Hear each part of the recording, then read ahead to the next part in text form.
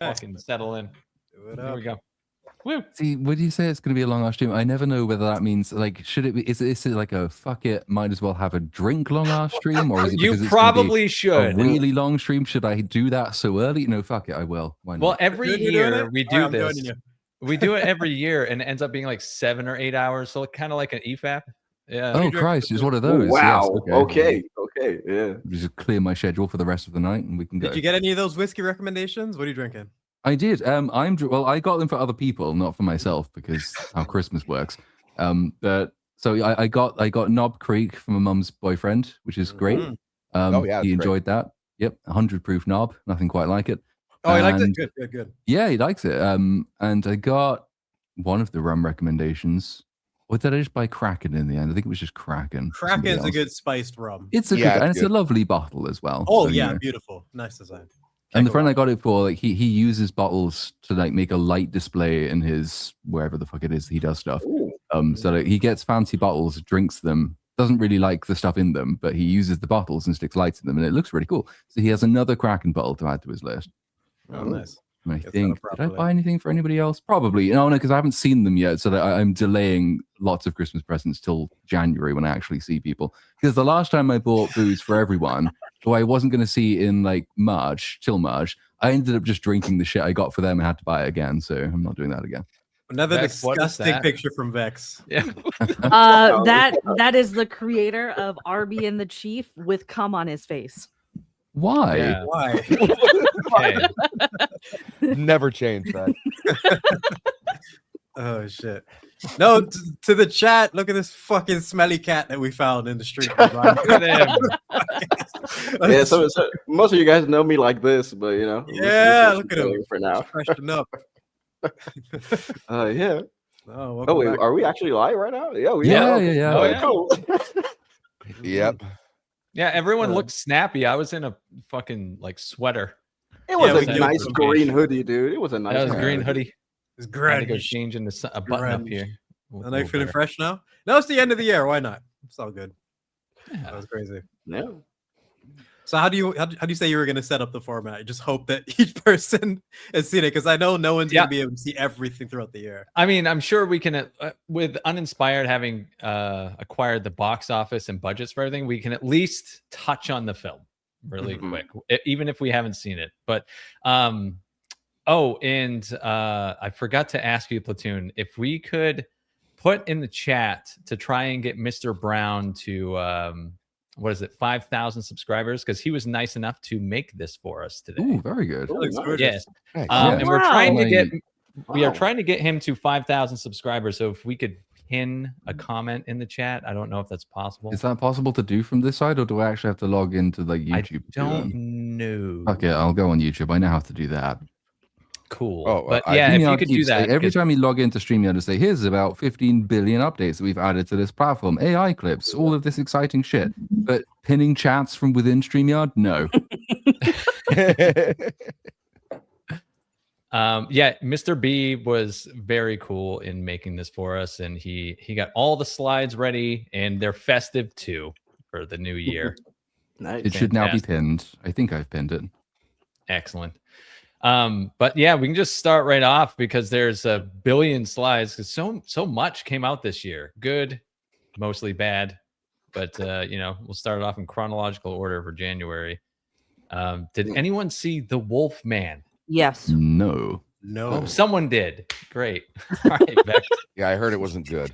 You are now the authority on this. Whatever you say is the official BSUP opinion. Oh, wow. I'm so honored. No, I mean, I try to watch the horror movies that come out, because that's my favorite subgenre of film. But it was fucking awful. I don't recommend this to anyone. There was literally nothing redeeming about this. Even the design of the actual Wolfman, it just kind of looked like if someone got tarred and feathered, but instead of feathers, it's just like leftover pubes. That's what the Wolfman looked like.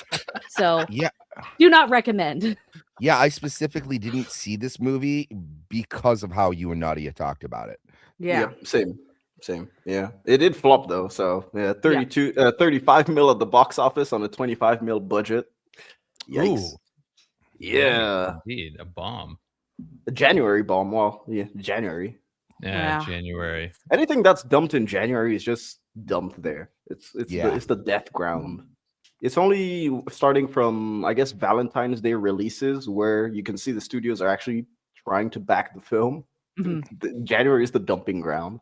Isn't Marvel's Wonder especially Man if it- releasing in January all in one go? I think it is. Ooh. So it's just It is. if they are ashamed of something, that's where they put it. Isn't that basically, it's like a self-aware kind of plot where they talk about being race swapped for Wonder Man, whilst also race swapping Wonder Man. That was in the trailer. Yep. Oh. But didn't the Matrix Resurrection kind of try and do that, wherever the fourth one was? Oh, it yeah. may have done. And then what they'll do is, at first it'll be about a commentary on race swaps, and then at the very end it'll just devolve into Marvel shit. Yikes. Yeah, it's gonna be ass, man. I mean, seriously, what have they done recently that has been good? So it's like, all right, cool. Yeah, I think every TV show has been dog shit. WandaVision started off interesting and then devolved into turds. You got White Vision coming out. I hope he's racist. I hope he's so like Adam Driver in KK Klansman. A lot of people even forgot the Moon Knight was a thing. Oh, Moon yeah. Knight. Oh, Yeah, yeah. you're right. There's about so that, many that indeed. are just completely forgettable, or just people chose to skip because like it became homework. Like, which ones do I not need to see to understand the Marvel universe? Okay, fuck those, because I only have so much brain power. It's only Loki because he becomes a tree at the very end of it. Oh yeah. I'm sorry. What? Trying to explain the tree thing is like just don't even bother. Just ignore Loki season 1 and 2 if you want to enjoy the world building in the Marvel Cinematic Universe. It's done. Well, I just love like the new Avengers lineup when they show that and it was like, oh, it's all sidekicks now or off. Cool. It's just these random people one-offs. But this is the problem. Nobody knows who the Avengers are. Like back in like 15 or whatever it is, you can name all of them and have an idea who's at least Avenger adjacent. Now you have no idea who the core crew is. Who's the leader? It's just scattered. I was told a decade ago that it was going to be Captain Marvel, so that's still in my headcanon until things change. I wonder how they're going to explain her away. Since she's She not started going to be in menstruating this again after 40 years, and it just kind of threw her powers out of Oh, whack. well, that makes all the sense. They could if they bring in the X-Men proper, they could have Rogue put her into a coma because that happened for a long time in the comics. Yeah, but we'll have CGI X-Men. You won't have like Mystique be body painted like she was 20 years ago. She'll be like a shitty CGI version. Same with Kelsey Grammer's Beast. That might be one of the best examples of practical versus CGI. Rebecca Romijn Stamos doing the paint and putting in the work versus Jessica what's-her-face just being lazy and slapping. Jennifer Lawrence. Yeah, that. Wait, why was Jennifer Lawrence's lazy? Did they just put a suit on her? First off, she was in her human form like most of the 90% of the time, which was frustrating, and she didn't actually do the paint. She didn't like commit the way Rebecca did. Well, she did in First Class, and then she got tired of it. Wait, in Days of Future Past, I just rewatched that. First action star, first female. Did she action actually only have CGI in Days of Future Past as well? Well, I just rewatched that. And it looked real. She wore like a stocking. It's not like paint. It's like a thin nylon. Oh. Or if she would change, she would still be like in the X-Men jumpsuit, and they would just do her face. Just a head. I remember that. Yeah. It's kind of just like a bodysuit, and that's kind of it. Oh, I guess they gave her that. Wolfman is go ahead, Vex. Go ahead. Oh no, it's okay. It's He's trying to talk about Wolfman on screen. I was about to say like, Wolfman. Does anyone summarize the plot or anything? Like, I have no idea anything about this. I thought it was about fairies or something. Bumming each other in the woods or something. Basically, what happens is, so dude from Game of Thrones is married to female Silver Surfer, and they're having marital problems, and his father dies and gifts him like this cabin that he had in the woods he used to spend his childhood at. So they decide, to fix our marriage, let's just like go to this cabin in the woods for a while, I guess. And on his way there, like he starts remembering like this story that his dad used to tell him about this wolf man that lived in the woods or whatever. And then coincidentally, they get attacked by said wolf man, but dad gets like bitten by it. And then you spend the movie just like seeing him turn into like Pube Man. basically. Oh, That's it. And a lot of just plot conveniences to keep female Silver Surfer alive, and she's still like really ugly in this, like not even 10% votable. No. Yeah. Well, the issue that I have with Wolfman is like it's really those tests where you can say, because Leigh Whannell wrote and directed this one, right? So he did The Invisible Man. He also did Upgrade, which is a really good sci-fi movie from 2018. If any of you guys have seen it, it's like he also wrote the first Saw movie and starred in it with James He's Wan. got an impressive filmography. Yeah. Exactly. So that's why when you see stuff like this, you're like, man, I know what you're capable of, and this isn't it. This was a really safe release. Like you can tell that the studio just wanted it. So let's just drop a horror movie in January. Dumbasses love horror movies. We'll be fine. Don't even worry about it. But one question: where do you think this ranks amongst the adaptations for the year? Because it's amongst Frankenstein and Nosferatu. No? Oh, this is like the worst adaptation of the year, hands down. There's nothing remotely like scary to it. There's nothing interesting. Like it really is just like, oh, what if like we went to a cabin, but instead of like just being scared of the dark, we were scared of a pube man. That's it. That's all the plot is.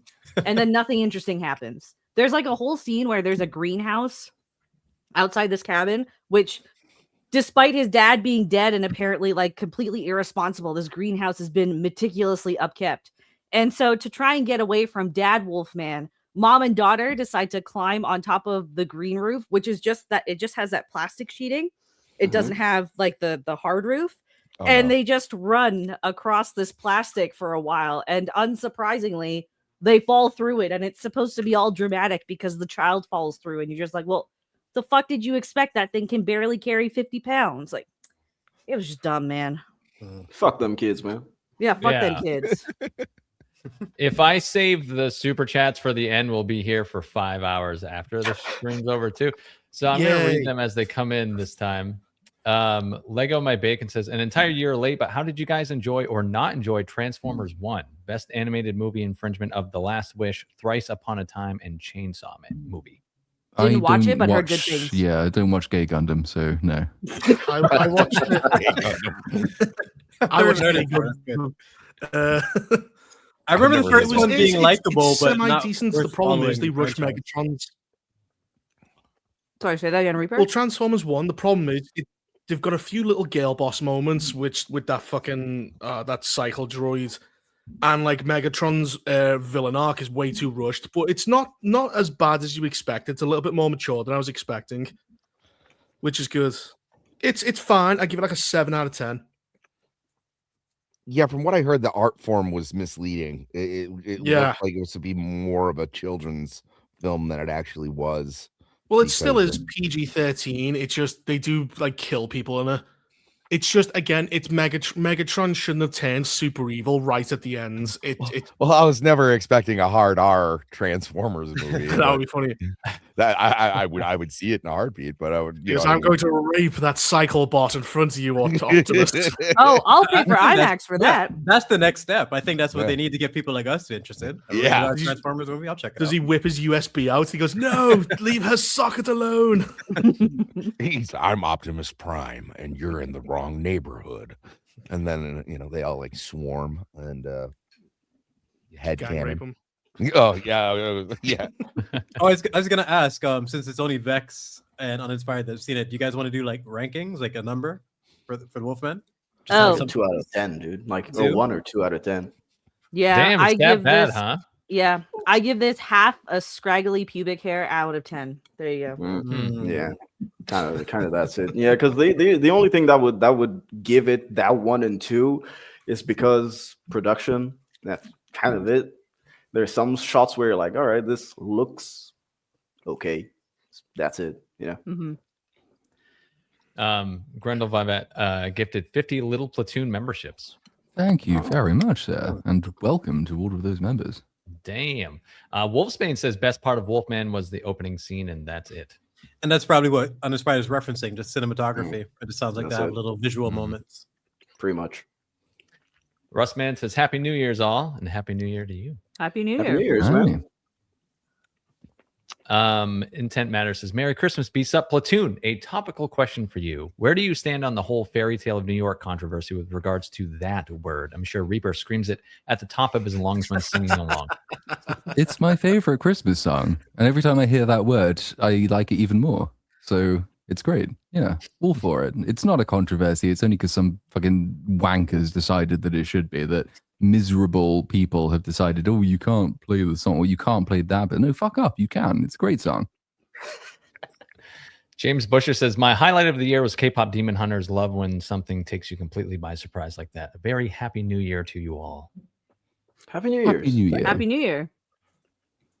Arkham Reaver says, I think it's quite hilarious that Avatar's noble savage trope is just the left-wing version of immigrants are bad and destroying our way of life. They call them pink skins in the movie. They just completely kill the diversity of the humans. They're all white. Canonically in Avatar, there are no black people in space. So what happened? Did not enough go into STEM? Was there a race war on Earth? Did we kill them all? Like, why aren't they? Yeah, you'd think there would be some, but no, pink skins is everyone.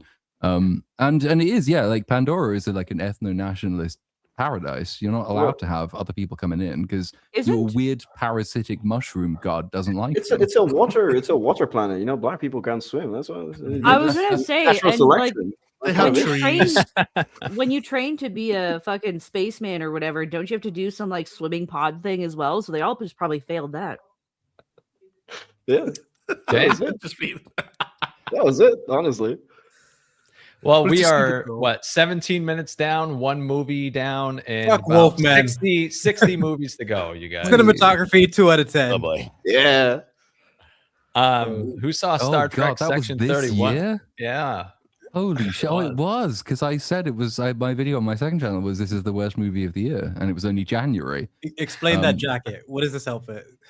What it is it's fashionable and stylish and edgy, because that's who she is. She's an icon, is Michelle Yeoh. I'm trying to think if it was beaten out for worst movie of the year. It's still like probably in the top 5 worst movies of the year.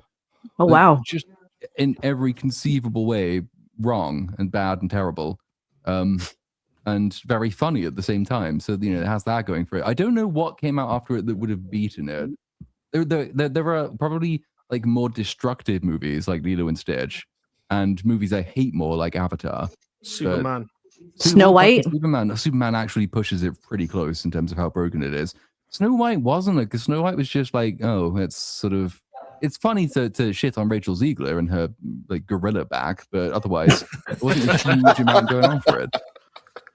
Isn't Michelle Yeoh from Discovery, and isn't she like a fucking emperor from the empress from the mirror universe? Yeah, that's the thing. In Discovery, so there is a mirror universe. She is the head of like this racist human empire. She is she eats other sentient creatures, but because she's like really sassy, she's popular, and so now she's a hero. Because that's the rule for Kurtzman Star Trek. If you're sassy, it doesn't matter how many planets you've genocided. All the Klingons are dead in her universe because she nuked them all. But we can forgive that because she has Riz. Wow. She's got Riz. Apparently, Michelle Yeoh made I think 12 million was it for this role? Wow. Yeah, she got paid 12 million. Yeah, that's absurd. The budget apparently 80 to 150 mil. That was the budget. We don't have any box office because streaming. Yeah, Paramount Plus original. That's crazy. It's strange that she's always in things that are either really, really good or really bad. Like everything. I can never say that name. Everything, everywhere, all at once. And then shit like this. Like it just, I don't know. Either she's not really 12 million. If you're paying me 12 million, I'll be in whatever shit you wanted me to be in. That was my point. Like she's just in it for the money, basically. Like she's not one of those people that's going to turn down a shitty script. Yeah, that's crazy. Mm-hmm. Well, in my age bracket, yeah, I should get out of 10. So you said this is the shittiest movie of the year, or your most hated? Because I think those are two different things. No, it's not my most hated, and the question was whether it remains the shittest movie of the year. You didn't see Hurry Up Tomorrow. That's why you think this is the worst. Good point. It's of the movies I've seen, it's one of the shittest. But I don't know. I mean, it does less damage to itself, I think, than Superman does, because everyone already knows that modern Star Trek is a joke, whereas Superman people took seriously. It's really, it's probably like a 2 or a 3 out of 10 because it has to be really like impossibly awful for me to give something a 0. You always need lower numbers. Is the plot at least like function normally, or is no, it just like the plot's broken too? I just don't remember exactly how, but it's no, I'm sure it is broken. There's something about like someone brought over a weird nuclear device. They brought over a biological super weapon from her galaxy, and now someone wants to use it in our galaxy, and it will tear open like a whole big chunk of fucking space-time or something. I don't really remember. I remember it's totally broken and it's very funny, but the thing that was more objectionable was that there's the Rick and Morty heist episode, which just takes the piss out of heist movies, and this has every single one of the jokes in that skit as part of its plot. It's just, it's insufferable. From like Ocean's 31 style music, as you get like random slow zooms on stylish characters drinking at the bar who says, "Son of a bitch, I'm in." It's just, yeah, it's so bad. It's so bad. But I don't remember like it precisely how it breaks. I just remember that it is broken. How does this keep making money? Because you've got, what is it, Strange New Worlds on its 4th season, and now you've got Star Trek Academy with the gay Klingon. I don't know, and I'm not convinced it does either. But because there's like Netflix didn't really mind when Paramount said to Netflix, right, we want Star Trek. They originally gave it to Netflix for Star Trek Discovery. But then when Paramount Plus launched, they thought, well, that's one of our most recognizable IPs, so we'll have it back, thank you. And Netflix said, okay. So they didn't really value it very highly, but I guess the appeal is the subscriber model for the streaming service. It's recognizable IP, and you will make money back over time by gaining a hardcore loyalist following of Star Trek, except that this pisses off all traditional Star Trek fans, and I don't know who it appeals to now. So out of 10. Yeah. 2, probably, maybe 3, 2. I'll give it a 2. It's the same as I gave Superman, so that's about fair. Question: is it super damaging to Star Trek lore or the existing? Well, yes stuff? and no, but because they fucked around with timelines in the movies, and I think also in Discovery. Yeah. So you can make the argument that this just isn't the Prime universe, so it doesn't really fuck with canon. All they've done is they've moved to a different universe so they can create their own canon, which is worse than the original. They brought back Picard, made him gay with Data. See, that is worse, right? Because that is like technically the same universe and the same continuity as the Next Generation. That is not the universe that this Star Trek is set in, from what I remember. Have you seen a compilation of like how Picard talks to Data? He goes, "Shut up, Data," and in Picard, he's like, "I love you, Data." Yep. Oh, that's a really bad show as well. I think I hate that more than Section 31. Section 31 is just funny bad, and Picard is just... I'm not even a massive Star Trek fan, and I haven't seen as much of The Next Generation as I need to have. But even I understand how much they have raped that character in a ditch. Seeing that type of shit is frustrating for people who aren't even fans of the show, because you understand characterization, and it's like, that is not him. I don't even know much about this guy, but I know this isn't the correct portrayal of him. Because I grew up around Star Trek.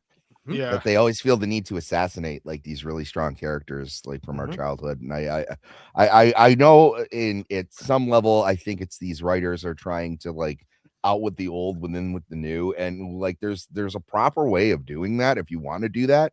I mean, no one's asking to see like these geriatric characters like come back. Like we get that they are gonna grow old and kind of like move aside, and there's ways to do that respectfully. I just don't understand why they get such glee on shitting on things from our past so much. It's part of the reason. Go on. Well, just real quick, part of the reason I adore Logan, like beyond the quality of the movie, it's extra special to me because this thing exists in a world where every other character gets shit on. How can Logan exist in the same era where TLJ happened, where the Indiana Jones happened, where John Connor got fucking shot on a beach? Oh my god! You know what I mean? There's so many character assassinations, we're losing track of them. But somehow you have to really appreciate the ones that actually got nailed. And I think Logan was an incredible ending to that character. Well, that became a marketing tactic, was it? That soft reboot, which is, it's a reboot, but not really. It's a sequel where we bring back geriatric characters. The Force Awakens was probably the most popular one.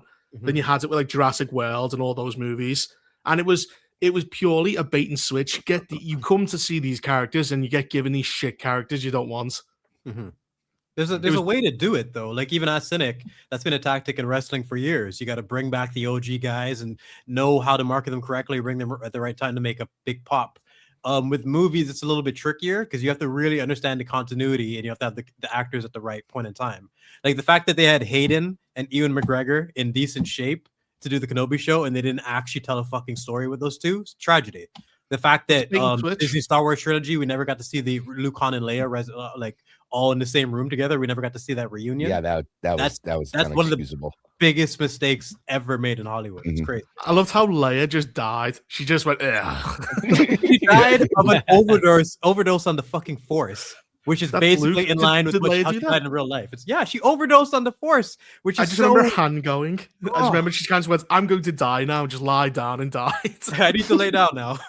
I will never forget. Like she uses force projection to almost get her son killed. Yeah. And then she's like, well, that's my work is done. So then she lies down and dies. So she goes through the fucking Force to make sure that Rey wins again for the third time against Kylo. And then she uses Force Heal to bring him back to life for whatever reason. And then she just dies. It's so fucked. Yeah. Kylo's about to win. And then he's going, Mom. And then Rey goes, yeah, and stabs him in the stomach when he's crying. Up, down, back, left, right. She put in a code. Put in a code and just fucking hack the Force. I waited till he had a breakdown and then stabbed him in the stomach like a hero does. He's like, oh shit, he's fucking real quick. Yeah, fuck Rey. Fuck that movie.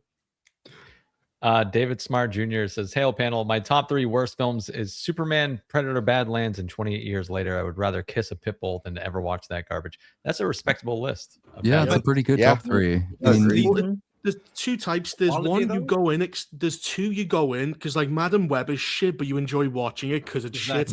20 Years Later is really bad because it subverts your expectation. Like you were going in expecting a really good movie, and it was dog shit. Madam Web is charming. 28 Years Later is frustrating. It's completely frustrating because you see the missed opportunities there and how much this could have been a great movie. Yep. And Madam Web holds up on rewatch too. It wasn't just a meme. I rewatched it with a friend and who I thought wasn't gonna get the jokes, but he fucking laughed his ass off too. It's great. It's a great comedy movie. It's a timeless one. She gets hit in the eyes. Yeah. She gets hit in the eyes with a flare and then somehow ends up in a wheelchair. That was my one question for him before watching the movie. I'm like, do you know who Madam Web is? You know she's like the old bitch in a wheelchair, right? You know that. Okay, good. Let's just press play. Let's see how she gets there. This is her origin story. Let's go. Oh, jeez. David also said that the worst film is Superman. It's hot garbage. It's definitely up there. I mean, it's probably the one that annoyed me the most of all of them because it had a bunch of. But that's sort of partly because people were defending it, and those people were idiots, and I don't like it when that happens. But it's a monumentally broken film, and because it's the one setting up the entire DCU, it's especially bad that they've broken it in such dramatic ways. Mm-hmm. So, would you say it's the worst or most hated? Because I want to see if we can get 2 for everyone, because it's rare that those 2 line up. Where your most hated is also the worst one. I kind of hate Lilo and Stitch way more than Superman. Yeah, I despise that movie. I guess I think I sort of hate that conceptually more because I was never that attached to the original, but I can understand the huge downgrade and I hate what they did with it. But I don't know if Superman is my hated and worst pick. I'm trying to think of them. A lot of it's just recency bias though, because at the moment I hate Avatar 3 more than Superman, but that's because I have to cover it. It is funny, yeah. Dancing around recency bias is tough for this line of work. It's crazy. Bonesaw is ready. Lists his top 5 worst movies: Brave New World, Predator, Section 31, Snow White, and War of the Worlds. This has been a horrendous year for film. Well, War of the Worlds was amazing. War of the Worlds is like Madam Web. Yeah, War of the World. I said this in the prior stream, like, because I think the War of the Worlds is going to become a classic in the same vein as The Room, where we're going to have packed out theaters just there quoting. It's like, dude, imagine a theater full of people dressed like Ice Cube or like Amazon drivers, and they're all just looking at the screen like, the moment comes, it's you. Is it like, oh yeah, dude? With the button, they come in with the button too and everything. Oh yeah, people just standing up, going like this every time he says touchdown. Yeah. All right, I gotta watch this movie. Oh, dude, you have to watch it. Jeremy I've been Soden. sold on watching it like 3 different times. It's like the third or fourth time now. Oh, you need to see it for sure. Yeah, it's hilarious. Jeremy Soden says, "Happy New Year, all! Working hard on your Smurf essay. I trust Ploots." Yeah, but it's really, really tricky because I've got that and then Stranger Things, and I was doing like a really long Stranger Things complete like season 1 through 5, but season 5 is now pissing me off so much that I want to break from both of the other things to do that instead. So I don't know exactly how it's going to work. I might do like shortish by my standards videos for like volume 2 and then the finale, and then go back to Avatar and then go back to do the full Stranger Things thing. I haven't decided yet. It's a weird position having complained all the way through like October that there's nothing to cover, and now I've got so much to cover that it's actually paralyzing me. It's great. I haven't seen the newest one. Doesn't he like go gay at the really end? Like he Oh, starts it's like so crying or fucking something. bad. Yeah, And the world's the- about to end, and he was like, "Guys, I'm gay." It's even worse than that. It's like he sits everyone down. It's like, hey guys, listen. Some people that I've barely fucking met, some people that we've only seen for 5 the minutes. fucking Sit down. science teacher, Mr. Clark, is in the room. Like they bring him back because there's not enough characters in Stranger Things, so we have to make sure there's 17 people in the room when he does his big climactic coming out moment. But then, like, I don't, because season 4, I liked the way they handled it. It was like a personal thing, and it was sort of self-sacrificial because he had to keep it secret, but he was using it to sort of bring out the best in his friends. That's a nice thing you can do. This, it's not just that the scene was so bad and cringy, it's that they broke the plot to manufacture it. So Vecna grabs him again to use him as a spy one last time. So the villain has now broken his own plan to go to get Will. And you think, well, okay, he must need him for something very important. What's he using him for? Oh, he's using him to learn that Max, who is severely injured and in a coma, she's in hospital. So now he knows where she is and he can send things after her, because he couldn't have figured out she was in hospital without that. But then off screen, then he apparently does a whole God hates fags thing to Will. And then Will has to go, I have to confess to everyone because otherwise he'll use my worst fears against me. And so, well, you've broken the entire structure of your volume 2 to get a fucking coming out scene. You're making the lame and gay thing real again. Stop doing it. You know, the worst part is that Shazam 2 actually did this scene better, because in Shazam 2 you have that scene where all of the kids, well, in their superhero forms, they go to the house, and then they're like, then the mom comes out with a bat. She's about to swing on them, and then they're like, oh, we have to tell them our secret. They all say at the same time, we're superheroes, except one of the kids is like, I'm gay. They all just turn around. They're like, yeah, we knew, man. That's what it should have been. I was like, yeah, no. You know what's better? Yeah, I mean, I could understand if it was like impending doom and they thought they were gonna die, and he was just like, "Hey guys, I never told you guys I'm gay." You know, that would be natural. You know, hey, I'm gay, and you're like, "What? We're about to die? What the fuck's wrong with you?" You know what show actually did it really, really good? The Haunting of Hill House, where one of the sisters was gay, and all they did was have the brother record the reaction of the other sister, and like, let's get the exact moment she realizes, and you just see her face as she's dancing with the other girl, right? Because it goes from two friends dancing to they're getting a little bit more intimate, and then you can kind of see, and it just clicks, and the sister and brother already knew, so it's nothing to really, there's nothing, and that's just how it's done. Like, and you really bonds them together as a family. But what you're describing to me sounds like they held the audience down, held the characters down, held the plot down, just strangled everybody and said, hey, I'm fucking gay, all right? That's this exactly is the most what they important thing.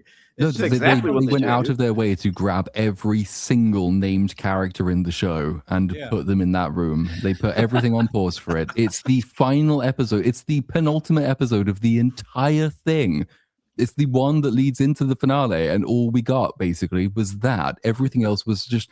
But then it's been fucked all the way up to that point as well, because the previous 2 episodes were really, really shit as well. It's just that one was the one that's caught everybody's attention for really obvious reasons, whereas the other 2 are just as bad for different reasons. Isn't the Upside Down like it's not even a world now? It's some scientific like fucking worm. What they do is they are in the Upside Down. Some of them are at one point. There is, you know, like you normally have A plot, B plot, and sometimes C plot. At one point in volume 2, there is an A plot, B plot, C plot, D plot, E plot. And in the E plot, they go to the Hawkins lab in the Upside Down, where they find Dr. Brenner's journal just lying there, and it explains everything. And it turns out, oh yeah, the Upside Down, actually what it is, it's like a bridge between our world and there's now another dimension as well. So the Upside Down just exists between them, but actually the real thing is the abyss. And the abyss is the thing you really need to be worried about, because there's a wall around the upside down, and if you break it, then everything gets destroyed. And now Vecna's plan has gone from all of this is about 11 to I need to collapse the boundaries between the worlds. But you have to jump away from that briefly, because whilst you're learning that there is an entirely new dimension you've never heard mentioned before, you have some characters who are in another dimension, which is memories. That's Max and Holly, and they're trying to learn about how memories happen so they can get back from the memory dimension to the real world, which is only one of the 3 other dimensions. But then at the same time as that, you have 11 talking to Callie, who no one fucking remembers because she's in season 2 and never again. And they're going through a different memory dimension where she's projecting memories about the backstory and retconning everything to try and make it make sense. So you have an E-plot which introduces roughly 6 different dimensions for the first time, and that is all in the 2nd volume just before the finale of your entire show. It is absolutely absurd. Jesus, I'm glad I'm not watching this show. Yeah, seriously. After season 2. Season 1 was all I needed, man. I thought it was about weird monsters and like little kids and shit. What the fuck is all this dimension bullshit? Not anymore. It's a bunch of bullshit, man. I've been putting her off, but you're really selling it to me to watch the last 3 episodes. It is like I was sitting there like alternating between audibly groaning whenever I heard the exposition music playing and then laughing when some random shit comes. It's like, oh, we need to go to the hospital again. Why? Oh, well, you remember that Robin has a girlfriend now? Yeah, but I don't think we need to see her again. Oh, no, she has to be part of the main group too. Okay, so that's 16 main characters. Oh, remember the science teacher from season 2? Yeah, we need him too. Oh, fucking it's 17 now. Why are we collecting these people and why is no one fucking dying? God damn it. Oh, that's one thing. Actually, if someone doesn't watch the show, do you think they're going to commit to any proper deaths, or is it going to be No, said he came out and said, yeah. Yep, Really? because they've been doing the thing which you should never do, which is while your season is running, they go and give interviews in various places, and they explain all of the shit that no one picked up on because they are incompetent writers. And like, so there's a whole thing about I mean, where do you even say that Nancy and Jonathan saw that he goes to like propose to her, but then it turns into a don't propose to her because they've decided she needs to be a free, independent woman. That's what 5 seasons of character development has given us. It's like, will they, won't they? Oh, the answer's won't they? And then they did a fucking interview saying, we all as writers, we decided and agreed she needed to be an independent, strong woman. The thing is, half the audience didn't pick up on that because the scene is really terribly written. So half the audience thought they'd actually proposed to each other, and they had to explain in an interview that they didn't do that. Oh, that's fucking terrible. What all things have to break down to your audience. You don't even. That's fucking. You failed completely. They really did. And there's a bit as well where the Will's coming out scene, and they're talking because Mike is Will's crush, and they said in an interview, yeah, this is the bit where Mike realizes that he was Will's crush. And the main response I've seen is, okay, and was the actor aware that he was supposed to be conveying this? Because he's not acting as though that's what's just happened, and I wouldn't have got it unless you told me. But then in the same interview, they said, we're not Game of Thrones, and we don't want to upset people. So if you're expecting lots of deaths, don't. You might get one, maybe, I guess, but... It sounds like they copied Arya and Gendry's ending of just like, fuck all the relationship we built up for years. She's a strong, independent woman. That means so much more. And they've done that so many times. It's just annoying. Well, like if you're brave, how you cycle through the characters, you kill some off, and then you bring in ones who are in the background, right? You don't just keep ever growing the cast because it just becomes tedious. Yeah, like they should do like Last Samurai, where Vecna's on a minigun and he's just mowing them down one by one as they're trying to get to him. Going like Endgame is fucking trash, but one of the things that movie did really well was give some of the side characters actual decent moments. Rhodey had some really good jokes. I like that Ant-Man actually got some screen time, and like there's just giving Scroll Rhodey. Yeah, Hawkeye. Oh, don't remind me. Like Hawkeye having his little samurai moment, just giving those side characters some time to breathe. I'm sorry, Ant-Man had good screen time. They literally turned him to a baby that shat himself. What are you talking about? What movie are you talking about? He got a decent amount of screen time. What the hell are you talking about? Baby who shat himself. When they did turn him into a baby who shit himself. Yeah. Time machine. Time machine thing. Oh, yeah. Okay. Yeah. Endgame is like a blur. I remember pieces and context, but sitting down and watching the thing, it's been a while. Yeah. Did anyone see Flight Risk, by the way? These are all thoughts on Flight Risk. I did. Yeah, I liked it. Someone did see the movie. Yay! Ding, ding, ding, ding, Vex. Oh Thank my god, I saw it as well. Make it brief because we have like 50 more movies to go through. It wasn't good. It's not worth your time. Skip it. Done. Well, the tagline is "Y'all need a pilot." So Oh, Vex, you didn't find this to be so bad it's funny? No, I was just kind of bored by it. That's all. Like I can see it having that kind of like so bad it's fun thing, but I just went into it and I was like, oh, Mel Gibson is directing this? Okay, Mel's got to turn out something at least enjoyable. And I was like, what the fuck is what? Does anyone think Mark Wahlberg is super overrated and one-dimensional? Am I the only one? He is one-dimensional. Oh, yeah. 100%, he is no range. The best movie that he is in is where he plays Mark Wahlberg 100%, and that's like Pain and Gain. The Departed. Yeah, that's the movie I was thinking of too. Pain and Gain. What's his best performance? I can't really think. He was fine in of Ted. The Departed. He got to be himself in The Departed, and that was his best role. Yeah. That's why I mentioned it, because that one almost doesn't count because it's still not acting for me. Yeah, No, he it's hasn't acted. He's never acted. That's it. Oh, by the he way, was nominated for an Academy Award for The Departed. Really? No way. For that role. The hell are you talking about? For what? He was nominated for Best Supporting Actor for that role. Oh, fuck no, dude. No. Flight Risk, He by the way, lost, flopped. 40 million box office, 25 million budget. So Yeah, no surprise I did not there. know that this actually went to theaters. I just thought It was did, like, yep. Any number for it? January, Sammy and HBO. Vex? You guys have a number Pardon? for it? You guys have a number for this? I give this one Mark Wahlberg keeps his shirt on out of 10. I'd give it like a 3 out of 10. It was like I said, I had fun watching it, but it was just watching Mark Wahlberg be Mark Wahlberg and struggling on a plane was Did he really shave his head or was it a bald cap? I think he did shave his head. Otherwise, that was a really convincing bald cap, like super convincing. Oh, someone said in the chat, I do think Four Brothers, he was okay in that. Oh, Four Brothers kicked ass. Four Brothers. I forgot about that movie. Yeah, it's true. Yeah, He was good in that. It's okay. Oh, he was good in Deepwater Horizon and also that other oh god, what was that military movie he was in? Lone Survivor? Lone Survivor. I good like in Lone that. Survivor. Yeah. I like that too. Well, Yeah. now he's a great actor. We've all just changed our opinion. Yeah, that changed real quick. I don't know. I like he still plays Rockstar. And, himself. He still plays himself. That's what I think. I think Yeah. the best version of that might be Four Brothers, though. yeah. People even forget he was the lead in Boogie Nights, man. Paul Thomas Anderson. Oh yeah. Yeah. He's a Shit, fantastic actor. Wahlberg's with all so much right, range. isn't he? He's all right. Marky Mark is cool. We like him again. I think he was the best part of The Departed because he got to be unhinged, and these guys were, No little more way. control. Jack Nicholson was way better. So was Leo. Everyone was. I even like Matt. Yeah. Jack Nicholson was probably the best part, but there's no way it was Wahlberg. Mark Wahlberg playing Mark Wahlberg 100% was Ted and Ted 2. Yeah, agreed. Got his Boston accent.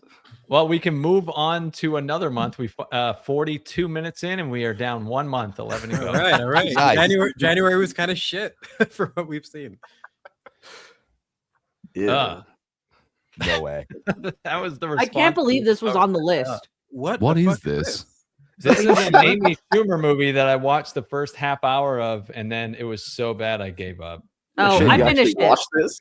I You finished it. finished it? I was Yeah. gonna review it, and I was like, nah. I don't even want to make basically- fun of this. Amy Schumer is like this fat sad girl because in real life she is a fat sad girl, and somehow she's on Ozempic now. oh yeah, so- she's thin now, and she's leaving her autistic husband as well because She's she's a thin thin, now. sad girl. But she gets mistaken for being pregnant by I think it was like an old friend or something, and she decides that in order to have like friends and feel wanted or whatever, she's just gonna pretend that she's pregnant, Oh my and that's God. it. It sounds like a Seinfeld episode or something. Something just like So- ridiculous, like not a Well- whole film dedicated to this. Let me I mean, guess. let me Close up guess. in her face. Yeah, exactly. I was like, yeah, there's a point in the movie where they find out, and then it's like, boom, oh yeah, she's gonna Yep. go cry and fucking. Yep, predictable. pretty much. It's predictable. It's not funny. It's not enjoyable. It's just not Amy Schumer funny being at Amy all. Schumer. But, Yeah. back in the day, we'd have movies like Shallow Hal that actually had a really important message in the end in terms of looking past the looks and understanding people for what's inside them. But this just sounds like some vapid nonsense that's just for wine moms, Like I there's can't no- Like, look at Shallow Hal. Could you have looked past Gwyneth Paltrow in a fat suit? Could you No. have looked past her? I don't care how It's tough. great her personality is. Like, fucking it would be inside like a mecha suit. it's just Yeah, pretty rough. She is enormous in Shallow Hal. Okay, Massive. There's The message is there, but I'm not sure I A would good have message, but it doesn't. in time. Yeah, the message has its limits. That's some willpower it takes. Yeah. There was an interview that Judd Apatow did a couple years ago because I was wondering like what happened to the Judd Apatow style of comedy, and he was saying that streaming kind of killed comedy, and now all these companies just play it really safe because at least if a comedy used to bomb at the box office, it would get a second life with DVD sales, but no one's buying DVDs anymore since everything is on streaming.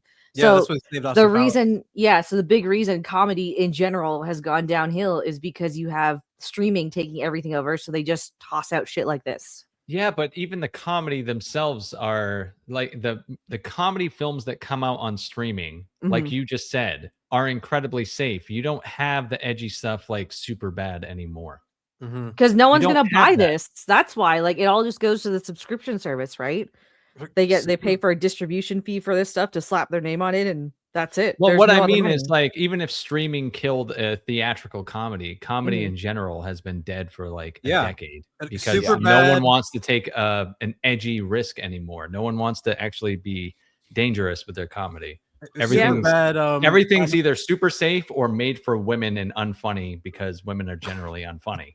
This is true. This is true.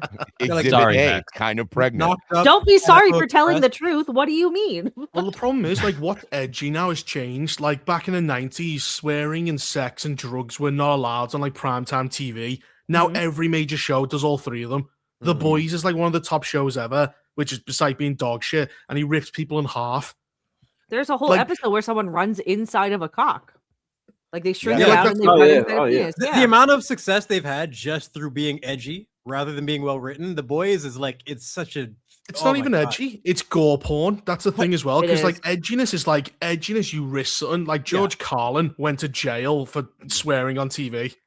It worked in season 1. Like they had a flavor there that was actually enjoyable. I really enjoyed season 1, but then they stretch it out to just become a joke.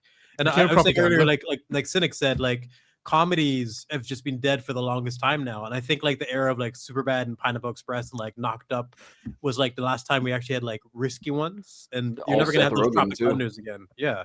Yeah, when Seth Rogen wasn't a bitch. Yeah, I love Knocked Up. Like for all of it, he's such a cunt and a terrible person now, but I'll always give him credit for that. I think that's an amazing comedy. The last good comedy that I remember watching was Game Night. That was it. The one with Jason Bateman. Really? Yeah, that was the last one. That's the last one that I enjoyed. That was it. You know what? There's Game Night and Rough Night with Scarlett Johansson. It's not a movie, but the series Tires on Netflix, Shane Gillis is the lead in there. That's probably the last like good comedy. Like it's comedy that doesn't have any limits. It's relatable. It's just blue collar humor. It was, and it had 2 seasons that still maintained quality as well. It's so because Shane Gillis is the last true stand-up comedian. Like the current stand-up scene absolutely fucking sucks. Oh yeah, everyone is trash. Everyone, as someone said in the comments, everyone's just trying to become a podcaster now. Yeah, like anyone who Bill is Burr's doing fall off stand-up. needs to be studied. Oh, dude, Bill Burr's fall off. Oh my god, it needs to be stuttered with a fine-tooth comb. Like, dude, what are you doing? When I woke up and saw that clip of Bill Burr on The View, I was positive that I was like in an alternate dimension. What like, the fuck, was right? Like, I started with The could not Mandalorian. Started there. And he slowly became more his wife is like the ocean. She's just eroding his career away every way he comes in. Why don't you star in movies? Another fucking piece of his skin gets teared off. Why don't you do all this? Like all of his stand-ups, he would always have like something that would like kind of give you like a window into his life, and it's like a shocking indictment of how much he made. What was that comedy film he made? It was dog shit, and all it really was, right? Yeah. It basically was all of his anxieties because it was like, I don't want to grow old alone. The film's about him potentially being left alone. I've got anger problems. The film has him at anger problems. It was just a self-insert Mary Sue story, but with Bill Burr, and it was dog shit. Well, I need to listen to women. That was the crux of the story. Women need to teach me how to behave. So on like his last like 5 stand-up specials, it was like my wife got a dog, even though I said like I wasn't ready to get a dog. And then the next thing was, hey, I'm really accepting about the dog. I'm happy that we got the dog. And then it was, I gotta go to anger management, something's gotta change. And then it was like, my wife said we gotta get rid of the dog because of the baby. And I was like, dude, this woman is just like And she's not like super attractive. She's incredibly mid. Bro, she's not just mid. She's fucking ugly. Just say it out. I've been nice. His wife looks like shit. Let me look this up. And yet he is sacrificing everything for it. And like he used to do women in general. Now he just goes, hey, white women, not to offend his wife. Yeah, is his wife fat? He's like, yeah, his wife's black. It's like he's. No, like I said fat, but okay. Oh, that fat? Well, then yes. I mean, it goes hand in hand. You know, she's black and fat. He's changing his comedy to suit her. Yeah, like, and then she started getting. She's like that person. She started getting involved in his podcast. Like she just started to come. She started to go, "Hey Nia, come on screen," and she's like, "No, please don't let her on. She's awful." But that just happens. She ruins it. Women ruin everything. Yeah, I think she's just constantly threatening to take his daughter away from him, and he's just willing to take it. He was so much funnier in his like late 30s, early 40s when he was single. And a bitter man. When he was single and when it wasn't as big, so he actually was. You're willing to get. You're seeing that creative side come out. He had like a trilogy of stand-ups that are peak to this day. I can't take it away from him. Some of the funniest stand-up I've ever seen was from like 2010 to 13, something like that. Just brilliant. And even his Philadelphia rant is iconic at this point. Oh my god, that Philly rant, so good. His wife kind of looks like a skinnier version of that like insufferable black woman from the 2016 Ghostbusters. I can't remember her name. Oh, she looks like a younger Whoopi Goldberg after she did Ozempic. That's better than the yeah. from Ghostbusters. Come on now, let's throw her a bone. What's the point of being famous if you're not going to marry like a hot as shit wife? Like, come on, Bill. What are you using your fame for, really? Well, the problem is what's clearly happened is that he's probably suffered and hasn't gotten any in 10 years. And it's like an oasis in a desert. He's found this woman who will touch him. And he's like, oh, I'm going to hold on to this life raft with everything I've got. I've seen so many lads do that. He's become exactly what he was making fun of in like a 2010 special of like, just trying to escape the confines of his marriage by going and scooping out the gutters and just being like, that fucking, that chimney right there looks like it could really hold a noose. And he's just painfully unfunny now, and he used to be my favorite comedian. Me too. It's just it hurts my feelings that he sucks. Well, it goes back to the edginess. I saw him live like 3 or 4 times, and he had that magic to him where it was just like his takes on certain things were just unbelievable. And you're right, he's just become like a mirror image of everything that he used to talk shit about. He's watered down. He's uncarbonated pop. Like, did anyone see? Wolfsbane asks thoughts on the Dave Chappelle's new special. Did anyone watch it yet? Nope. I saw it. My issue with Dave Chappelle is that he's kind of become preachy in the past couple of years. Yeah, and it's not even. But Dave Chappelle always used to touch on politics and social problems, but he used to do it in a really interesting way that you would actually want to watch him. You could see him. I always used to see him as kind of a modern day George Carlin. Where he's sort of like philosophical, but still a comedian. He still has jokes. He's still busting your balls on each side. But nowadays, ever since the trans issue that happened to him a few years back, BLM, I think, was a big one. Yeah, it's kind of just been him recycling that and that and that. I did appreciate some of the jokes in the special, but overall, I think it's some of his weakest work. Yeah, like he tries to justify the Saudi Arabia trip. Like he goes, people do. Because people make fun of me for killing one journalist, and that's bad. But Israel's killed 240. You go, yeah, but like that's whataboutism. It still doesn't justify you going to Saudi Arabia. It's just going, look, I'm horrible, and so are these people. And it's fine if you go, I didn't give a shit. I took the money, but just say you did it. Just say that. Bill Burr did the exact same thing. They're on the exact same page, the exact same playbook. They're running the same defense, which is just like a bunch of whataboutism. Or at least Bill Burr is doing even more extraordinary things by deflecting and saying that we are actually racist for saying that he sold out to the government for blood money.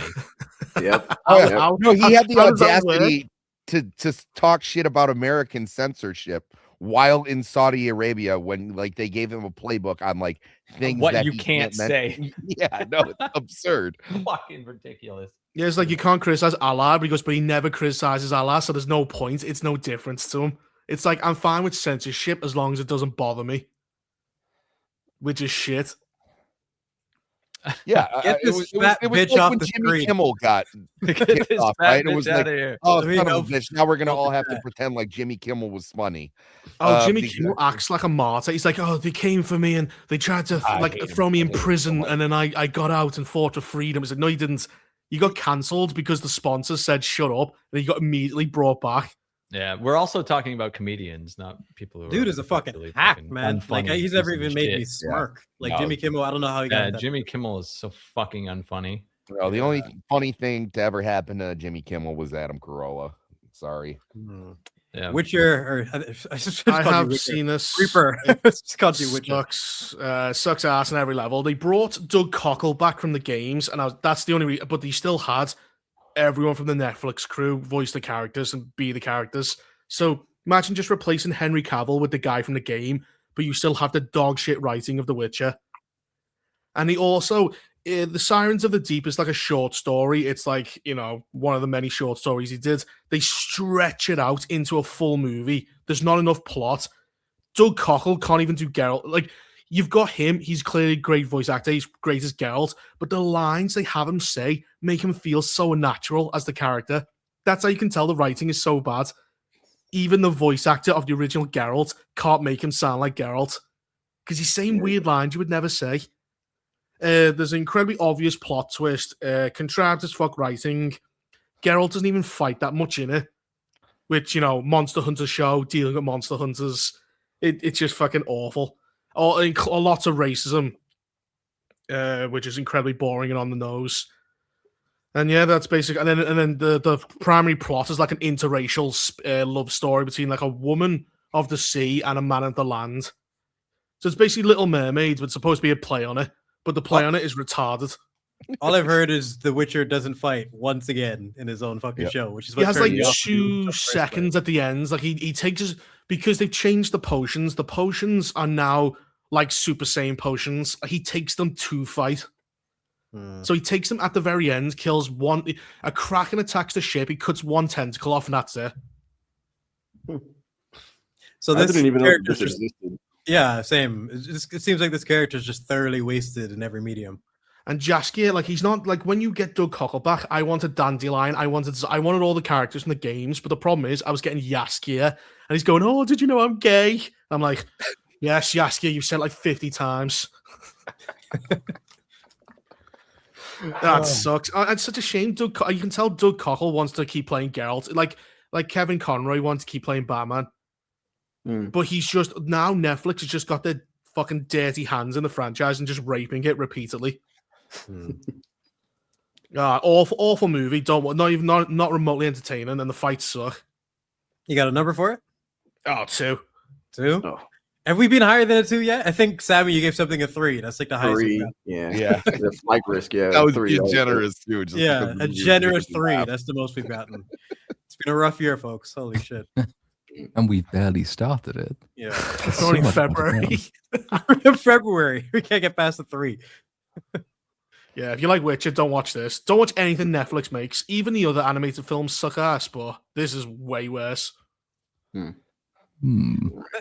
It's just a shame cause I love fantasy, but they can't get it right in anything other than seems like some parts of Game of Thrones, House of the Dragon, and like Lord of the Rings. Everything other than those two just seem like a step down when they get to the live action Fantasy stuff. is like antithetical to everything they believe, because when you actually have a defined group of people, say like Westeros, that is by definition discriminatory. Because no one else, people from Essos can't be people from Westeros. And they don't like that. You have to be one amorphous blob of diversity. And then it makes no sense. Like in the Rings of Power, when every clan you go to has got a mixed race. There's some Asian grandma running around within the Harfoots, and you have no idea what the fuck's going on. Where And like the costumes, in the proper shows, you can accents. tell based on the geography who's who. Yeah, everyone has to sound either like a British person with a cut glass English accent or American. You can't have any, like the Hobbits had this West Country, like rural England accent, which is why they go, "Oh, Mr. Frodo." They all talk like that. Mhm. You can't have that in the Rings of Power. None of them speak like that until season 2, where everyone in the desert has like a West Yorkshire accent or something like that from England, which makes no fucking sense. Oh, they do, yeah. And Tom Bombadil's over in the desert for no reason. Everyone in the desert has like English accents where everyone lives in fields of grass. Is Rings of Power season 2 one of the most forgettable pieces of media like ever made? It's like I remember in the back of my head, and I've made videos. I didn't even realize they made a season 2. Honestly, there's 3 more of them bitches coming. Get ready. There's one where he goes. You guys see the Gilgalad poster goes, for season 3? The poster for season 3 is a banger. Is it like 60% Sauron's forehead? No, it's It's that just dwarf the woman, right? black dwarf lady. Oh yeah. Oh yeah, She's the all black armored dwarf up. lady. Why? And Remember? the fucking elf guy is like 3 feet behind her. Like, oh my god, it's so. Remember how she finds the Balrog? She drops a ball, kicks it down like a mine shaft, follows it all the way down a mine shaft, and then comes across the Balrog. It's a fucking joke. It's a, And like, then, oh my god. Go like ahead. later on, because it's already awake, and what's his name, King Durin, I think it is, goes and sacrifices himself by jumping at its face, and it's like, okay, back so to what's it going to be doing for the next 2,000 years for everyone to forget that it's there? Because by the time you get around to Fellowship, the dwarves kept digging down to it, and they seemingly forgot that it was already there and already awake and had already killed their king. It's right next to them as well. Like, it's not like miles down. Oh no, it's She around the literally- corner. It's round the corner. Yeah, like a thin Well, piece of that's rock. the thing about the dwarves that people like argue, like in like Tolkien circles, is it was it? Did they know that the Balrog was there, or did they just get too greedy, like mining mithril, to even care about the danger? You know what I mean? So it was like someone would obviously know that it's there at this point. Like if it's like a ball kick away. The line the dwarves dug too greedily and too deep. Like Yeah. that's implying that they took the risk anyway, right? Mhm. And I just think there could be so much more to tell with that story, but then instead we Smaug- get fucking the fat chick just dropping an Smaug's apple. the same story because Smaug is like they didn't know Smaug was coming, but because they built such a fortune, it attracted Smaug to attack the Lonely Mountain. So I think it's more accidentally. I think they just kept going and going and going. They probably might have had some warning or some inclination, but I don't think they went, listen, you are going to wake up a demon from the underworld who's going to kill everyone. I think people go, no. They've proven in 2 seasons that anything that they're going to do in terms of origins is pathetic. Like the Yeah. Balrog being summoned by just her dropping an apple, like you mentioned, is like that's a meme. That's a parody idea that you come up with, And Mordor being made by that fucking old man that stinks of piss, fucking Waldrick or whatever his name Waldrick is the best character in the show. What are you talking Oh, about? excuse you, fucking the mighty Bronwyn has something to say about that. That bitch had she carried season 1 for me in terms of memes. It was Waldrick and Bronwyn, and then shout out to Elf Guy too. But and then Well, she season also 2 gave was us the best Celebrimbor. meme in season 2, which is she just died. Yes, She's just sorry. gone. I guess we forgot that orc arrows are poisonous. We thought she was getting better and we forgot to check. Oh, shit. I should have cured her. It's so bad, man. Yeah, honestly, I But, could talk Rings of Power all fucking night. That Well, show's you've so got to stupid. have Gilgalad's going dwarves when he's in a headlock when dwarves show up. So The Witcher was so good, we got on to Rings of Power. This has been Well, a common that's thing the with way. all of the What movies happens we've spoken about It so gets far. really bad, It's- and we'll they're even talk just about shit. the MCU. Okay, but Christ. the Well, gorge. moving Oh, on God, from see, The Witcher, then. I know I've seen this and I remember nothing about it. This might be my most disappointing movie of the year just because there's a lot of potential here that was wasted, in my opinion. I heard it's Go a on. what the fuck movie. It's a, So all I know. basically, it's like so Miles Teller is a contract killer. He's kind of got no one else in his life after his father dies or whatever. Or no, sorry. She's also a contract killer. Her father dies and she's got nothing to live for. So they both take these remote positions at this outpost that's supposed to last for a year. And they don't know what they're supposed to do. They just they're supposed to patrol a certain area every single day, a couple times a day. They're not supposed to go in the gorge. And then it just kind of goes balls to the wall because they end up falling for each other because they have no one else to communicate with. And so they take a risk to try and make this romance work. And one of them accidentally falls into the gorge and they find out, spoiler alert, at the bottom of the gorge are these really cool monsters, I guess, that are left over from experiments or whatever. and then it just kind of turns into a generic survival story from there. I think just Oh, the concept, like the build up to the monster drop, was pretty good because they were doing a solid job of just kind of like teasing that there was something coming up. I thought the filming was more or less like the cinematography was pretty solid. I like both of these actors, so they were fine. They had good chemistry as well, but it lost all flavor. It started with a lot of promise.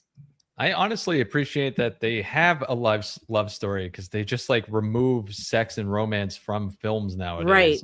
To pander to Gen Z, who are like the sexless, gonna ruin humanity generations. So. The romance worked. Sorry, too. Uninspired. Yeah, like it wasn't cringy or Shit, man, anything. I'll single-handedly repopulate this earth, man. Just a bottle of lube. I believe The in you. romance wasn't like cringe-inducing or anything. Like because they had chemistry, it worked really nicely, and there was this heavy like theme of isolation and loneliness that was kind of padding all of the stuff that happened. But just once one of them falls into the gorge, it lost everything. How The only do they reason fall to the gorge? Do they go whoops and slip, or is it like So basically he basically makes like a rope gun or whatever to like anchor himself and crawl across the gorge because there's no bridge or anything otherwise. Like they're not supposed to communicate with each other, but they're so lonely that they end up doing it. And she's kind of a bit of a quirky character, right? So the rope breaks and he falls into the gorge, and she decides to, or she falls in? No, I can't remember which Someone one falls in. Yeah. And then the other one decides like, oh my, yeah, no, he falls in because then she goes and gets like a parachute or whatever and goes in after him. So yeah. The only reason I remember this movie having some buzz around it was because there was like a big director or a known director attached to it. Do you know who it is off the top of your head? No, I don't. is it Scott Derrickson and written by Zach Dean? Yeah, Scott. Oh, Scott Derrickson did the Sinister Black movies. Phone, Sinister, Black Phone, Yeah. Sinister. Yeah, so I think the reason why is because I think he skipped Doctor Strange or something to do this, and then Black Phone or something. I don't know.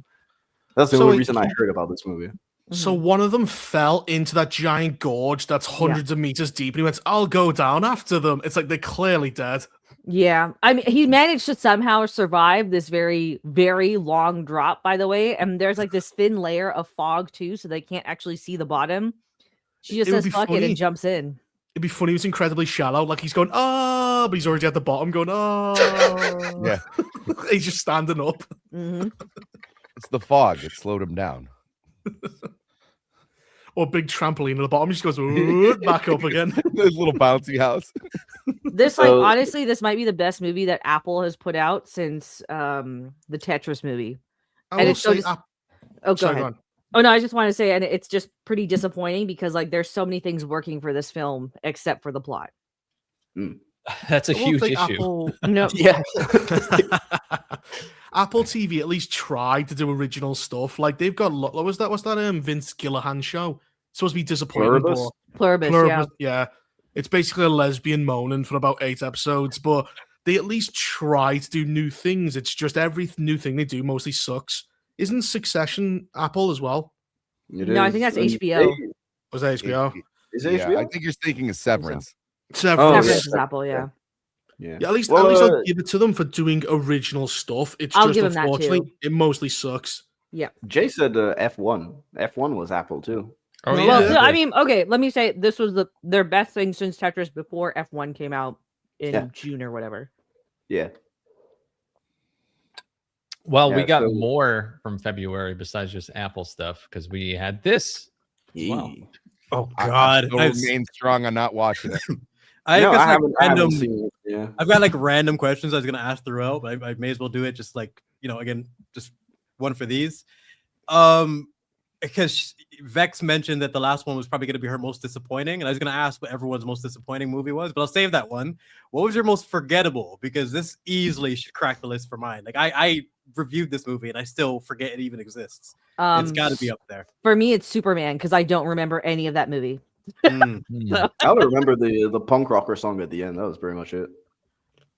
Oh, stupid Superman. Oh, so remember how a movie makes you most feel. Forgettable. Problem is, I've forgotten it. I can't remember what I've forgotten because I've forgotten it. I'll have a quick look. Companion for me is the most forgettable. I don't even remember watching it, and I know that I watched that at the cinema. So. That was such an overhyped movie. Oh my goodness. goodness. Trash, man. Minecraft. That was it. I forgot Minecraft existed. Oh yeah. I forgot to even put that in my worst of because it was so forgettable. Yeah. It is yours. Yeah. Sammy, Platoon, what do you guys got? I'm gonna have to go with Minecraft for sure because I just was reminded of its existence just now, and I did see that. Yeah, so Minecraft would be mine. If I hadn't covered it, I would have forgotten it existed, and now I'm trying to remember exactly what happened. And they copied Star Wars. That's all I remember. He dies and then flies back on woo, and then at the very yeah, they did the Han Solo thing. That's right. And then I remember the main kid with the lisp is just a dick, and he's horrible, and I hate him. Terrible. Chicken jockey. People were killing chickens. Oh, in the chicken theater. jockey. Yeah, it's memorable for the memes of people behaving badly in cinemas, and that's kind of it.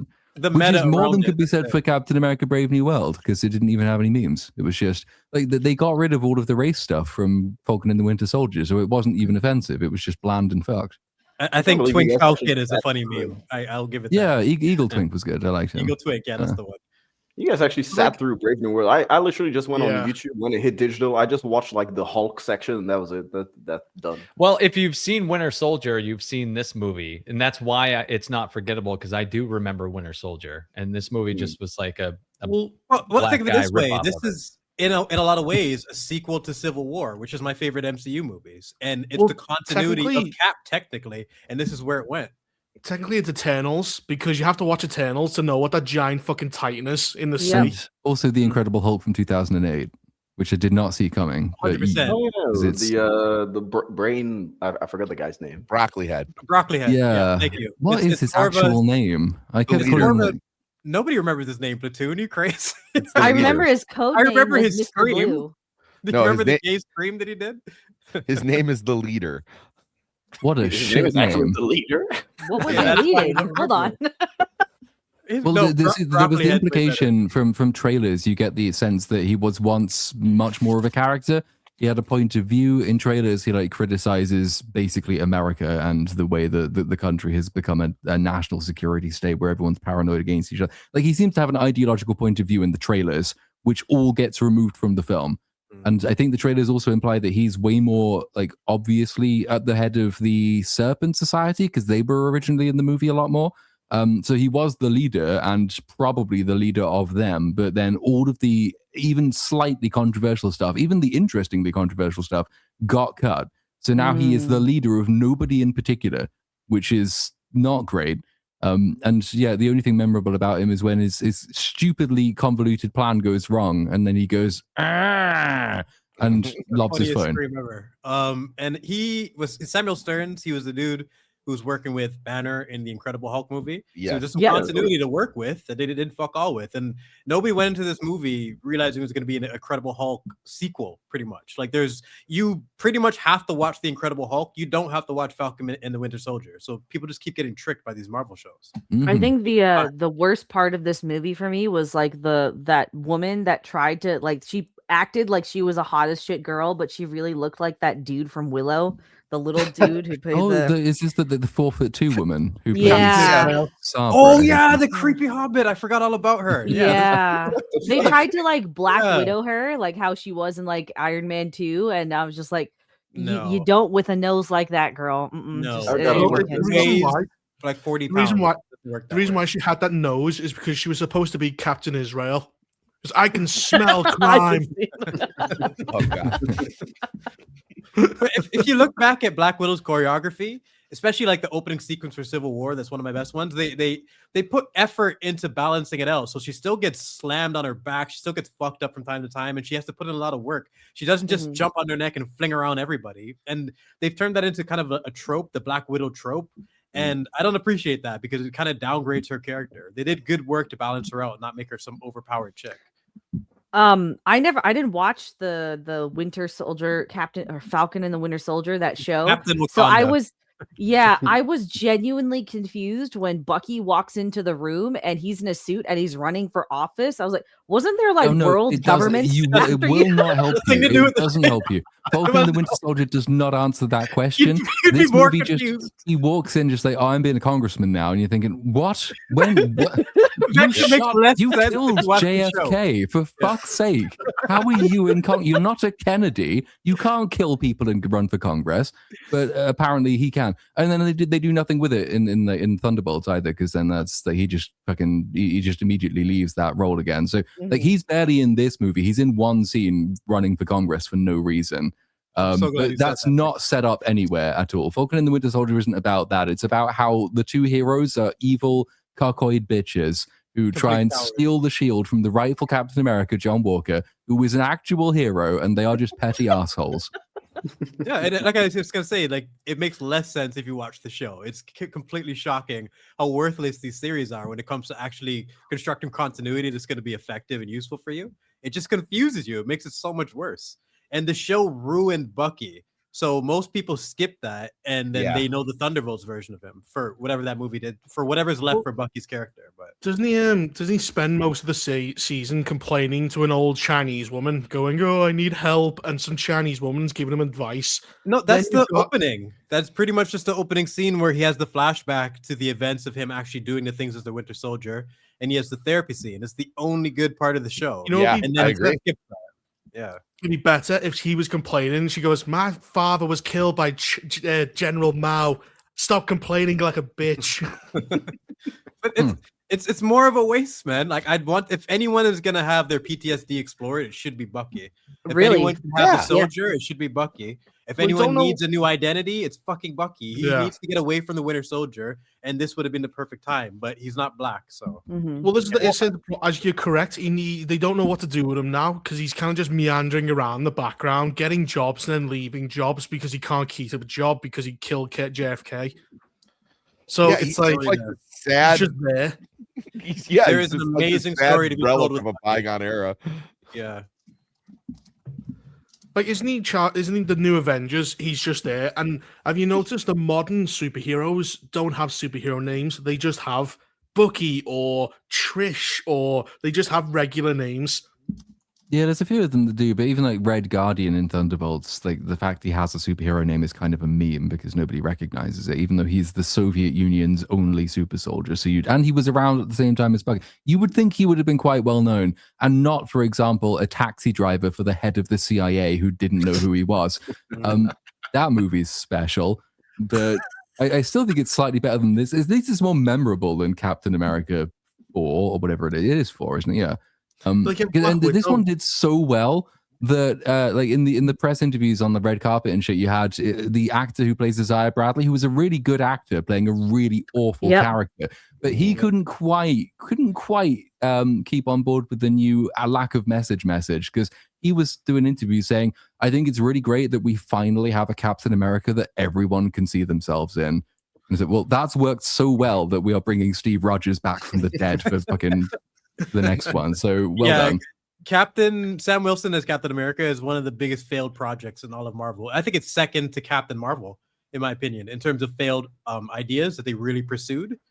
There's just nothing that was redeemable about it, and now they're forced to bring back Cap, which makes this whole stunt in his entire history, his whole stint as Black Captain America, just pathetic. Like, well, the bad thing is they will never admit they made a mistake. So they will have a scene where Steve Rogers, he picks up the shield and then he'll give it to Black Captain America. And just have another go. Try again. Yeah.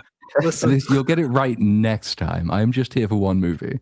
Yeah, they had the scene with Bucky giving him back the shield and saying, like, I didn't know what it was like giving the shield over to a black man. Like, why did they have that scene? Why did they feel the need to have that exist? It's so the only thing that's important for me that I want to see make a comeback is I really want to know how Sam Wilson's sister's shrimping boat is doing. Did she finally get that loan? Yeah. Is it like Forrest Gump where she opens a mega business and makes millions of dollars? I remember the first episode where that showed, and I was just kind of going like, what are we doing here? That's when I tapped actually genius. Forrest Gump literally comes in and gives her a loan. Bubba is actually her cousin. That'd be genius. Nice crossover. Well, yeah, this movie was shit. Does anyone have anything positive to say about it? Like, I just memory hold for the most part. Positive, it flopped. So apparently 415 million of the box office. So reported budget initially 180 mil, which is basically Lies. the reported budget for every single Marvel movie that came out this year. They always say 180, but we're mostly around 300. You know, that After the 400. reshoots. Keep going. 4, maybe Yeah. up to 4. Yeah. Because Yeah. there were so many reshoots in this one, and it's Yeah, really a lot. obvious. Like there's a bit in when they land on the aircraft carrier to go and meet President Harrison Ford, and you can see the Israeli hero Sabra or whatever her name is. She's wearing like a bespoke superhero suit under her coat, and they put a coat over the suit that she was wearing in a different cut of the movie where she was revealed to actually be a superhero, because there was originally a whole backstory for her where she discovered, because she's supposed to have powers. So reportedly in one of the early cuts of the movie, that was all in there. So you see that she is a mutant, and you see that she has powers and she has her own super suit. They got rid of basically all of that, but they forgot to get rid of the suit she was wearing. So now she's just wearing this inexplicable suit of armor for one scene. There's loads of little bits in the movie which is that, oh, you had an entirely different film at one point, didn't you? Then What do you you think turned it into this. What do you think there's her powers explanation for were? her powers? Yeah. Do you think yeah, it powers like Magneto, but she can only levitate gold? Well, there was supposed Oh my god. she can smell it from millions of miles away. She's like a shark. I know how much she, a man's earning. she was supposed to have, like, I think that one of the scenes they did was like a bus crashed into her, but then she destroyed the bus just by protecting herself, because she's like impervious to shock damage or something. I can't remember exactly how it worked, but like, they'd worked all of this stuff out, and loads of it was actually shot in the movie. Just like you get those 2 WWE stars who showed up on set that one time because they were supposed to be villains in the Serpent Roman Society. Reigns That's was the one. supposed to be in it. Yeah. You know, hindsight. Roman being Reigns was 2020 is supposed to be probably in there? better than Yeah, the you can see Jedi the set photos of him in costume and Double everything. up. He was supposed to be in the movie. He's Oh, probably part of wow. the Serpentine Society, and they just cut all that out. Then they added Giancarlo Esposito in the last 5 minutes of Oh production. my god, I forgot he was even in this. The most random addition of the entire movie. Yeah, you're right. I might have get never the right- remembered that for the rest of my life had you not mentioned that Platoon. It would have just Yep. been gone forever. He has 2 scenes, or is it 3? He's at the very beginning when he runs away. He then tries to assassinate Sam Wilson in the street. Then I think he gets captured, and then he agrees to give up the leader or some Yeah, he shit. does. He has a huge exposition sequence where he explains the villain's nonsensical plot, because the villain, the fucking Captain Testerbrain or whatever his name is, he can mind control people if he has their blood, and he can send mind control signals via his phone. Thing is, though, he's already got the president's blood because he made the heart medication. But instead of using that to mind control the president of the United States, he decided, I'm going to turn you into a Hulk. It's going to take me months, and it's going to be really unpredictable. The villain could have won and should have won the movie before the movie even started, because he should now be in control of the country. And I think, again, that was a different version of the movie where that did happen. Then they decided to go for Red Hulk instead. But it was a part of a pattern that has been like really like just been everywhere throughout the year of genius villains who are fucking retarded. Like from this Alien Earth, there's so many different Thrawn. examples. Yeah, Thrawn, Lex Luthor. Lex Luthor is another one. I think there's like 3 other ones that I can't think of right now. But it just became this trope that happened like every 3 months this year, it feels like. And Yeah, it's- like the world's smartest retard. yeah, characters that should like this is going further back, but Dracoth and Black Widow, that was the one that really frustrated me because you're making him stupid to make a point about sexist people being stupid idiots, but he is a character that needs to be intelligent. He has to be intelligent. He has to be, because how the fuck did Black Widow learn the shit that she learned if this guy's now a moron? But in order to portray your message, you need to downgrade this character. I fucking hate it. And it's just one of the tropes that I hope dies in 2026 for sure. Oh, it won't. It's No. not. We got Doomsday. Yeah, it's Doctor like, Doom is going to be. He'll be unstoppable the first film, and then they'll introduce a plot contrivance that'll let them beat him in the second one. I think the entire future of Marvel is riding on whether or not they nail Doctor Doom. They need another Thanos to bring people back into the forefront in terms of like Thanos Yeah. with quality. You know, And they need to already not had the, kill him off. yes. They've already had the leaks that came out this morning or last night with the X-Men stuff. I don't know. You know, It's just Cyclops in that though, right? Or was there no, more? than that? no.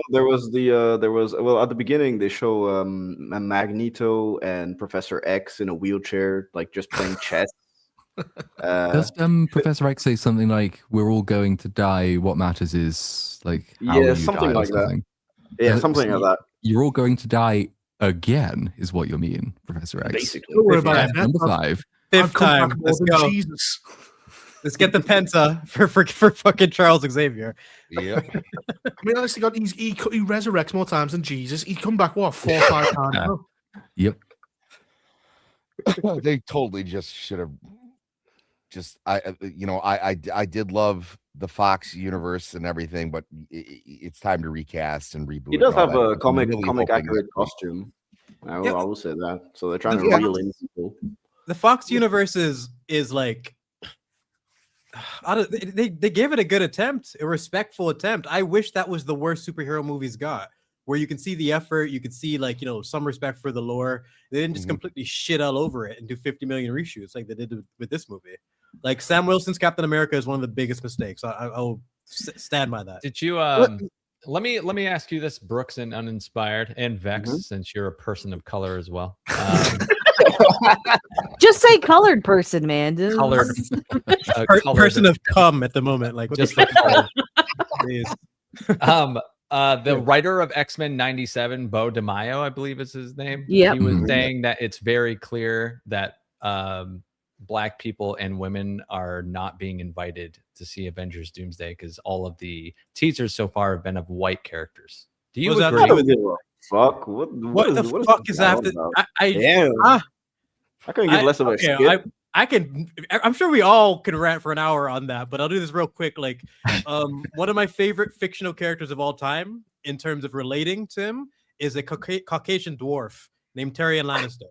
Like, looks nothing like me whatsoever, but it has nothing to do with it. It's about the storytelling. What can you get? Like the relationship that he had with his father, the relationship he has with his brother, the dynamic with him as his sister, him being shorter and smaller and having to talk his way out of things. These were all things that I could relate to significantly. It's not just, I never looked at Tyrion once and like, man, this would be so much better if he was black and had dreads. Like that's what I need from all my characters, Yeah. I just can't relate to him. He's not black enough. No, we don't match.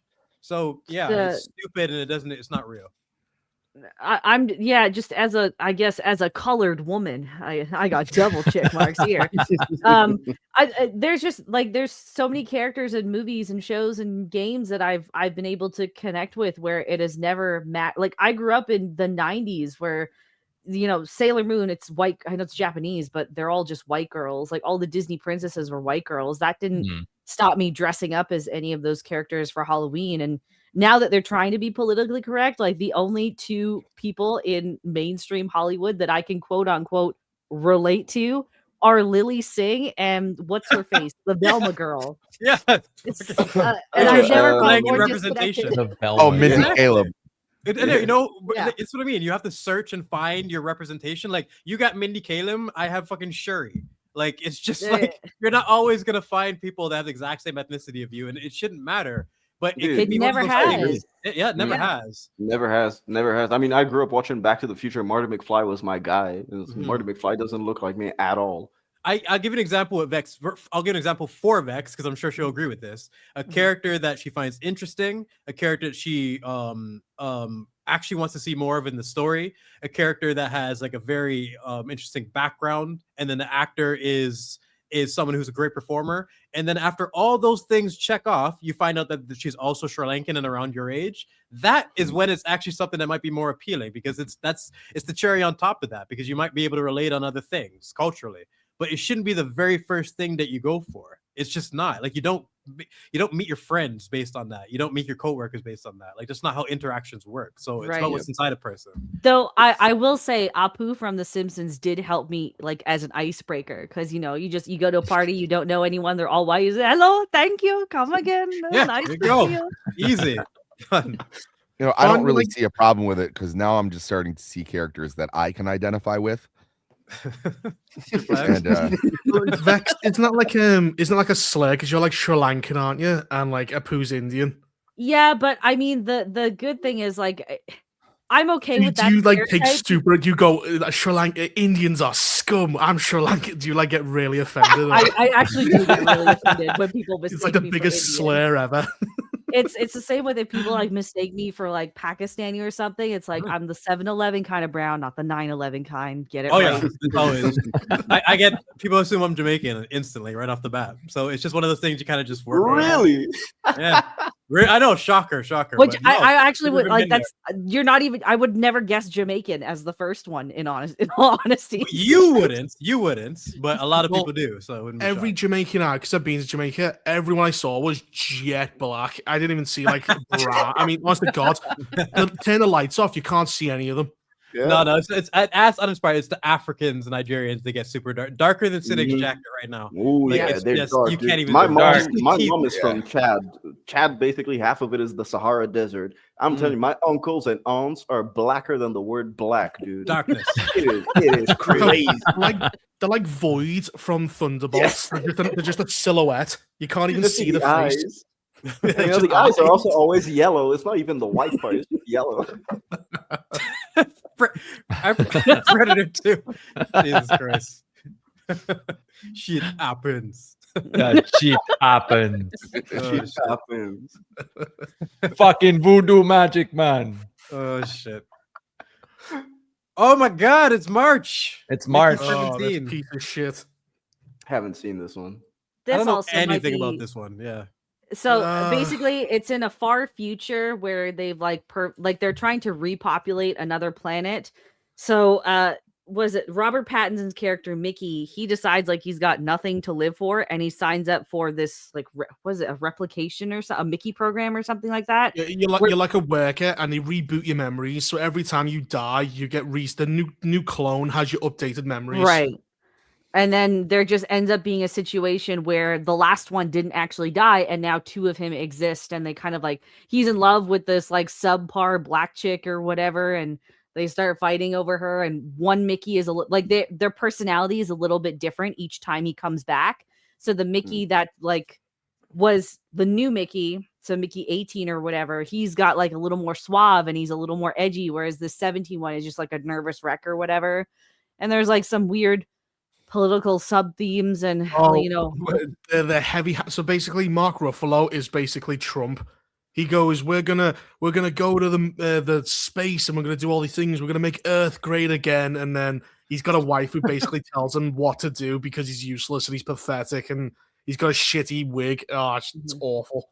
I've been wanting to like read the book for this because the book is apparently amazing, and the movie doesn't know justice. But it's funny, like everyone I remember was saying, "Oh, Mark Ruffalo is Trump," and I was like, he reminds me more of Justin Trudeau than he does Trump in a lot of his mannerisms. First So, brown boy to get it popping, man. like I think the Trump thing is a They're little all wearing bit red overblown. hats and stuff. They're all wearing red, so it's like clearly a lot of MAGA style. And then he probably acts a bit like Trudeau.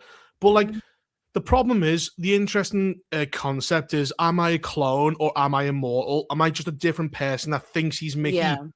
But the problem is the film answers that straight away because he's a clone and he's someone else, and you're like, oh, okay, I'm just a clone. The original Mickey died. Is this kind of like the Mahler twins in Invincible? Something like that? Yeah, same kind of Well, idea. far less actually. interesting. Okay, Yeah. I was the going to Maul- say that the Mahler twins was like such a surprise because it goes from the way they're introduced, it seems like the most generic superhero thing ever, and then it's recontextualized as something that's actually really clever and interesting, and I want more of. Yeah.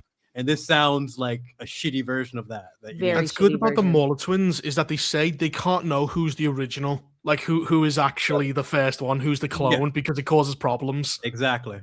I found that super compelling. The whole like existential angle doesn't work because like you said, the original one is dead, so you've kind of destroyed any existential argument you could have for these two current Mickeys in this dilemma because the real you has been dead for a very long time, so it ultimately doesn't matter. And Did, also, did he's Bong called. Joon-ho write this? I think just- I Just feel like direct. he did help with the writing. Hold on, let me. Fucking This guy's sounds name like is some- this Bong. sounds like What a some Bong legend. Love it. Just can't get over that. The plot contrivance is stupid because the problem is there's two Mickeys and like he's He did called write it. expendable. Oh, he wrote. Oh, Jesus. Yeah, it Yeah. sounds like Um, like some Bong Joon-ho bullshit. So social There's two bullshit, man. Mickeys, and now they're going, oh no, we've never had this before. We've printed two of them off, but you kill them in every situation. And now they have to see if they have rights because there's two of them, which is Yeah. stupid. You just send both of them out, and that's it. You just kill the extra one. It's so stupid because they've killed them fucking millions of times. They killed him 16 times beforehand, but now that there's 2 of them, they suddenly question if they have rights. How does that make any sense? He's called an expendable. He signed up for this. Like, he knew what he was signing up for. And they've never misprinted 2 at the same time. They've never needed a job that needed 4 of them. Like, Mickey, can you pick this car wreckage up? You get 7 Mickeys to go and grab it. Like, it'd be better. It'd be better if they were like ants. There's loads and loads of Mickeys. That would be actually better. And then there's like a Mickey uprising. Yeah, that would be interesting. And also, was Steven Yeun's just nothing in this? Oh, yeah. He's just an asshole. Yeah. He's like, fuck you, Mickey. Oh, Glenn. Yeah, Glenn. Glenn is my guy, man. Yeah, disappointing movie. Wasn't out of 10? Yeah, what's the ranking? Out of 10, I would give this 3 Arpatzes out of 10. Yeah, some of the performances are okay. Ron Patterson at least try, so I'll give it a 3. Is he good at it at least, or he's been pretty good? The acting is fine. There's no issue with the performances or themselves. It's just the way that the world is put together and the Yeah, it's all the writing that's the problem. Like, I did like Toni Collette in this movie, even though she was just a controlling bitch. Because she's Toni Collette. That bitch is like one of the best actresses on the planet. Like, she can't miss. Like. Yeah. Like, even Steven Yeun, even though he didn't have like much of a role in here anyways, I still enjoyed his performance. So yeah, the performances weren't an issue. So Mikey 17, colossal flop, 133 million at the box office, 118 million budget. So. This got pushed back like 3 or 4 times as well. I don't know if anyone remembers that. I'm going to take this time to say this. I really hope something we have as a change going forward in this new year is lower fucking budgets. Like, we gotta maybe please. They've so the issue is that they've sort of fucked themselves into a corner because now actors are demanding way too much in terms of salary. So I mean, what's his name? Daniel Craig apparently got like 20 or 30 million for the new Knives Out movie. So it's like that point, if you have multiple big name actors, you're kind of fucked already on that front for the budget. I can totally agree, but I think the people going into these films, making these films, need to be aware of that and understand the value of unnamed actors. Who the fuck was Andrew Lincoln before The Walking Dead? I'm sure they got a great deal on him. If they started with him now, he's probably gonna fucking pay out the ass to be able to. It's gonna be way overpriced. But getting a quality actor that's unknown and building them up, that just what happened to that? Like, I don't know. I only remember Andrew Lincoln in Love Actually when he gets cooked by a black guy. Black guy steals Keira Knightley from him, and he's like, oh god! Like, someone just said, Avengers Doomsday is going to be 650 million at the very least. Fuck my life. I could see what that. do you? How do you? What? Dude, I bet they messed up. They messed up with they've messed up with giving actors way too much money in terms of just the salarial problems are the main issues. But go back to things like the first Joker, 50 million, made $1 billion. -1, they made that off peanuts, and it was such a great success. Like, the art form of maximizing your profit, we need to get back to that. Where are the bean counters at? To be fair, about -1, like, they probably had fucking slave wages for those people over there. Oh yeah, yeah, but it was all in passion though. Those guys didn't like. No one who was a part of the -1 thing was. I'm sure he's complaining about their paycheck at the time. They were a part of something that was super special. Yeah, but and having that on their record now is going to give them more opportunity to make money in the future. Look what slaves can do, Cynic, if properly motivated. They can build pyramids and stuff. Exactly. Get it done. Yeah, all these people in like air-conditioned offices being paid a fortune can't make shit. What do you say? A well-fed dog is a slow dog. Didn't RDJ also, like, when they initially signed him for like the early Marvel days, didn't his contract give him like a cut of the box office profits as well? No, like only after Iron. So I think only after Iron Man. No, only after the first Avengers movie. That was it. After Iron Man 3 or the first Avengers, he renegotiated everything and became a very pivotal part. Because he wasn't even the most paid actor for the Iron Man. He only got paid, I think, $500K for that. Yeah, because they didn't want him initially. Yeah, he got a percentage of all profits going forward. So as the MCU got more and more profitable, his cut got way bigger. What's he getting paid now? 90 million. Or some shit. His wife is also a producer on every single movie that he's on, so she is basically like double salary. You're double dipping, man. That's crazy. Yeah. Anyone watch this? Yep, I did. Yes. I'd forgotten it existed though. Yeah, this is also one of the most forgettable films. Movies ever made, actually. Yep. 320 Never even mil heard of budget. it. Yeah. It's really bad. Like I went and looked up the graphic novel that it comes from, and it's just not recognizably that. Supposedly an adaptation, but that's quite sincere, heartfelt and poignant, and it's sort of, it's about isolation and growing up in this essentially post-apocalyptic wasteland, and it's quite like eerie and atmospheric because so much of it is just the visuals, and then it gets turned by the Russos into kind of Retardians of the Galaxy Mark 7, and you get Millie Bobby Brown, who cannot act. I don't know what happened to her between the ages of 10 and 70, which she now is, but at some point she has just lost the ability. And, she's against Chris Pratt, and Chris Pratt is usually good with everyone he's with because he's charismatic and he seems genuinely likable. So normally he gets quite instant charisma with everyone, but it's like he's acting against a fucking brick wall with her, and it's just lame and unfunny and horrible. And again, Giancarlo Esposito turns up as a pointless villain.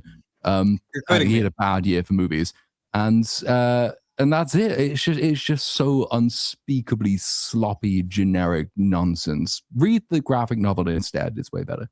Yeah. Did just a question? Do they? Because I know that they sign like producers and showrunners and stuff to specific like streamers and everything. But are they doing the same with actors? Because everything Millie Bobby Brown has acted in has been a Netflix exclusive. Well, I mean, no, because Chris Pratt has been. So Chris Pratt was in Amazon's Tomorrow War. Then he came and did this for Netflix. Oh no, I'm like I'm not talking. I'm just talking Millie Bobby Brown. Sorry, did I say the wrong name? Yeah, no, okay. You just said in general. She was in Sherlock's sister, Enola Holmes 1, Damsel. 2, and Oh god, Damsel.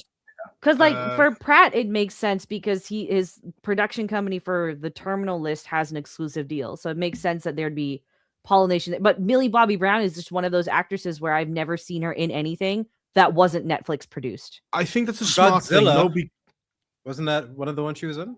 She Which was in one? the second, the Gareth Edwards, the 2015 or 16 one. Oh, she was shit, she was. Yeah, King of the Monsters. And she screamed at Godzilla a lot because that's all Millie Bobby Brown could do, pretty much. And then they got rid of her for Kong versus Godzilla. They went, no, go away. Well, I think that's actually quite smart and hair play because Netflix movies get watched despite being dog shit. Right. If Electric State was out in theaters, it would flop. Yeah. And I think she knows that. I think whoever, she or her agent knows she's not a good actress. Whereas women will put on Enola Holmes 2. We're getting a third one now. I've watched both of them. They're shit. Wait, there's 2 of those movies? Yes, the third one's about to come out. Holy shit. She gets trained by some black woman in some dojo on the top of a London square. I'm not joking. She's going, oh, it's so hard being black in London. When you own a dojo in the middle of London, you're pretending to be Japanese, but then being African. It makes no sense. I haven't seen her in it. The only thing I've seen her in that wasn't Netflix or Godzilla 2 was she was in an episode of Hell's Kitchen. That's pretty much it. Wait, which episode of Hell's Kitchen? It was like a charity event, and she was one of like the guests of the charity event. So like she was really young at the time. She was like 10 or 11. Okay, I haven't caught up that far. Okay. I think I've seen that episode. Yeah, because they have guests over a dozen times. Yeah, I've seen most of them. Yeah. Millie Bobby Brown is speed running through life. She's already got a kid. She's about to like get a pension soon. She's just going. She'll age like a pear. Crazy. Yeah, 21, and she's halfway through her life. I mean, she doesn't even need to act anymore. I guess she does it because she wants to. She's a project. It's a passion. She doesn't even like movies, though. Yeah, she doesn't like movies. What? What comment is that? Wasn't there a plan to she and her husband have bought a farm, I think, and she wants to go spend time raising goats somewhere in Minnesota. She's 21 and she's retiring to a farm. Yeah. How fast is she? She's aging like an ant. I'm not gonna lie, she's kind of living the dream. Like, get your bag. Yeah, I would actually. Honestly, get your paper and get the fuck out of there. She's not interested in celebrity life. I kind of respect that.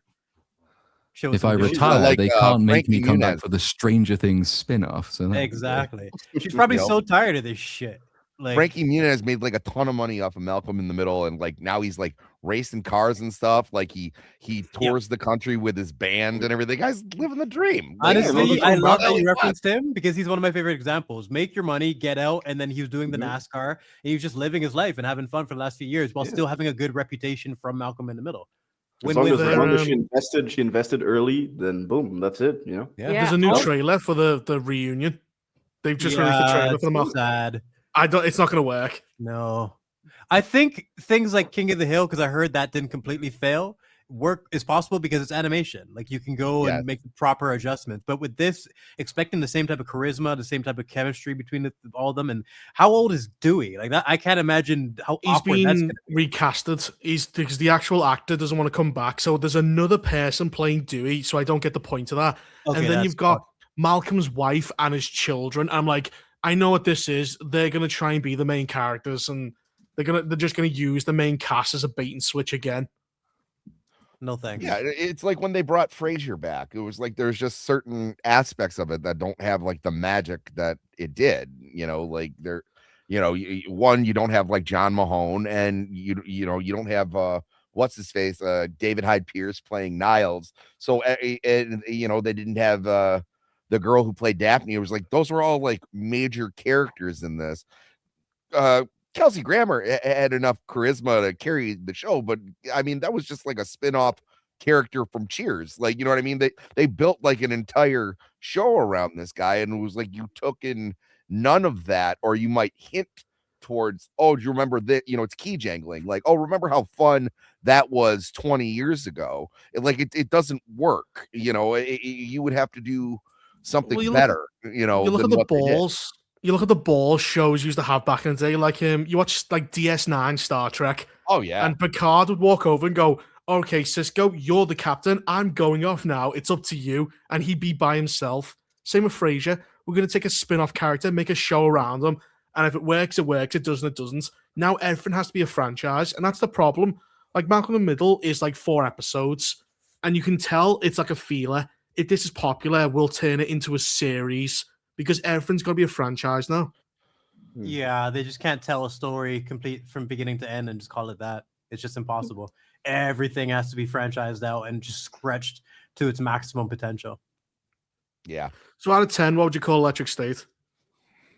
I remember it offended me quite badly at the time, but that's because it is so trite and horribly generic, and I hate it for that. But it's not. I don't remember it being as broken as some other movies this year. So, but you read the source material, so does that make it worse? Or it made it worse because I read it after watching the movie because it's like surely this must have been adapted for a reason. There must have been something good here before the Russos got their hands on it, and it turned out there was. So it offends me kind of as an adaptation, even though I'm not that familiar with it. I just glanced through it and thought this is way better than the thing they've turned it into. But I don't think it's not as absolutely broken as like a Superman is. So I'd probably give it like a 3, but it's still, it's like if you wanted like the single movie poster that just defines the word slop between this, Borderlands, and Section 30, whatever the fuck it was, would be good choices, I think. Yeah. I'll give this a 1.5 Chris Pratt's trucker hair out of 10. Was it clearly a wig or no? Oh, it's very obviously a wig. Yeah, like I agree with Platoon. It's not like it's nonsensical, but it's just painfully generic, and there's nothing interesting going on there. There's nothing remotely original. The chemistry between the actors is completely off because Millie Bobby just doesn't fit the role very well. Chris Pratt, it feels like there's something there, but because of everything else working against him, it doesn't really get any room to shine. So. Does it lean into like 80s nostalgia a lot, or I think there was an intent to try and do that, but it doesn't do that like whatsoever. It doesn't even have the soul and the heart of an 80s knockoff. Right. It's so unspeakably bland. It really is the definition of slop. Like if there's any movie or show that would be like the definition of it, the Electric State would be it. Do you think this is a good movie to judge the current state of the Russo brothers' writing ability? I hope not, but I fear yes. Because that's what worries me. They've made some of the best MCU movies, and that might be the only hope they have left. Yeah, didn't that's the write only them, thing that though. they've been doing. Yeah. Well, it was Chris something. They were like 4 writers on each MCU movie. I think the Russos only wait. have They input. wrote Civil War and Infinity War, which is I don't easily think they 2 of the best wrote ones. them, did they? Pretty sure they did. Yeah. Let me look it up. Yeah. Because I remember They- specifically with Civil War, them coming to Tony's house to discuss scenes Screenplay with him. by the guys who wrote The Electric State, not the Russos, but Christopher Marcus and Stephen McFeely, who wrote those guys. The Electric State.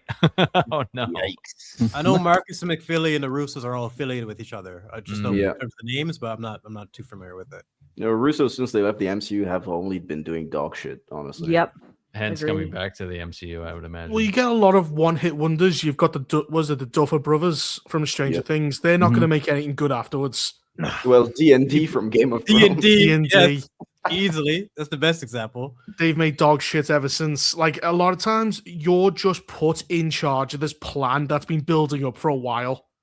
Hmm. Because what they wrote Civil War, but Civil War's like how many years in? 5 years, 6 years in Mm-hmm. the MCU. Well, they And it was started with all- Winter Soldier, and then after that was when they kind of got. That was the still reins 6 years again. into the MCU, 2014. yeah. So Yeah, how true. much like Duffer Brothers got lightning in the bottle with the first season of Stranger Things, and then the rest of the season's been dog shit. But it does feel like.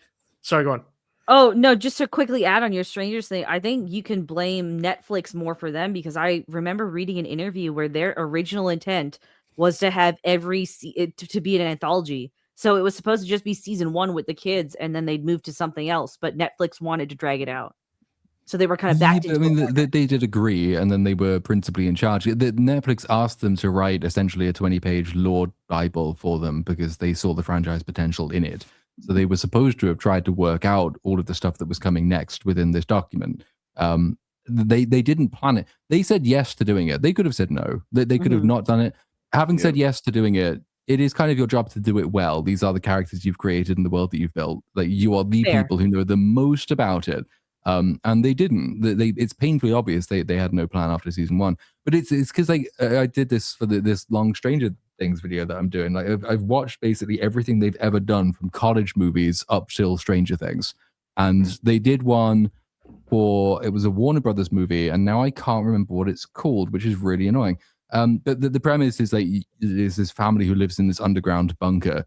Because of it's the evil monsters on top. Hidden, right? It's called Hidden. from Hidden, that's the one. Yeah. 2015. And literally, like every writing trope they've ever deployed in Stranger Things is in that, to the point of, oh, we've actually just introduced a bunch of totally random twists at the end because twists is fun. We are inspired by M. Night Shyamalan because he gave us a job on the first TV show we worked for. I can fucking tell you're inspired by M. Night Shyamalan because you can't write conclusions, for fuck's sake. And they've just basically learned nothing from those days. And so now they've finally tried to drag something across multiple seasons. They don't know how to do it. It's why season 1 and season 4 are the best ones, because they are starting something new for both of those. Every time they try and continue it, it just falls apart.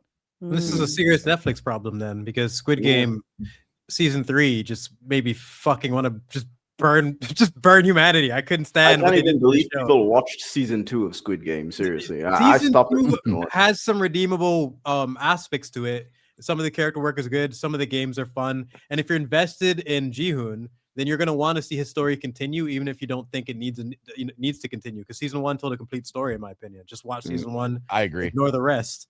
But season 3 was some other shit, like the baby, the shitty endings, the no answers we get for the fucking the front man. Just it's a complete waste of time. And it seems like this is the exact same thing. They really, really have a problem.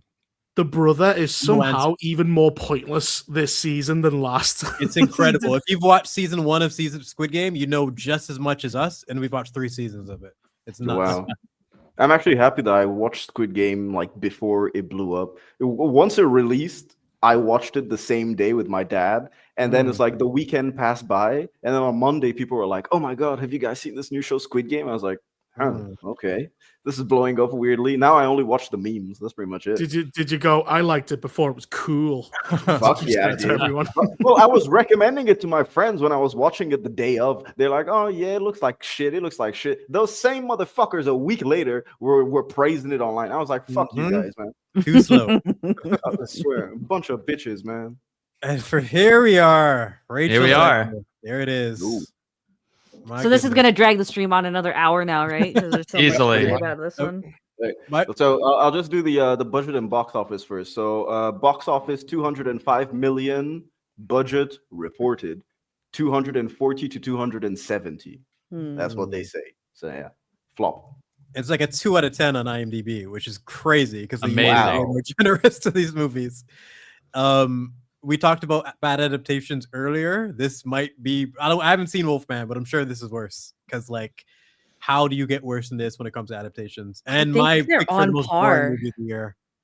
You This might be on par with Wolfman for the worst, because it's the same situation happening, right? It's like, how do you adapt a story for a modern sensibility and forget everything the original story your monster is about? It's But the same deal. From your description, it still seems like there was at least moments of cinematography that was decent. There was a decent opening. There's something to praise. Where with this movie, there's nothing, like zero. Yes. This is by far the movie I hate the most of the year. And I think if you guys remember when we reviewed it the first time, it's simply because on the stream that I was watching it shit out on me, and I couldn't fast forward, so I had to start the movie over again at the 45-minute mark. That hurts. That hurts bad. And I will never forgive. I think it's an abomination. Should have never been made. The most boring movie I've watched all year. But Lilo and Stitch, I don't hate it anywhere as near as Lilo and Stitch. Just fundamentally, this was like something you can almost laugh at and ignore. Lilo and Stitch. This was fun to make fun of. I despise the change to the message, like turning Ohana into nothing, Yeah, ruining just every little component of the movie. It's pretty rough. On a conceptual level, Snow White is fucked. You've got a girl whose skin color comes from her name, like her name is Snow White because she's as white as snow, her skin. You've got Gal Gadot, who's supposed to be jealous of Rachel Zegler's appearance, even though she's more attractive. You've got CGI dwarves, which look fucking horrendous. Like every part of it was fucked from the get-go. Then you had the extra shit of Rachel Zegler behaving like an absolute piece of shit. Didn't the producer's son I think producer's son told everyone that his dad went there, flew across country to tell her to shut the fuck up. Yep.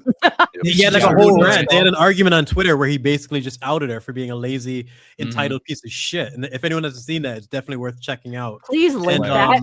Yeah, it's so good. Bad, man. I'll find it. And it's crazy. I've hated Rachel Zegler since her nonsense that she did at the Oscars a few years back when she was when West Side Story was at the Oscars, and she was like, "Oh yeah, I didn't get a fucking invite because at that time they had the COOF restrictions. So not as well. Even people that were in West Side Story in bigger roles than her weren't invited, and so she was basically complaining. And so what they did was they were like, "All right, fuck it, you're invited. You're even going to present an award." So she was up there with Jacob Elordi presenting an award. Jacob Elordi looked like he wanted to off himself. And then what does she have the audacity to do on stage? She's like, "Oh, well, I wasn't supposed to be here until 2 days ago." Bitch, shut the fuck up, man. Get out of here, man. I've hated her since then. She had such arrogance. Like, she was in West Side Story, which Steven Spielberg said, "We're not going to put English subtitles in because that's colonialization." Being able to understand fucking another language is colonization. Then she was in Hunger Games, another bomb. She's in this, another bomb. She was in Shazam 2, another bomb. She is not earned. No film she's been in has been critically or box office have had critical acclaim or box office. Wasn't she in West Side Story, and that was critically acclaimed at minimum? Well, yeah, none of it was due to her. Rupert point, she has done nothing to earn the ego that she's basically displayed, which is frustrating. Not at all. Like, Denzel can fucking go and talk all the shit he wants. He's got a legacy of it, There's some people who have earned it at that point. Who are you? You're a newbie, yet you're acting like you deserve the world. That's why she was just turned so many people off. So I would like to say a recommendation, since Snow White. I haven't seen Snow White. However, I would like to recommend Blancanieves. So basically Snow White, but in Spanish. It's a 2012 black and white actual Latina Snow White movie. It's a modern interpretation of her being a bullfighter. With it's an actual good Latina Snow White movie. It's purely artistic. It's really well written, and I recommend it if you want an actual, real, proper Latina Snow White film in the modern day. did they remove the romance surgically from that movie like they did with this movie? Like they did with the Mulan remake? Like they did with fucking Disney Star Wars or anything Disney related? They turned the prince into a thief and they wouldn't even like let them have a proper romance. It's pathetic. This was made by the French and the Spanish, so none of that bullshit is in. Bro, the fucking kiss that the prince gives Snow White at the end of the movie, he fucking misses. He fucking misses. What? He missed it. He misses. I don't even know how about that. I forgot about that. Oh, wow. Like, that's how bad. That's how much they hate romance. Like they can't even have him plant a fucking proper kiss on her. It's pathetic. You also the weird thing of you actually had dwarf actors a part of the bandits, whilst also having magical dwarves, which was CGI, which was so strange to see. Well, that was because of Peter Dinklage, going like, hey, don't cast dwarves, and then like meanwhile, like every dwarf actor in America is like, hey, what the hell is he talking about? Just torpedoed all their careers, like kicked the ladder out from behind them. Yeah, I don't even think that was intentional. I think that was like he just fucked up. He just didn't think about it at the time because I don't think he would want to do that. Didn't they originally film all the scenes with real dwarves, and then because of the Peter Dinklage thing, they cut that? Yeah, and you can see the characters are still in the movies, which makes it awkward. Yeah, I mean, I think that there's sort of conflicting reports. I think they've said that the plan was always to use CGI magical creatures instead, but I mean, I don't believe them. And also, the fact that they did end up throwing a dwarf in there, but he's so obviously been added in reshoots, kind of makes me think that they overreacted to the Peter Dinklage stuff, got rid of the dwarves, then saw the backlash from the dwarves, and then had to add a dwarf in at the last minute. It's all quite lazy and embarrassing. So out of 10, what would everyone rate this movie? Yeah. Of 0.5, man. Jesus. Well, Gal Gadot is genius. She's fantastic. That's what 0.5 is for. That's what it's for, specifically for her. She bumps it up to at least a 3. I mean, she's so good. Crazy. It doesn't deserve more than a 1. I'll give you that for Gal Gadot just being charming. I don't remember you being this opinionated. She cracks a bone, and it's just so bland.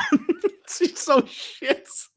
Oh, man. I don't know how Gal Gadot is still making movies and making money too. She's hot. She's hot and she's friendly. Hot. That is hot to who, man? I don't know. I know, Tur. I know. I get what you mean, bro. I get. Yeah, what you mean. exactly. Give it maybe in 10 years' time. I'll be. To the people you like, all have a walking stick. Yeah, maybe. It's like, call me when that hair is blue. There's MILF, and then there's like fucking pop your teeth out to give you a blowjob. Yeah. Now my age range is probably between, let's say, late 30s, 85, mid 50s. So when Gal Gadot's 20 years older than she is, then you'll find her much more attractive than you do now. Fair enough. Reverse Leo over here. Jeez. Once the porcelain has cracked. She's not ripe yet. There's nothing more sexual than she has to come downstairs on like an assisted chair that beeps going beep, beep, and then Uninspired's like, yeah.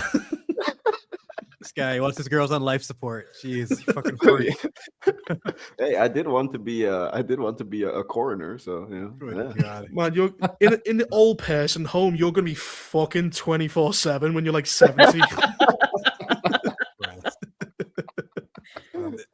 This is a 0 movie for me. 0 out of 10. Yeah, I was generous with the 0.5 just because of Gal Gadot, and one of the worst fucking movies I've ever seen. One of the worst Disney adaptations for sure in terms of the live action remakes.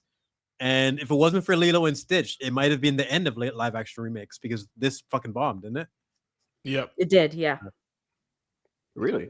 Yeah, it bombed hard. I mean, yeah, what was I saying before? 205 mil on 270. That's bad. That's horrendous. And that's not including all the reshoots and all of that stuff too. Yeah, this is what they said is reported, so it's a lie. So she probably hates Lilo and Stitch with a fiery passion. To have this bomb and then have that go on and make $1 billion directly after, like that's a tough pill to swallow. Well, the problem is like Lilo and Stitch, it is mostly the same until the end. That's the problem. Like, people fall for that because, like, oh, it still looks like the film. This doesn't look like the film you grew up with. It looks enough like the original to trick people, but it's not the same. They changed so many little tiny details. it's enough to get you there. You have to see the film to realize it's fraud. This one you can see it's like a fucking knockoff. It doesn't look anything like the original. That's an excellent point. I can see a little kid being a fan of Lilo and Stitch, watching the remake, still enjoying it, but then realizing as a teenager how terrible it was. Where Snow White, you could literally be like in diapers and realize this is fucking terrible. Like, what is this shit? There's just nothing redeemable about it. It's also got the generations thing. Lilo and Stitch is the growing up experience of a bunch of people who are prime movie-going audience at this point. So there's the nostalgia factor, and then statistically 0.2% of those people have kids now, but they'll take those kids and they'll go and see the movie as well. Whereas Snow White, it's an extremely old story. It's a timeless one, but it is very old. So it doesn't have any one particular generation demographic that it's appealing to who it can guarantee to get on seats. It tried to get one of those by casting Rachel Ziegler because she was popular on social media. And then she used social media to go and attack the Jews, as you do. And that pissed people off. Based. And Gal Gadot is like Israeli, and she's sitting next to her pretending like she can't hear this. Fucking Maybe worst the PR ever. original Snow White made money. Maybe that's what he means. Yeah, I would. There's no reality where There's this version of no- Snow White. yeah. Yeah, No has made way money. this- Ew. No way. If this released on Netflix, would it be popular? No. But I you don't think never it know. even. Why would that change anything? It's the Well- film itself is awful. Even No, if no, you I'm take just away all the talking about- PR. Because look, how many films on Netflix are successful? Like Knives Out is dog shit. They made 3 dog shit movies. Yeah, people show up to see them. Yeah, And but the I same- think the like, point with Lilo and Stitch, like there's still enough in Knives Out, especially like the first one, for example. Whichever I can't remember what they're called at this point, but the charm of the actors is what carried that for the most part, where you just don't pay attention to the rest. I don't think you have that benefit with Snow White. There's nothing don't- redeemable. Well, the problem is, I'm saying it's a different experience because you're going to a theater, you're paying money, it's an experience, you're paying attention. People put Knives Out on and go, wow, and then they don't even think how retarded the mystery is. Mhm. I think people would put Snow White. I think a lot of women, if this is on Disney Plus, a lot of women would watch this. Some of Or them Netflix. didn't. The Little Mermaid remake did pretty well on Disney Plus after doing sort of averagely at the cinema, but then it was the #1 thing on Disney Plus for ages. And it was the kind of thing that you could just sit there, especially just leave with your kids so it can babysit them. And lots of these Disney remakes do seem to have legs after they leave theatrical because that's what they're used for. Nobody really watches them, but loads of people put them on. So That was I don't know if this would do better on Netflix because we'd never know the answer to that question. But I can see more people giving it a shot than did when they had to pay to see it. The If I Little may. Mermaid was way more redeemable. Oh, sorry, Vex. Go ahead. Oh no, I just wanted to because usually like there is reports when these Disney movies like hit streaming and how they're doing on like Disney Plus and stuff. This didn't even like trend on Disney Plus when it was released. That's how bad it was. Because Yeah. there I think I are remember that. instances where movies get a second life, like Madam Web. It consistently gets like put into the top 10 Netflix. Like, Yeah, streaming the thing. Webster. She deserves every view. Her Right. web connects us all. I love that movie so much. Yeah, But, I use my sister as the. Oh, sorry. Go ahead, Brooks. You want to speak? Just real for it? quick, Little Mermaid. That was probably like the least offensive of the remakes that I've seen. I'm not Agreed. as familiar with the first one. To like, I'm sure there's stuff in there that they changed that probably would have annoyed me, but it's not like there's no Ohana.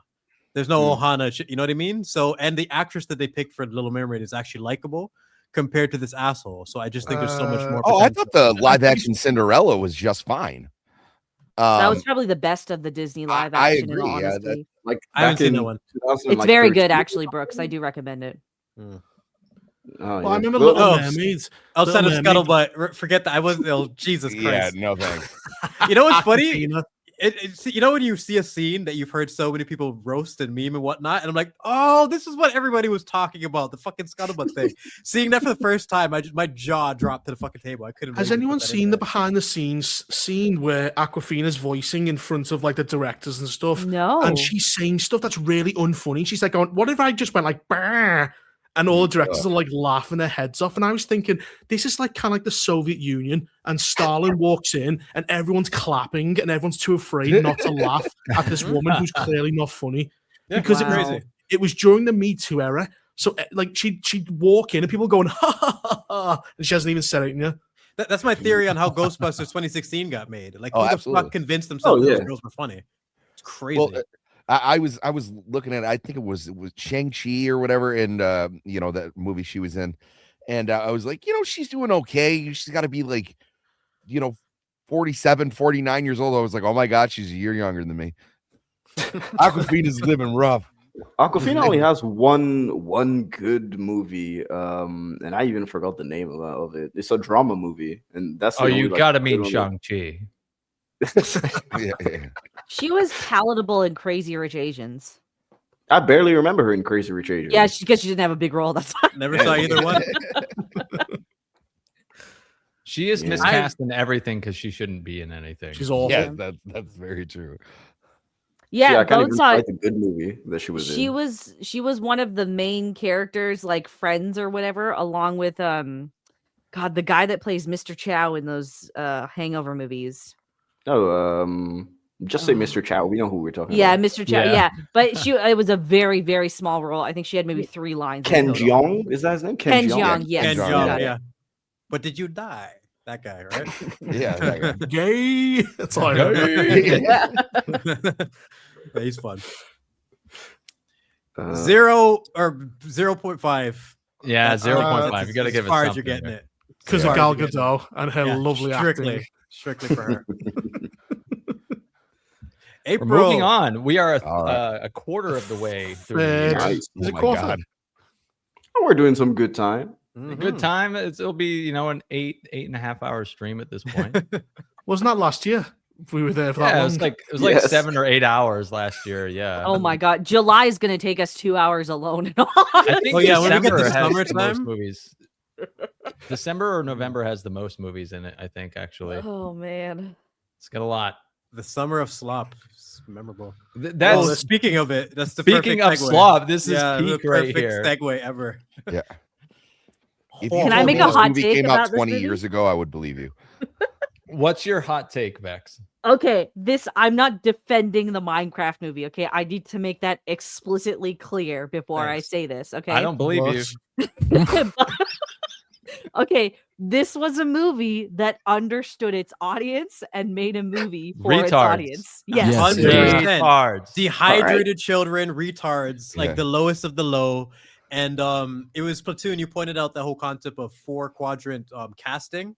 I'd never heard the phrase before, but I do find the concept interesting in terms of understanding the boxes you need to check to get as much eyes on your movie as possible. And like this just seems like one of those movies that was designed in a lab specifically for their audience and no one else. Yeah, Right. just look at the poster. You've got that is just 4-quadrant casting right there. You've got the young male who isn't a character, so that young men can inhabit him.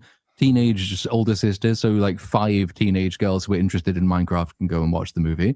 Fat older ex-gamer dads, because they take their kids to see the movies, and sassy black lady for the sassy black audience. And it's just like that's what it is. None of these people are characters, but they're just there, so it's advertising that it's safe for various demographics to go and see if they've got nothing else to do.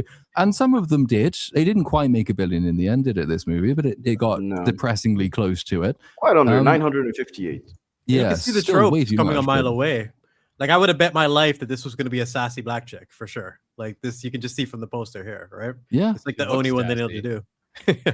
She's standing sassy. Mm-hmm.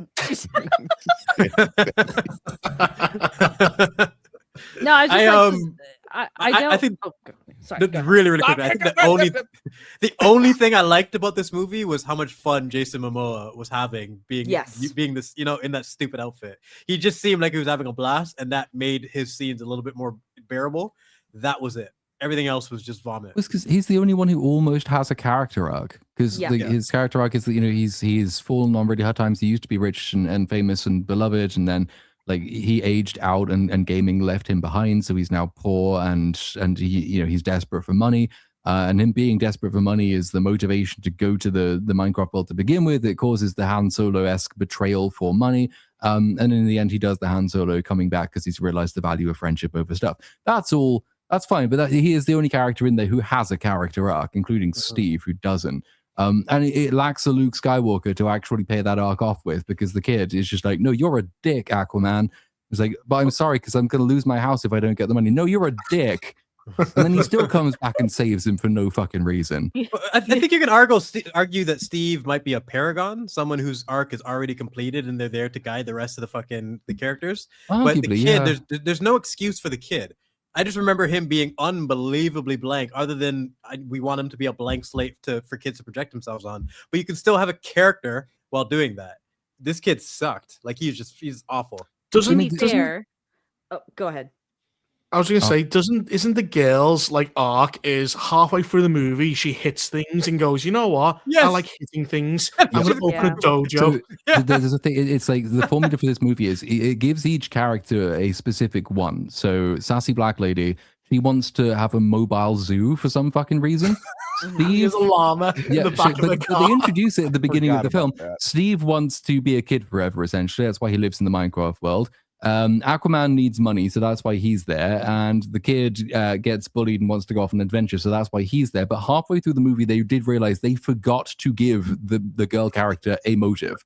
So literally, just a random scene. She's like, "Oh, actually, I kind of like kung fu," and she starts beating the shit out of things that she's never done before. To the point, sassy black lady even says, "Where the hell did that come from?" And she says, "I have no idea," because they forgot to give her even the basis of a motivation.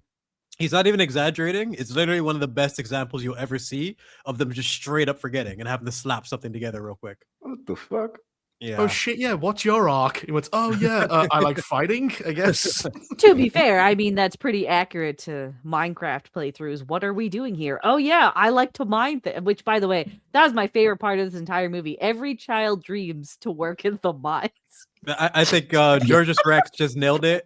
She learned kung fu faster than Neo, and this guy literally had access to the Matrix, so there's no excuse. Like, there's virtually no mining in the Minecraft movie. There's no creativity. At one point, they say like your creativity is your superpower, so use it. They never fucking use it. There isn't any creativity in this movie. It doesn't really bail them out. They make a couple of weapons once, and that's it. And then the message of the movie at the end is they go to Steve and say, "Hey, why? I mean, you could stay here like a fat, sweaty nerd playing video games, or you could come and you could do the brave thing and apply these lessons to the real world." So why is the Minecraft movie hate video games? I thought the whole point of it was that it's a video game movie, but it seems to just despise them and their audience. But the audience is too retarded to know it, so maybe they were correct to despise them. Yeah, I do love that the end of the movie is about like, "Hey kids, go touch fucking grass, please." Yes, get out of here. Interesting. Yeah, you'd think they'd have a more balanced take for something that's supposed to be a movie adaptation. But they know the audience are retards. They know everything about them. That's a perfect segue because Goodwin just brought up an interesting point. What's worse, like the Mind-Tards or the Avatar-Tards? Like which IP has the worst fan base? Avatar. I'd say Avatar because Minecraft is so retarded they don't realize the film's insulting them. And then the ones that do realize it will always say, "No, we only enjoy this ironically." Like a lot of the people throwing chickens around were doing it ironically because they weren't really invested in the movie. They were invested in the theater experience they had. Whereas Avatar people, the 5 of them who ever talk about Avatar will insist it's genuinely a good movie when it isn't. You think they're worse than the Snyder Bros? Because I just feel them being so ubiquitous, it just makes it so much worse. No one's worse than the Snyder Bros. They are. The Godzilla fandom is close, but the Snyder fandom is the worst. The problem is with the Snyder fandom, it's like, don't feed the alligator. You fed them with like the Snyder cut, and so now they want more. They know they can, if they moan and complain, they can get more. No, they're like slasher villains. Like, they're zombies. You can't kill them. You cannot stop the Snyder fans. They just keep going. You're saying, sorry? What do you guys rate Minecraft movie? 1. Probably nearer a 3 or a 4, just because it's just not as broken. It's empty. If that's the criteria, then I think that's fair. I would give it 3 because of the ending, which is I hate every single person who's watched this movie. I will give this 2. Jason Momoa still looks hot in this out of 10. So if I get shit faced with friends and watch this for the first time, will I have a good time? No. Even booze can't save this movie. No, there's not much fun. There's a couple of memes, and that's it. And they're so self-consciously memes that it makes them less funny. Madam Web doesn't know it's a meme, but it's really funny because of that reason. This movie will have it tries to do some really forced ones. Like Jack Black will jump onto the screen and say "sneak attack," and it's like, is that supposed to be funny? Because it's not. It's just kind of lame. Madam Web only has like 2 or 3 actual jokes where they try to make a joke, and those don't land. The rest of it is fucking hilarious because they have no self-awareness to see what type of film they've created. Like Dakota Johnson taking that character super seriously is what made it perfect. Like it's a special balance that you have to achieve. This movie didn't nail that at all. So Uninspired, if you were to watch this while you were drunk, you would probably throw up in the first 20 minutes because it jumps between scenes that are actually memes so quickly that there's nothing really coherent that's happening in the film. Yeah. So like it would give you motion sickness. They got rid of a Jack Black setup storyline and replaced it with a meme. Because when this came out, the version I got online really quickly was, I thought, this looks unfinished. Awful. It's like it's unfinished. How did they release this? Turns out they didn't, because someone had released the working cut.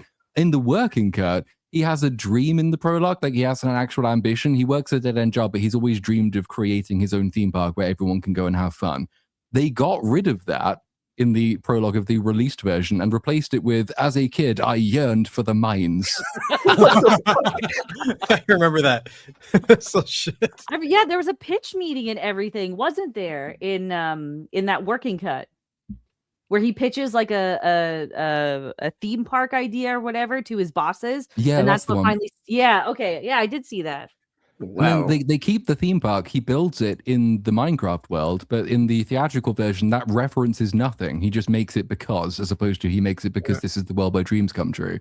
So they replace story and character for a meme, and they do this a couple of times, but that's the most glaring example. Yikes. Didn't he, the kid gets like banned from school because he builds a rocket that blows up like the top of a cheese factory or something? Yep. Oh yeah, potato chip factory. How much explosives did he put in that to destroy it crashes that? into the mascot and kind of 9/11s it, and it falls off the building. And that's the potato chip factory that the sister has gone to work with because she can do their socials, because this movie was written by fucking boomers who want to appeal to millennials. Socials is a word that millennials and zoomers use, so that's what she does. Man, this sounds terrible. Yeah, it's not very pretty good. fucking bad. Yeah, bad. Top 5 worst movies of the year for sure. They should have done this. You know those zombies that blow up? They should have had them wear turbans and go, Allahu Akbar. And then just that would have made the film hilarious. Sealed the deal. I haven't watched this yet. I love the Warfare. I've heard very good things. This is on my list for sure. Yeah. Wait, so, Uninspired, you have seen this, right? I'm the only person who's seen this? I watched half of it and then never got around to watching the other half. Oh man, I really like Shining Warfare. endorsement. No, it's not terrible. It's not really a story. It's just them kind of surviving in a building. Yeah, that's kind of story. It's just realistic. I mean, in terms of characters and characterization. Okay, fair enough. But It's more just watching an event unfold that's very, very well constructed. Yeah, that's basically it. So like, I was like, oh, it's pretty good. Slow I build. I agree with Reaper. In terms of characterization, you don't have a ton of characterization. Well, in the normal sense where it's arc, none of that. It's basically these guys, you meet them, they're thrusted into this situation, you follow them throughout the night, everything goes foobar. They literally just have to survive. Sound design is exquisite. Some of the best sound design that I've heard this year, actually. So I would recommend watching it with headphones or with a very good sound system. It's incredible. I think the pacing is really good. The direction is great, especially for a first-time director who was, one of the dudes that lived in this situation. So yeah, I think the Warfare is definitely worth your time. It's one of my favorite films of the year. I would probably rewatch it. Definitely rewatch it. I think that the acting is great on everyone's front. Sometimes you would actually like to see some characters more, but since there's not, as we said with Reaper, there's not that much characterization. It's just you want that on-screen presence of the actor to go through. You just want to see an actor more than someone else. But even with the unknowns, I think that everyone did a fantastic job. I would definitely recommend it. If it's on your list, I'd say bump it up. It's a really quick in and out. Like you're just there, you're locked in. Like really, it locks you in. You're done. Boom. You're happy with it. And that's it. However, I do want to say, it has a slow build up at the beginning, but once it pops and it stays. That's the thing. I left just as it popped, so I need to watch the rest of it. So I've only watched the slow build up. It's pretty realistic in terms of war movies. Like really, it's not being played up for the sake of Hollywood. That's what I like about it. It's really grounded and raw. But yeah, I would probably give this 7.5. Yeah, very strong 7.5. I would have to rewatch it, but sometimes I would give it. sometimes simple concepts like this become the most immersive. Like you don't need this crazy complex plot, just something like this is really well executed. So you sold me, I'll check it out. that was it. Yeah, I think that you should really watch it. I do want to raise a problem with Warfare and A24 in general. How do these guys make their money? Because me personally, in France, I never get A24 movies at the cinema, and whenever I do, they're released at the cinema the same day that they're released on digital. And if you actually look at all the A24 movies that come out, a ton of them are flops. Warfare, I think, is considered a flop. It had a budget of 20 million, made 33 Smashing million. Machine, Iron Claw. Yeah, they don't do well, but I think they get deals like because Iron Claw's on Netflix, so I think they get deals afterwards. Yeah, I was gonna say selling the streaming rights is probably where they get a lot of their money, because A24 doesn't just stick to one specific streaming service. They license it out to multiple different ones.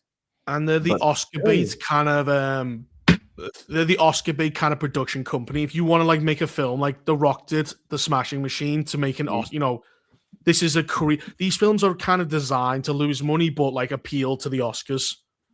Yeah, well, I do. Yeah, of course. Yeah, A24 movies are basically, a lot of them are Oscar bait. But I feel like at a point, your company, it's not really going to survive. Especially nowadays, they're bloating the budgets even more.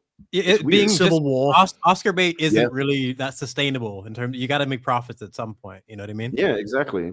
It's weird. I know that they have a A24, I guess, subscription package thing, where you subscribe, then they send you stuff like gifts and stuff like that. Compared to the movies that are currently coming out, they send you box sets and stuff, which I think is one of their sources of revenue. However, I never get A24 movies in the cinema, and all of my friends who live on different continents also tell me they never get one, except for those who live in the US and in Canada. That's pretty much it. So I do think their films still are cheap, though. I mean, like Civil War was probably the most expensive one they did, and that was a failure. Look at Marty Supreme. It just came out, 70 million budget. Midsummer, I'm pretty sure that was super cheap. Yeah, like the horror films in particular make most of their money. Mm-hmm. Yeah, that's pretty much it. That was it, like the horror stuff. But other than that, well, they produce a ton of movies a year, except that, I was just looking through their history, and they sign a lot of distribution deals, so that's where the money's coming from. Yeah.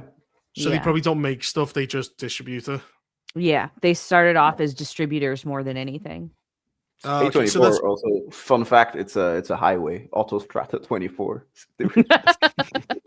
It's literally a highway, and I think in Italy or something. That's how they named the company, because they came up with the idea when they were on the highway. So that's why it's called A24. Just fun fact for you guys. I will say the Warfare, at the very beginning, it plays the best music video ever made. Oh. Is it Call Me or Call On Me? I think it's Call Me. Yeah, it's Call Me. It's basically a bunch of models. Oh, dancing. Call On Me, the Eric Pride song. Yes. Yeah, that's it. Have you seen the music video? Oh yes, many a time. It's basically a bunch of men watching it going, woo! That's basically the scene from the trailer where they're all going, hey, hey, hey. Yeah. One thing, I feel like this comes up, like once a month on BSUP, Florence Pugh's appearance. Do we need to like make a poll or something? Is she hot or is she not? Like, she is hot. She's hot. I highlighted it because I totally disagree with that. Yeah. I think she's hot, and this person thinks she's a pig. I hate every movie she's in. I hate every character I've ever seen her play, but I think she's cute. She's super cute, man. Yeah, I think she's very beautiful. No, what? Nah, man. She's too young for you, Tur. Like, dude, she's not 50 she's not old enough. She's not old enough. She's not right. She ages another 25. She's 29. Years. Yeah. I don't think that she's gonna age well. I'm calling this now. I don't think that she's gonna age well. Oh no, she won't. What they'll do is, like a lot of women, they will try to reclaim their beauty by shaving their heads off, going, I'm not getting ugly. It's my choice that I put facial piercings in my face. Bone saws ready. I'm sorry. Yeah, no, she's going through that weird phase of like shaving her head, and I don't know why she did that. Like, she broke up with Zach Braff. That's why. She was a Zach Braff. Yeah, she was with Zach Braff for like 6 years, dude. Someone just said, people keep saying mid. I'm not sure what that word has morphed into, but mid is still like, that's That's not bad. Bangable. You know what I mean? Like you would fucking if a mid girl smiled at you at the bar, it would make your fucking day. Like all these people, all these people that act like their standards are so much higher than that. Like it's. I'm sorry, crazy. I'm sorry, but to me, I do not. No, even if I'm at the bar, if she comes up to no, I'm sorry. No. I don't That's believe insane. it. I don't That's believe a it. lie. I don't I'm believe it. hearing a fucking lie right now. No. Even with the orange hair nose piercing, I grab it like a bull's horn. You know what? Okay, in Uninspired's defense, okay, this I dude get pussy, literally guys, walks. you know, yeah, like, he walks into clubs like he's a pimp. So No joke. Florence Pugh could be unattractive on his scale.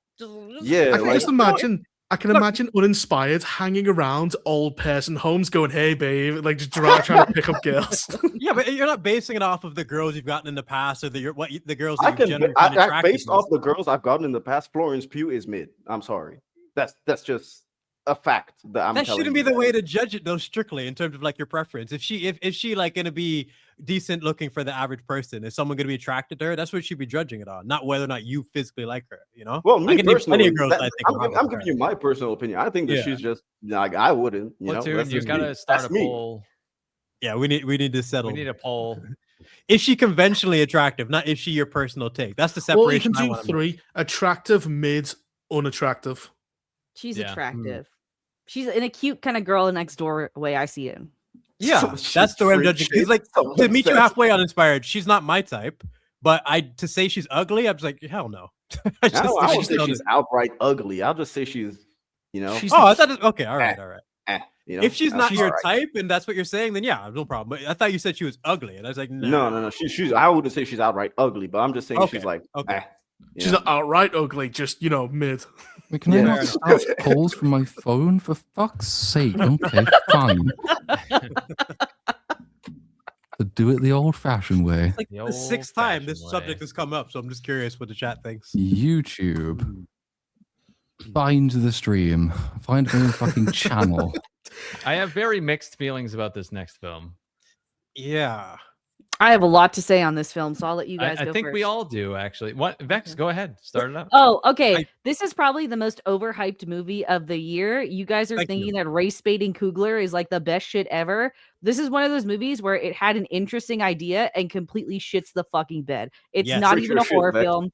It's not a vampire film. It's a lot of long, drawn-out scenes that ultimately add up to nothing. The villain is completely wasted too, and the weird music can transcend boundaries and generations isn't used to do much of anything. This is just Black the movie over generations. That's it. I completely agreed. Most overrated movie of the year, man. Yeah, overrated as fuck. And also Ryan Coogler just fucking hates white people. Like just like Jordan Peele, like any excuse to just murder white people on screen and have it's so bizarre to me, like what this appeals to, like sitting in an audience with people cheering on just like a black guy murdering a ton of white people is like, and everyone's like, yeah. I'm like, what the fuck is wrong with you people? It reminds me of the Black Panther scenes where they're hooting at Bilbo, just going who. And imagine what it would be like to be a fucking white dude who's just a Marvel fan trying to enjoy the movie in the theater. That's so awkward. And this is the same like flavor of that, of just trying to justify hatred of white people within your script and slapping it in any way you can. This movie was like insane when it came to that. I just don't get. Oh, go ahead. I just don't get a white person who would go to like these type of films and go, yes, I am evil, spit on me. That's exactly what it was like when I saw the film. I was like, this. I wanted to ask people what was wrong with them, but I didn't want to get my ass kicked. What's wrong with you? It's a good blues movie. The music was good, and I think it's actually one of my favorite Michael B. Jordan performances. The way he played the brothers was cool. But then what it turns into is fucking nonsense, and then you add all the racial components, and it becomes a joke. I remember Sinners strictly for it falling on its ass and being annoyingly racist. Everything else gets washed away. And the chick with the fucking giant fucking tits, like the biggest tits I've ever seen in a film. I liked it on the initial watch. 2 watermelons. Holy shit! I liked it on the initial watch, but yeah, everything you guys said, like it got preachy and. I did like the ancestral like music thing, but it's coming across as like black people invented music, and like that's not. Yeah. I don't know. Like I understand like being proud of your heritage and everything. I just found that aspect, that preachy aspect, to really take me out of it. The Yeah, most I like they did, scenes, scenes. I would rewatch scenes, just like sequences on YouTube, but I wouldn't rewatch the entirety of the movie because it shits the bed so badly. It's so stupid, especially with the Asian woman at the end. Just oh yeah, come inside, you fuckers. Man, shut the fuck up. No. What, okay, so it's Ryan Coogler just saying, yeah, we need a reason for the vampires to be let in, and then after, even when they're let in, it doesn't even give you that satisfaction of killing vampires. You have random people that you didn't even know were in the barn that just killed because they need to kill people in the barn. I was like, what type of editing is this? Did someone not check something? I didn't understand what was happening. And then after that, it just ends. You're like, huh? Yeah. It didn't even just end. They had 2 endings for this film because they forgot, there's not enough anti-white racism in here. So we got to make sure that the landowners are all racist and there's a shootout. Like, just on Sammy's note of the music, like the most that they did with that is they did that stupid pan-over scene at the barn party or whatever, where like mixed in with all of the dancers, you saw like different eras of like black dancers. And there's one moment where it's just a fucking black woman twerking because that's part of culture. Yeah. Like, it's part of culture. Like, oh, great, thanks. Stuck with twerking forever. We're never gonna get rid of that. 3,000 years from now, black people are still associated with twerking. God damn it! It's just. Also, like the Asian couple, like because I watched it twice because I was like, surely I'm missing something if everyone loves this movie. So that Asian chick lets them into the barn, and her husband just gets set on fire, like off screen to the side, and that's never addressed ever. There's a continuity problem. I don't think that the person that was in charge of the continuity was on set, because there's a huge issue once they're allowed to enter the barn. Yes, there's a big continuity problem, and then even then plot armor. You're just like, all right, cool, all right. Well, this is where I think we almost need to do our jobs. Like, can you give us some examples of better black culture films, like that actually it should be something that's relatable to almost anybody. It shouldn't be a movie that only black people can relate to. Would you call that a black culture film though? Like something that's really highlighted on black culture? Fuck yeah, man. Totally. I would say it's a black culture movie.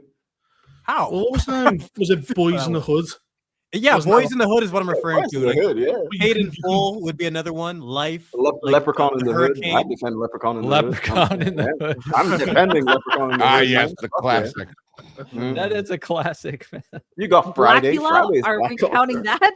Blackula, baby.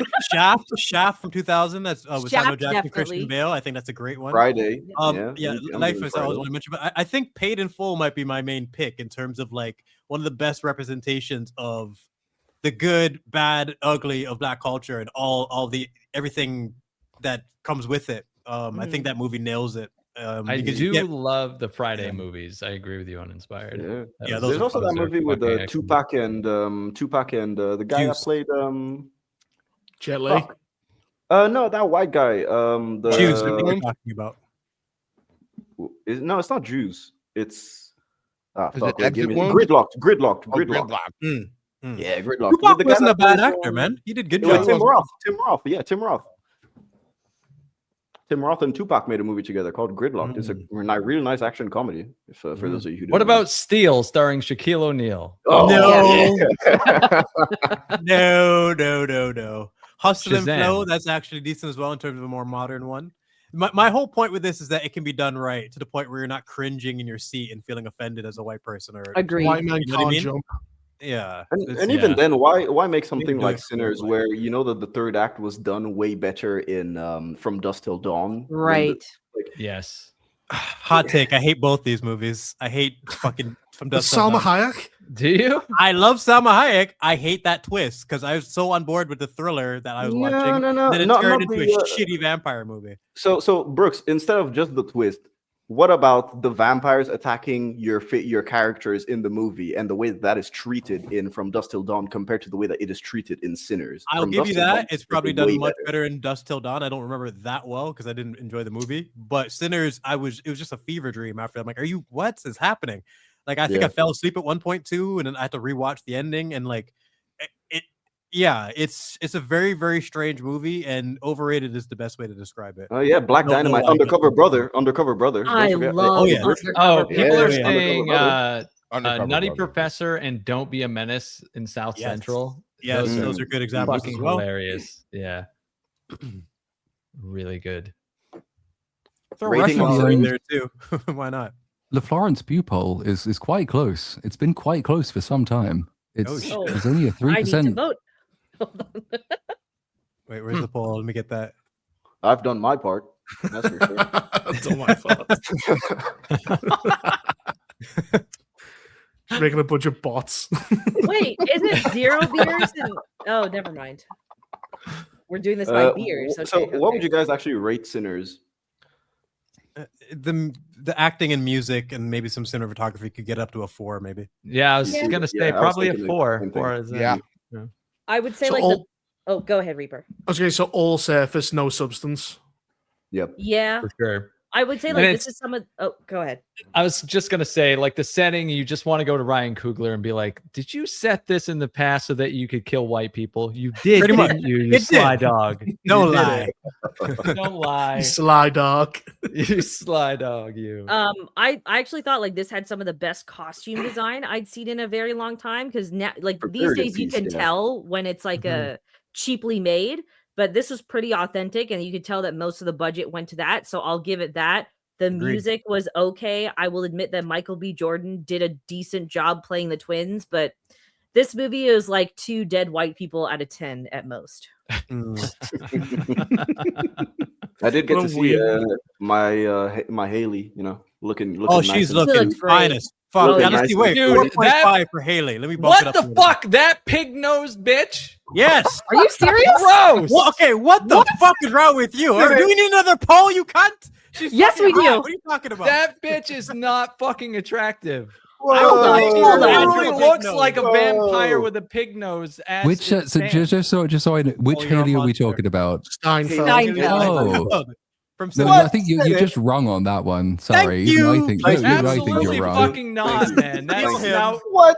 Good Even Platoon, Lord. the fucker. What are you talking about, bro? That was Nah, man. Nah, hot man. as Nah. fuck. Pig nose and all. Yeah. Gross. Have Yeah, at man, it. I'm not Muslim. I'll eat pork. I don't mind. There you go. I'll eat pork. Yeah.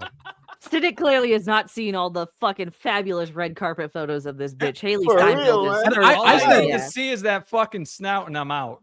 I said Florence Pugh is really cute. I didn't go like past the point of like, oh, she's super hot. I think Steinfeld's fucking hot. Like that's just Oh, you're yeah. just wrong on that one, buddy. Black Okay, how about this, gross. Cynic? How about this? You don't like the face. What if you just put a paper bag on her head? What about the body? All right. But that's how important face is. You can't disregard the part I look at most. I know. I think her The face is fastest so fine. all right ever. It instantly is like, yeah, sure. No, shut up. Can someone clip Cynic like very voraciously saying no to Haley I was just Steinfeld? being no honest fucking real way, quick, you man. know? Just being Pig honest nose, both ways bitch. here. You tripping, man. You tripping. She's fucking hot. I respect your opinion, but you tripping, man. I think she's cute. Honestly, it's funny. That was the most interesting part of the movie. Like one of the brothers had a black girlfriend, and the others was dating Steinfeld. That drama was something they could have leveraged that for drama way more, considering the times. I feel like they didn't really do much with it. Not gonna Well, lie, it's- I did not want to see that fat chick getting fucked. Like I actually was, I physically gagged seeing that fat bitch get fucked. The one with the giant tits? Is that what we're talking about? Yeah, because like Michael B. Jordan comes in and he just kind of like bends her over a barrel in her comes little in, yep. shack. Later, Yeah, I hate and I the was like, noises that ugh. made me very uncomfortable. It's the woman Oh. from Loki, Well, right? Isn't it? Yeah, I think it's a chick from Loki, but she had the Madam Web like Sydney Sweeney look where they were strangling her tits. You didn't realize she had like double, triple, quadruple D's under there. Bazookas. So, yeah, bazookas. And I'm only saying that because it's difficult to have tits that big that are floating the way those are. Like be that sustainable. It's tricky, but damn. Yeah, you could make a raft out of her. You just Yeah. sit on those tits and just paddle to safety. She would have saved the whole Titanic, Motivation like device. everyone, the ship, the sternum, the guys at the bottom, like everybody. But yeah, Cynic, you're wrong. Let's just make that. You know how they say it takes a village, she could feed a village. Well, the reason why they didn't do drama, when one brother's going out with her, is probably because she's Jewish, and they went, "Oh, she's part of a victim group, so we can't make a big deal. We can't say she's white." The same thing like the bad guy's Irish, because Irish people are they're still white, but they are technically / semi-victims. Sometimes they don't count for some reason. They get a pass. It's just weird how that shit Well, works. Picking and choosing. I was watching some black guy. He said that they call them the N-words of Europe before they met the black guy. It always used to be the thing. Same thing with Italians in America. It was always they were white N-words, and then the Irish were white N-words, and the Polish spent some time as white N-words as well. And it's yeah. And I'm Irish, Italian, and Polish, and I don't get to say the word. Shut up, you white N-word. You want an N-word pass? I'll give you one. But the problem is, we didn't know India and all that existed, and now everyone, being white's fine. Being Greek is just like being English. It's like there's no idea. The standard has dropped massively since we saw Pakistan. Yeah, my sister had a long drunk rant about that. Like last time I saw her, how the Irish were like slaves before blacks or something. So there's like some like camaraderie there or something, and I can see there being something there, but it's funny how people pick and choose when it comes to that type of shit. Yeah, but you just go to them, look how you dance. The fucking legs flailing around when you look, you wear sleeves. When you're beaten to death. Even before we move on, I want to ask for that one because that was me, Vex, and I think Cynic agreed. Most overrated. What's everyone's most overrated movie of the year? Sinners. Sinners? Sinners, yeah. Yeah, I think it has to be. Do we all agree? Yep. It had so much hype around it, man. It was still overrated. I think it deserves Well, to be. it's people are still hyping it up now that it's the end. Like I haven't seen the hype drop off for Sinners. It stayed consistently high, whereas like Predator Badlands had hype for like 2 weeks at most, right? And then it dropped off. But then yeah, didn't Sinners, Black Panther had the same thing of everyone saying it was the best thing ever. Yeah, the Sinners had legs that it didn't deserve, and you're correct on that. It's strange, like that hype. Yeah, I'm not really sure what happened there. So, Sinners box office 367 mil on a 90 mil budget. So it made money. It's not bad. Yep. What the movie was. Mm-hmm. But since we have now moved, I can close the poll and confirm that democracy has decided that Florence Pugh is hot. Boom. In fact, 50% of people would sleep with her in under 3 beers. So I think that's quite definitive. Wow. Only Start the 20 Haley well, Steinfeld poll now, she is polarized though, because 21% wouldn't sleep with her under any amount of beer. So it's still like they're a minority, but they're a sizable minority. We have 1 in 5 is gay. Such a gay audience. We have I love when people say that, like, "Oh, I won't sleep with you when I was drunk." Yeah, you would. You're just fucking lying. That's just not how it works. Yeah. If you're saying who you brought home when you were drunk, okay? It's not. It's like again, like comparing it to girls you've had in the past, and if you know you can get better, like that's one thing. But saying that she's not hot at all is just like, it's a bizarre take for most people. Until Dawn was fucking garbage. I didn't bother with this one. I was like, the game is already a movie. Why would I watch a movie of it? Isn't it like nothing to do with the games? Like it doesn't even follow the same story. It's like time travel. As far as like I know, because we covered it for EFAB, and the only reason I saw it is because we had to do it for EFAB because I had no interest in. I've never played the games. I had no interest in the movie. But from what I understand, it doesn't follow the game story. You get there's a little Easter egg right at the end of the movie, which is it Rami Malek, who was the guy, I guess, from the games? He was. He's referenced once as a little picture in a file, but the main characters have nothing to do with it. They go through Peter this. Peter Stormare in the movie. He was in the game as well. No. Yeah, who's he in the movie? Because I don't know who anyone is. He kind of plays the same character in the game where he's like I guess. How would you even explain it? Like the game leader? He's like his conscious.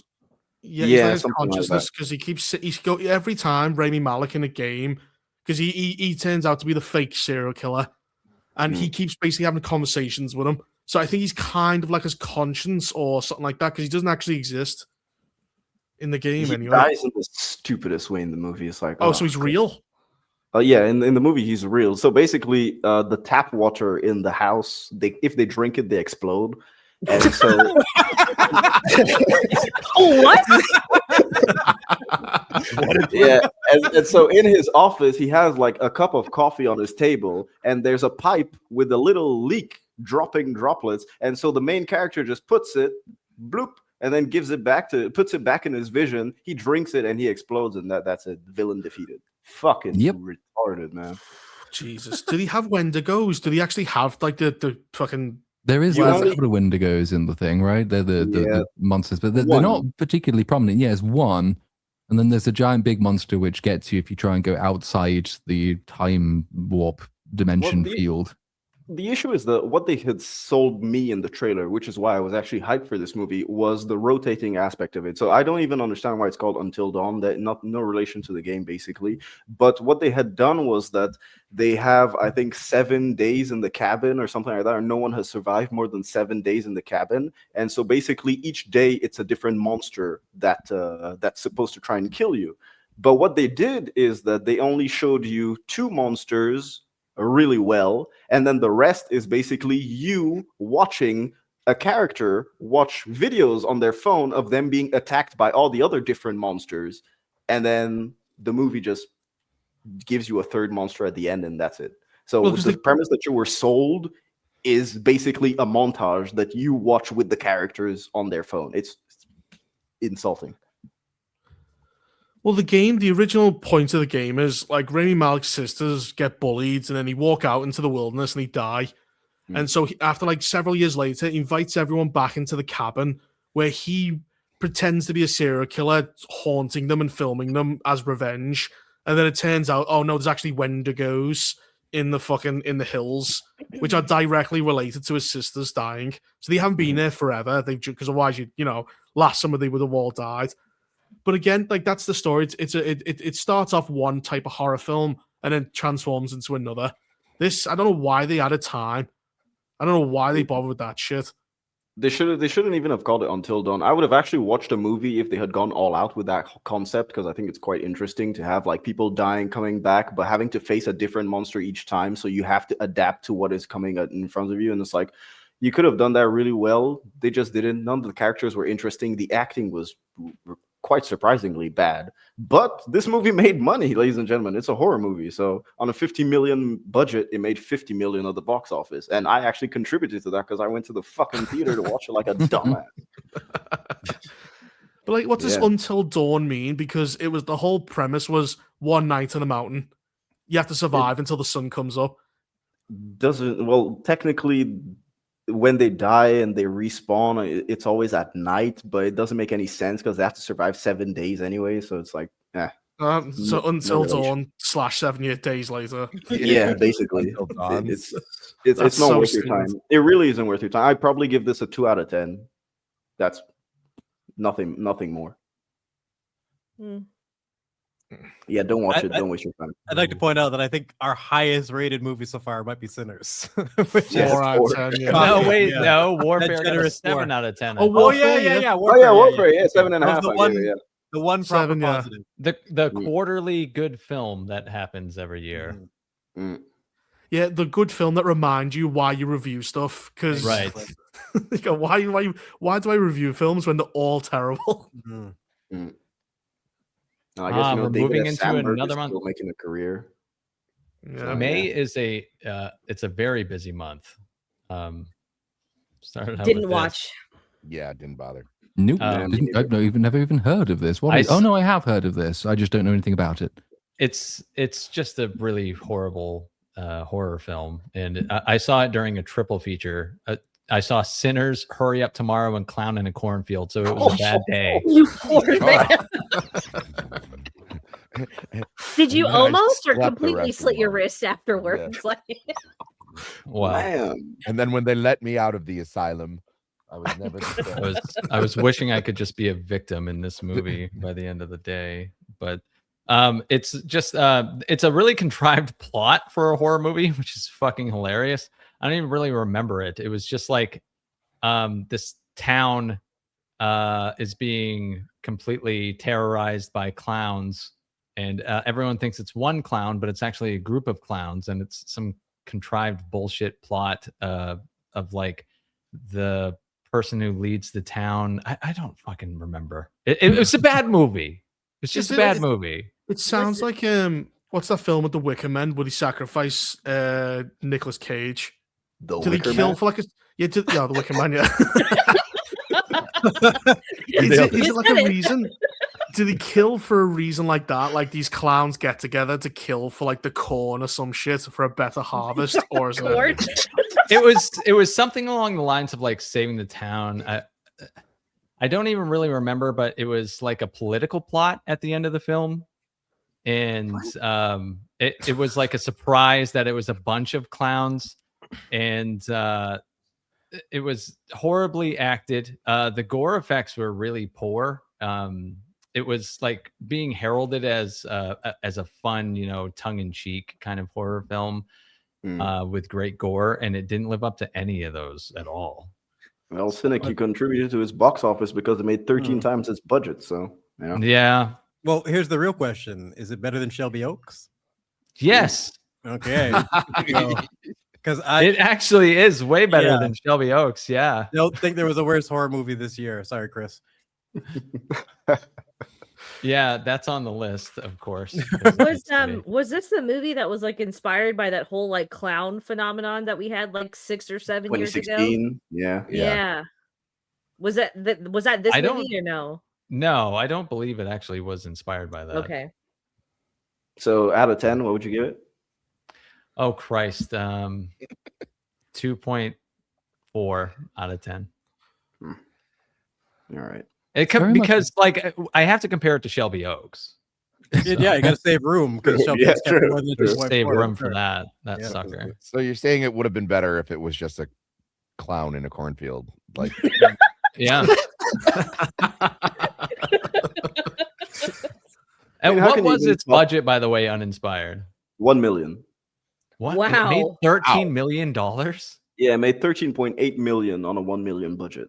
So, Wow, it made way more than Shelby Oaks. Yeah, like Shelby Oaks Yeah. had 2 million and made 6. They went over the numbers on EFAP and they compared it to some other ones within the range, like found footage and whatnot. And it's actually staggering. It's like the profit margin you have with these type of horror movies. That's part of the reason they get pumped up so often. Is incredible. Yeah, And it's Shelby Oaks insane. didn't do shit. And not only is it a terrible movie, but like it's a failure to, for the most Well, the part. premise, like the fucking what happened to Riley, and you go, who the fuck is Riley? like the actual poster sucks ass. Like this one is clown in a cornfield. Like you're gonna go, this is gonna be shit, but we know it's shit. It's gonna be like Exactly. a murder movie. I don't know what Shelby Oaks is. Is it a drama or is it a horror? It's a bit more self-aware from the cover, like you said, where Shelby Oaks thinks it's doing something special. Shelby Oaks really is taking itself way too seriously, and there's just not enough content in there. but as Cynic said, this actually had good word of mouth. I remember people talking about this movie positively in the horror What? sphere when this came out. Yeah, Right. I remember a lot. I remember It a lot is of people saying, "Oh, absolutely yeah, it's not cool." worth it though. So I was reminding myself of the just the ridiculous ending here. So they're trying to kill all these teens, like the townsfolk, the adults in the town are trying to kill all the teens because they're giving the town a bad public image. So they concoct this, So they concoct this massive conspiracy to kill all the kids and get away with it and like make the town look better again. Even though I would imagine a town where a bunch of kids are murdered makes it look like shit. By clowns. Have you seen the tagline? Are you a friend or Are you a friend of friendo? Wow. What does that even mean? what? But It's there. If you zoom in, Yeah. you can see, are you a friend of friendo? Is the clown called Friendo? I think so. Hang on. Like zoom in on this poster. you can That see it. sounds really familiar. I'm pretty sure it is called Friendo. It's literally on this poster here. If you zoom in, it like in white. Yes, it just it's says Friendo. It's Friendo. Yeah. so. His But name's I'm just saying, Friendo the clown. As ridiculous as that plot seems, you can do it correctly, like we saw in Hot Fuzz. This just sounds like nonsense. Like, What's hilarious is like, you think it's supernatural at first, or it's like trying to come off as supernatural, and it kind of it becomes hilarious because there's a point in the film where it's revealed there are a bunch of clowns and they're all trying to kill these kids at a party, and it kind of goes full Freddy versus Jason, where Jason's murdering all these kids at like a cornfield party. Yeah, but that's a And, cool scene, you know? Yeah. Well, really it's not cool in this one, but it is funny because one of the clowns gets its hands blown off, and like he's brought to the local doctor and forced to like operate on him, and it's I don't know how else to describe it other than exactly what it is. It's just absolutely ridiculous, and it made me laugh, but I don't think it was supposed to. All right. Yeah. 2 out of 10. What would you give it? You gave it a 2.4. You gave it 2.4. 2.4. It's a rough This one. has been a bad year. Yeah. 2 out of 10, yeah. Thunderbolts was next. This is the one I definitely regret not watching, just for context. It's You haven't seen this probably yeah. I'm surprised No. you haven't, and it's also weirdly it's probably mind you how many Marvel movies have there been? I was going to but ask you that specifically. A lot. Fantastic Four. Rank the Black superhero Captain movies this America, year. this. I want to say this one had more going for it. I think as broken as it is, and as silly as it is, and hilarious as it is to watch Bucky be a manic depressive who regrets his mere existence. And for all it once again tries to shit on John Walker and accidentally makes him even more of a hero, it kind of tries to do some character stuff. There's a couple of pretty good scenes between Florence Pugh and David Harbour. It's mostly their acting that's carrying it, but and you have to ignore the fact that like she begins the movie just depressed for no particular reason, and she's still working for the woman who she now knows lied to her about her sister's death. But fuck it, that happened in a TV show, so it doesn't count. But if you ignore the setup stuff, eventually you get to a couple of meaningful conversations between her and her father, and it's like, okay, I like that more than I like anything in Captain America 4, because at least there are characters in this. But then they retcon, like Red Guardian now wants fame, when in Black Widow he learned the importance of family. Yes, he's now forgotten about that again, but then he remembers it again. Because like she turns him down in his office of family, and so like he still kind of wants it, but like she says no until she says yes. He's just a doofus clown creature all the way through, for except those two scenes, really. But the two scenes themselves are kind of strong. It's very funny watching Task Manager get killed. That's hilarious. And nobody cares. It already sounds like there's more to enjoy in this movie than like Superman or Captain I America. actually do think that it's enjoyable. However, I will preface this by saying I enjoyed it. I was on a shit ton of shrooms and edibles in Amsterdam. So okay, all right. Yes, my judgment may have been yes. Did you even see the film? So I had a good time with it. That's me, you know. That bit where Bucky turns into a giant floating elephant was really cool. Like they tried to do something with Bill, and then by the end of the movie, they retcon his character arc. The Bill who plays Sentry. Oh, Bill. okay. Yes. Is his name Bill? I think his name's Bob. Bill, yeah. His name- Bob. Is it Bob? That's sorry, I can't remember his name. Yeah, it's Oh, Bob. it's Bill Pullman's son, though, so that's where the That's Bill it. came from. Close Ah, enough. okay. Bob. So Pullman. Bob Pullman. Bill and Bob Pullman. My neighbor. Like they try to do something with him, and it's kind of interesting. But then by the end of the movie, they kind of retcon his character arc. So like he can't really like learn to forgive himself, because then he'd stop being Sentry and Void and shit. He'd just be too perfect. Yeah. So it kind of goes nowhere. Because they do that thing. So like, when he gets really depressed, the Void comes out, and the Void is like this unstoppable Thanos level threat. It can blip people into the Shadow Realm at will, and it's broken on the world building level, because it turns out you can just make this in a lab. So we can make creatures more powerful than all of the Avengers put together if we want to. But they just happened to choose someone who was mentally unstable and could turn into Shadow Thanos. But then to end the threat, they have to go into his mind, rescue him from his trauma, which involves punching a giant chicken creature and punching his dad, and then punching the Shadow. But then that doesn't work, so they give him a big hug. Punching's And it's wrong. the power of friendship. But then there's no resolution, because the way they ultimately solve the threat is they come out of his mind realm, and he's just got amnesia, so he forgets what he could do. So this means I don't know how he works when it comes to Doomsday, because like if you bully him, he could turn into Shadow Thanos and win instantly. But then would When he uses also his kill powers, when he uses powers, he becomes Sentry. But the more he uses his powers, the more Void builds up. So it's kind of like I just thought that he became Void when he became like depressed. No, well, like compared to his powers. when he's Bill, he doesn't use any of his powers, and Void doesn't do anything. When he actually uses his powers as Sentry, Void starts to build up. So it's kind of like it's like jerking off, but you can't blow your load. You have to make sure He tugs a little bit, but not too much. Edging. So it is Edge, kind of a yeah. hard concept. So like in the comics, he has I think it's Doctor Strange, or it's like an amalgam of different people. He asks them to make him forget, because the void is just an other side of his ego that like he's always keeping at bay. And so like the concept's a little bit more ethereal when it comes to, it's not like, oh, you bullied him. They do kind of a really poor job showing it here, but yeah, it's just an aspect of his psyche. He's kind of got like a split personality, so to speak. And I think the problem they have is that they try to use both at the same time. So on the one hand, it is if he's really sad, he gets depressed. But at the end of the movie, in the post-credit scene that sets up Fantastic Four, he says, "I can't use my powers because if I use my powers, the void will come out," which is not the same thing. And given that ending bit was written, I think, by the Russos, and it was filmed on the set of Avengers Doomsday, I think that's the mechanic they will be running with when he's in that film. They will ditch the depression angle, and they will go with, if he uses his powers, it takes him over just by default, because they created that part of the movie. Well, I think they've realized that Sentry is like just way too powerful. He's basically a god. He is, yeah. So they went, okay, so now we have to artificially find a way to like kind of, kryptonite his powers.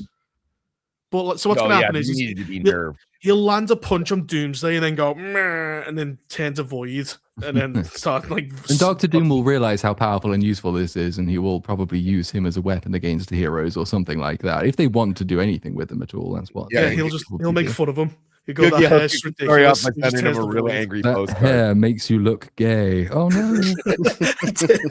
I'm not gay. Turns black to white. He realizes he actually is gay, and that makes him at home with himself, and then he can save the universe because it's Stranger Things. And then the last 10 minutes of Doomsday, him going, "I'm gay." I will say that the movie has some. I guess it's probably one of the best recent entries in terms of the fight choreography and the actual practical effects. You could actually feel that they put effort going on location to record some stuff. That bumps it a bit up for me, and it does. As we said before, I think that it does have the most going for it. It has the most potential. Well, technically, I agree with that. I think it's like not coincidentally as well. There are no ultra super powerful fucking wrong franchise superheroes on the team. They are all ground level punchers, basically. They've got a super soldier in Red Guardian, a super soldier in Bucky, but that's relatively limited compared to. You don't get an equivalent of the end of Captain America 4, which is just flying around, explosions, lasers, rockets, Red Hulks, all of that weightless CG shit that normally defines Marvel. It advertises itself as being a more grounded Marvel movie, and it is kind of. It's just, it has a lot of the same problems as other Marvel movies. It just doesn't have that problem. And also, you've got basically two character types. You've got traumatized super soldier, 3 men, and 3 female assassins. Yeah, there's no differentiation between the characters to make them stand out, and they all wear. Yeah. I did really like the complete opposite. Part of the reason the guy's drinking and driving. He's throwing the vodka out the car, and they don't know how all the gadgets work. I thought that was charming.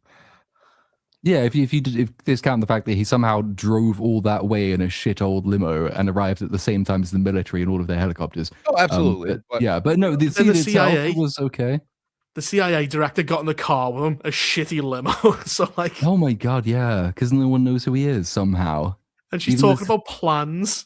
She's so inside. I fucking hate her because she's playing Selena Meyer from Veep, and I like her in Veep, and that character's quite good because she's well written and it's actually funny. And in this show, it's another hyper intelligent retard. That's what she is. She's just insufferably glib all the way through. So I think Cynic's going to give it 12 because of Florence Pugh, I would say. I was just going to say to Reaper's point about them all just being the same character. That's such a fuck up. Because what makes the Avengers work is just that those distinct different personalities clashing. One of my favorite scenes will always be the argument in the Avengers. Excuse me, did we come to your planet and blow stuff up? Everything was just flowing naturally, and there was reasons for them to clash verbally or physically. But with that, it's how are you going to get drama when everyone's the same person? Yeah, they all have the same opinions. Everything's like Just you were either really nice to Bob or mean to Bob. That was it. Yeah, the scene with Loki's scepter in the first Avengers movie is like just a prime example. That's it. I would probably give this a 4 out of 10. I'd agree with that. I think better or worse than Sinners, because Sinners was a 4. I would much rather rewatch this than Sinners. Okay. Yeah. 4.1. Slightly above it. To get above, okay, there we go. Slightly above Sinners. Nice. Yeah. I'll give it a 5 because of Pugh. I knew he would. So yeah, again, reported budget 180. As I said, all of them are considered 180. Box office 382 mil, which is not good. No. Is it exactly? Well, I mean, it probably even if you're basing it on the 180, it's not good. Well, I knew it was not going to be very good because obviously they did the whole game with their title where they called it Thunderbolts with an asterisk, and then after it released, I think they revealed it was the New Avengers. And I knew that there would be no interest in this movie, so I didn't even call my video Thunderbolts. Just called it like Marvel's New Avengers problem, because that could mean fucking anything. So I'll go for that. And lo and behold, the video did okay. Haven't most of Marvel films besides Spider-Man, haven't they all been hitting about the 400 mark? Like Captain America was 400. This is about 300. I think Fantastic Four was like 400 as well. Yeah, that seems to be the new baseline. It's like their standard, and the standard before was around 8, like Thor: Love and Thunder, Doctor Strange versus Madness. I think that hit 9 in the end, but it was only just. Yeah, around there. They were basically, decently profitable films, just under $1 billion. Isn't anything to scoff at. It's like now 50% drop.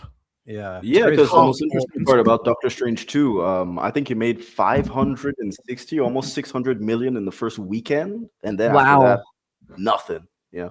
Well, it was riding off No Way Home's hype. That's why. Yes. People were hyped for crazy. Doctor Strange Multiverse of Madness. People wanted that movie to be good. People liked Doctor Strange. They were excited for Raimi. There was the horror. Like that was the only one I remember like having some anticipation for. And it's one of the worst movies ever made. It's so unbelievably broken in every way. Well, it made 955 million.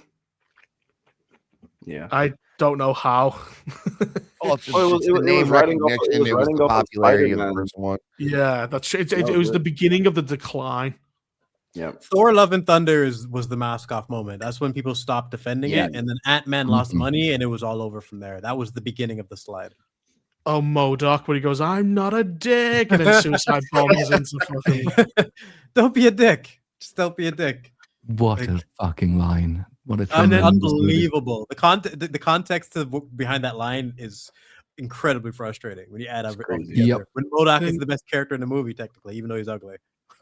And you have Hank Pym trying to I know socialism is a bad word, is a charged word, but look at what these ants can do. These super smart ants. Christ. He's an underrated pick for one of the characters that had their character just removed, like surgically removed from him. Everything that Hank Pym would want or would do is just like not a factor in that. Well, he got cucked by Bill Murray, so you would, didn't you? He's such a fucking he's a loser. He's a cuck. He's a bad grandpa. He's a bad fucking role model. He doesn't care about his science anymore. When he found his wife, ruined him. He should just let her die in the quantum realm. Yeah. Yeah, I love when they go to the little city to actually meet Bill Murray's character, and like the two women are in hoods and they're like disguised, and Michael Douglas just walking around with his everything off, just doesn't give a fuck. He said that in an interview, right? He said, "Would you come back for another one?" He said, "Yeah, if I can die." If they let me die. Yeah, that movie it's just broken. That's the only word. And stupid and goofy. Yeah. So is this one. So Cynic, you're a fan of Final Destination, right? Like yes and no. It's hard to say because they're not good Final movies. Destination 1 and 2. Yeah. Okay. 1 and 2 are pretty good. Did you like Bloodlines? Not really. I thought it was like too over the top stupid for me. Thank God, man. Thank God. It was such a fucking dog shit for me. This was I love how the woman who was what was it, her grandmother? Like she stayed holed up for years and years, but just to prove a point, she killed herself and set death on it's just to prove the fucking point that death exists. She killed herself and let death start stalking her granddaughter just to prove the point. Just to do it. This is a movie that benefits from like recency, I guess recency bias, because we haven't had a Final Destination movie in so long that once we finally got it, people were like, "Oh yeah, Final Bloodlines is cool. Bloodlines is nice. Bloodlines is worth your time." Fuck off, you fucking liars! Bloodlines is shit.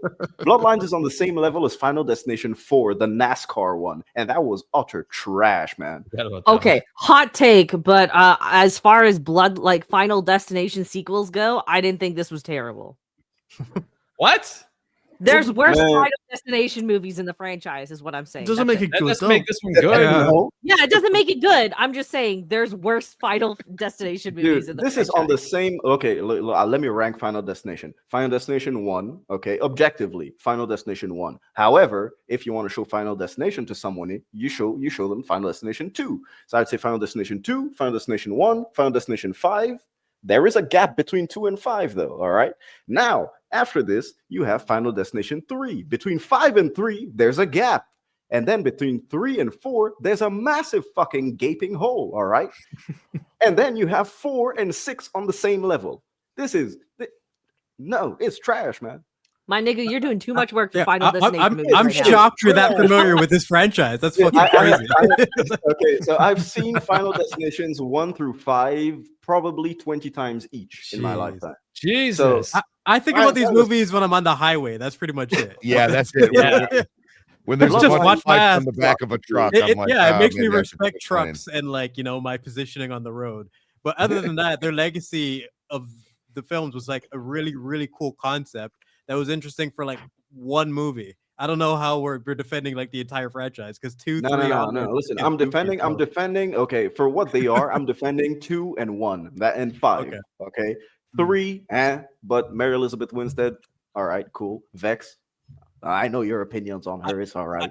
I love the protagonist in 1. I'll give you that. I really liked how invested that guy was in saving his friends. That's one thing that's missing in a lot of modern movies. And then after that, you've got just the 4 is trash, man. Then this is trash. Bloodlines is not even worth your time. It gives, for me, I'd rate this probably 1.5 out of 10. That's done. Dang, that's not that low. This is not worse than Clown in a Cornfield. I don't know about that.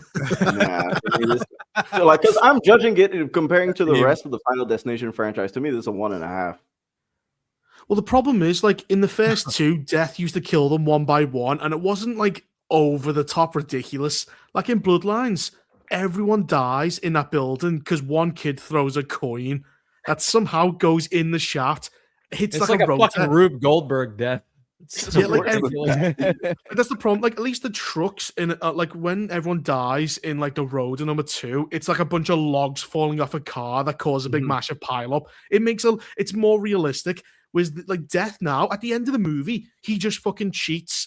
Like he just goes, right, they always do that twist. Oh no, we didn't actually escape Death. So Death throws a train, a plane, a fucking everything at them, and they're trying to run down the road. He literally just goes, fuck this, I'm gonna throw the entire fucking city at you. Starts spamming all the buttons. Like that's some bullshit, he just man. cheats. At least there was like a chance. 1A! No, see, that's what drives me nuts because you have a concept there, and your one job is to stick to the rules. And that's what makes it interesting. You can't just have them cheating and do whatever because the whhole thing's pointless now. Anything can happen.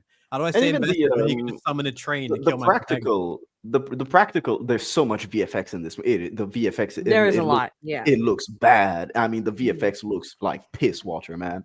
And look, there's the deaths in the movie. The worst part is that they did a ton of them practical. The director, he posted it's the trash compactor the MRI one as well. Like that's actually him going into Yeah, and it's like you show the behind the scenes footage, and then it's like, oh yeah, all of this was done practically. Everything was really cool. And then when you watch the movie, you're like, this is VFX to shit. What is this?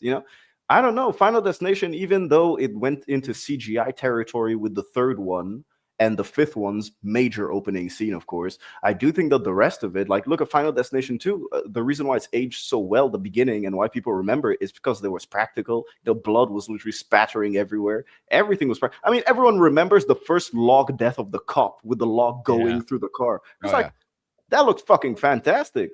But now it's just full VFX, and I just can't get behind it, man. They're probably going to make a sequel because this, I think it did make money. Yeah, it made 315 million on a 50 million budget. Just kill the franchise, man. Wow. It was a hit. It was. I can't believe it was, man. That's just a cheater. Like, the problem is, like, he starts off kind of fine, and then later on, he just goes, fuck a grenade through the window. I'm just going to do all this. He gets so lazy. And it, like when he derails the train and it just starts piling through the suburbs, you're killing a bunch of people that had nothing to do with the original, like, death. Yeah. That's the thing. It just started a new cycle. Other people. He just goes, fuck it. He starts driving like an Indian driver and, like, just derails the train. And just kills a bunch of people. He goes, oh, no, sir. I can't let you live, sir. Yeah, you say that jokingly, but how much would a Predator film be derailed if he just randomly killed a bunch of innocent women and children? It's like, what the fuck? Like, they're not threats whatsoever. The fact that it only hunts people that he considers a challenge is what makes a Predator so interesting. And he also said, if you can temporarily kill yourself, death counts that as like it counts that as a death. Like, you know, I won't kill you again. They do that in this film. And death just goes, nah, fuck it. I'm just gonna kill you anyway. Like, the rules from the previous films don't count. That sucks. Yep. Yeah, 3 out of 10. Ass. Yeah. So is this movie's ass too. Did anyone else see this? No. This was during my triple feature day. This was like a struggle session. Yeah. This was probably the worst of all three I saw, honestly. So this movie is by the musician The Weeknd. And he's really edgy and removes one of the E's from that word in his name. Mm-hmm. And so the movie is basically about him as The Weeknd, and his girlfriend broke up with him because he cheated on her, but you're supposed to feel bad for him. And then during one of his concerts, Jenna Ortega's character, who you see at the beginning of the movie burn a house down, he sees her in the audience and meets up with her after the show, and then stays the night with her, has fun. And the following morning, they get in an argument. So she knocks him out, ties him to a bed, and it turns out she's like a super fan of his. And he doesn't understand what level of a genius artist he truly is. So she's going to burn him alive until he realizes what kind of a fucking master he is at music. That he is just a fucking genius, man. And I'm pretty sure he had a hand in the writing, because at the end he does realize that he is a fucking genius, man. And so she lets him go, and he's like, "Thank you for making me realize what kind of fucking musical genius I am. I really appreciate that." That is some pretentious horseshit. Like, what the fuck? Like, Eminem had 8 Mile. You know what I mean? Like, if you're gonna do that type of shit, at least do something that's worthy. Like, it's a decent film. It thinks it's like garbage. It thinks it's like Pink Floyd's The Wall. Like, it's really trippy and tries to be super fucking artsy fartsy, and it's just a complete farce. It's a fucking joke. This whole movie is, if it wasn't for a movie like him that came out later in the year, or like Tron Ares, like, this probably would be my most hated movie out of everything that came out this year. I fucking hated this movie. It sounds pretentious as all hell. It's really bad. Pretentious is the main word here, especially if he had a part of the writing. And while you're watching it, you know, he comes off as an asshole, but in the meta, you're also just like, this guy is such a fucking asshole.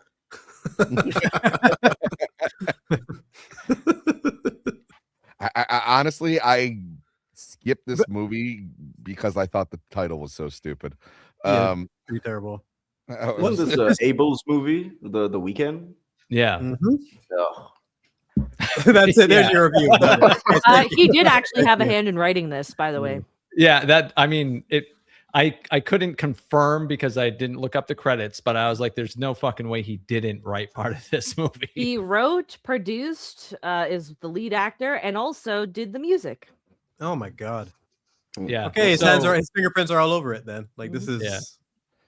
The man can't write a song on his own, but he sure does lick his own asshole. I actually didn't watch this because The Weeknd in it, because he's from Toronto, and Fat enough. there's a whole backstory to The Weeknd, but he's just an insufferable twat.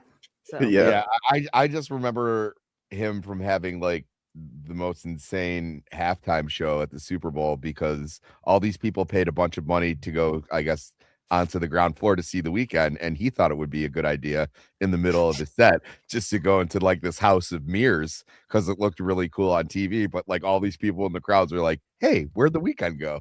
And I just find it really funny. He's become something else, but I'll give him this. He was way better before he got famous. That's the only thing I could say about him. Listen, The Weeknd before he cut his hair, that was it. Yeah. The Weeknd back when he had the weird. I can get on. I can get on board that. Yeah. 2013 Weeknd. Yeah, that's it. Also, this movie flopped. 7.8 million at the box office, 15 million budget. So, fuck you, The Weeknd. I'm glad this flopped.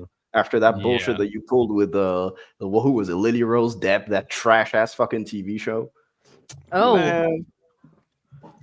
Yeah, you know how like on Rotten Tomatoes they have a critics consensus, and it's usually like a paragraph. Mm-hmm. For this movie, the critics consensus is, on second thought, let's fast forward to the work week. Dang.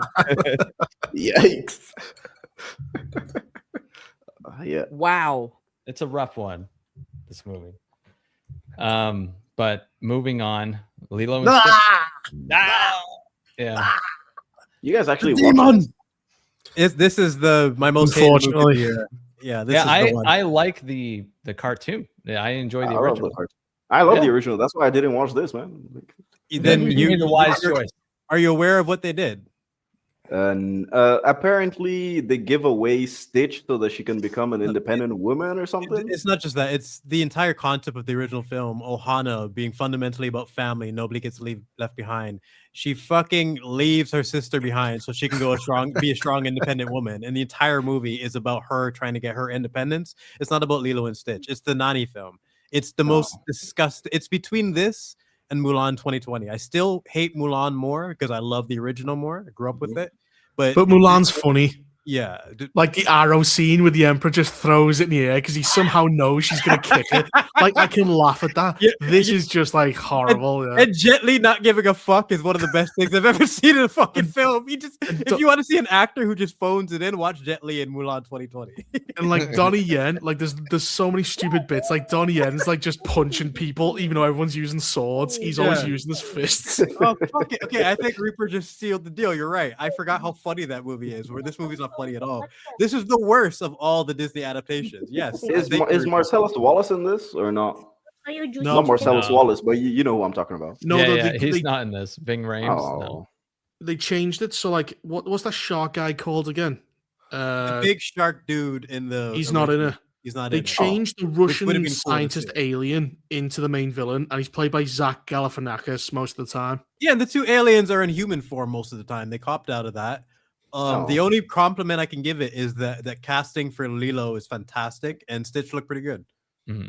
But everything is damaged significantly. You know what scene pissed me off the most? Everyone talks about Ohana. It's when she's playing Lilo, the Elvis song through Lilo, and she wants Nani to go look. She's like, "Oh, look at this." In the original cartoon, Nani's like half awake and is like shocked, and I love the expression she makes, and it kind of encapsulates how much she has to deal with her little sister and this crazy situation. In the remake, she doesn't even look because she's too busy looking at her emails and her business stuff. She's too focused on her life to even acknowledge the Elvis scene. So they butcher the scene, and so many people are like, "Oh, it's the same one. What do you think?" No. It's fucking completely different. She's a different person because she's an asshole in this one. Where the first, it's so bad. And they cut out character scenes for everybody else who was supposed to be the heart of the movie in order to get across how much of an evil asshole she is. So as has been mentioned by chat, they cut out the entire ugly duckling section. That's all gone. The movie isn't really much about Stitch anymore. they completely transform. I forget what's the social worker's name. The black dude in the movie is transformed into an Asian woman who is supposed Mr. to be Bubbles. Mr. Bubbles, because he's supposed to be terrifying in the original until you realize he actually has like a heart of gold. Like he has been working to protect them this entire time, because it's kind of from the kids' POV, and officials are, you know, big, mean, and scary from their POV until you realize some of them, the good ones, are on your side. And he's got the comedic tie into the backstory about, you know, saving the Earth from aliens before. Like, that's all gone. Because the writers said, oh, we didn't want to give people the impression that social workers were something to be feared. So instead, they turned him, brilliant character, into generic, nice female social worker. And by nice female social worker, I mean she kind of bribes the sister into giving up Lilo. There's a bit where like she's upstairs like, well, you're not really fit to take care of her, are you? And she's like, no, I can. So what about those insurance payments? We can make all of that go away if you just give up your sister. Come with us. Just give us the child. She's fucking Palpatine.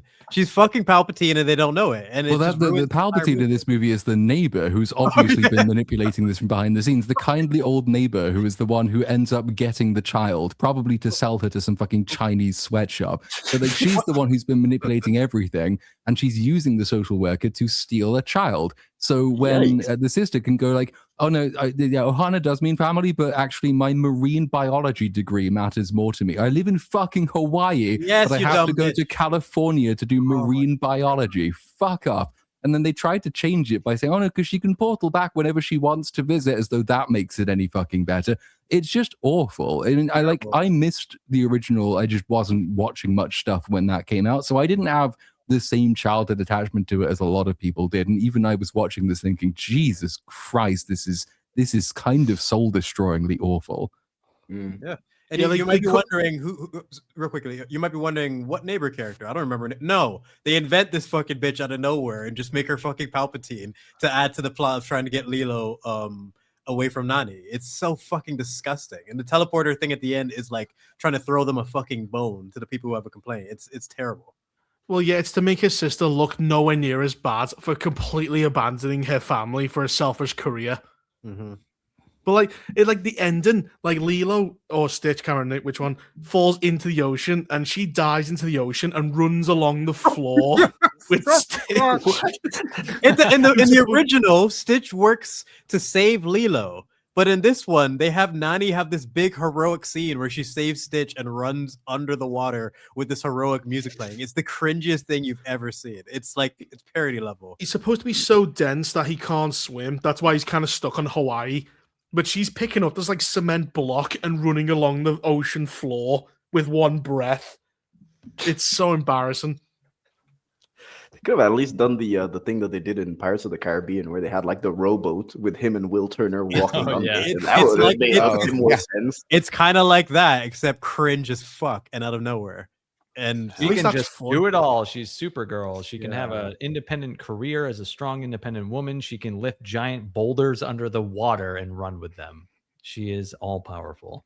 I'm happy I never saw this movie. Like every moment of Stitch having like a moment of self-reflection gets completely cut out because it's the Nanny film. I guarantee at the very beginning, they keep highlighting the tourism, and they show a bunch of fat white people in like the local pool, and it says like, oh, paying customers only.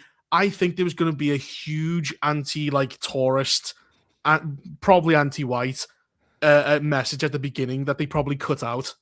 Well, there's the line with David as well, where they said, "Oh, everything was fine before you," like pretty much referencing that Stitch screwed up their entire family, and they take that line out as if they don't understand what it achieves for the character, the dilemma with Stitch, and it's like, how do you take that out? Like, how the fuck do you do that? It just means you didn't understand the original whatsoever, and it's same pattern as Mulan, same pattern as most of them, but those are the two ones where they clearly fundamentally hated the story that the original told and thought they could do it better. Billion-dollar movie, ladies and gentlemen. Yeah, too much money for such a piece of shit. Yeah, $1 billion for this is strange thing, because now we have like, at least back in the day when they tried to do X-Men, it's like, okay, they're at least trying. Now it's like, we're gonna go in and we're gonna purposely rape everything and invert the story to be the opposite of what it should be. Like, you can't fuck up this badly and tell the opposite of what Lilo and Stitch is about. You can tell the story badly. You're like, oh, they still at least have a family moment. But for her to abandon Lilo, it's a complete contradiction. This point is so important. You can screw it up and not get certain elements right. That's one thing, at least you tried. But when you literally have it backwards, means that you hated this message that the original took. Like Mulan again, like just to keep bringing her up. The idea of her having to use her brain to overcome what she couldn't do with her body because she was facing men is a really important lesson for men and women. Like it's something that's just fundamental for all people. But to just make her an OP superhero in the remake just ruins that point. With chakra, she's a ninja. She belongs in fucking Konoha. And then we have the Wakanda problem. The Wakanda problem is all the girls have super chi that makes them super powerful, yet they all suck and get oppressed by men. Yeah. Every time we run into this problem, you're strong, but we need to give you the victim. We need to recognize you as a victim. So you have to be oppressed, but not really. Her only weakness is that she was hiding her man. Your deceit weakens you. That was the line that they said. So she strips off her armor and just becomes the family's armor and throws it in the dirt. Throws it on the ground. Throws her father's sacred ancestral armor on the ground that she stole, that cunt. Just leaves it in the dirt and then fights a whole army by herself because fucking women.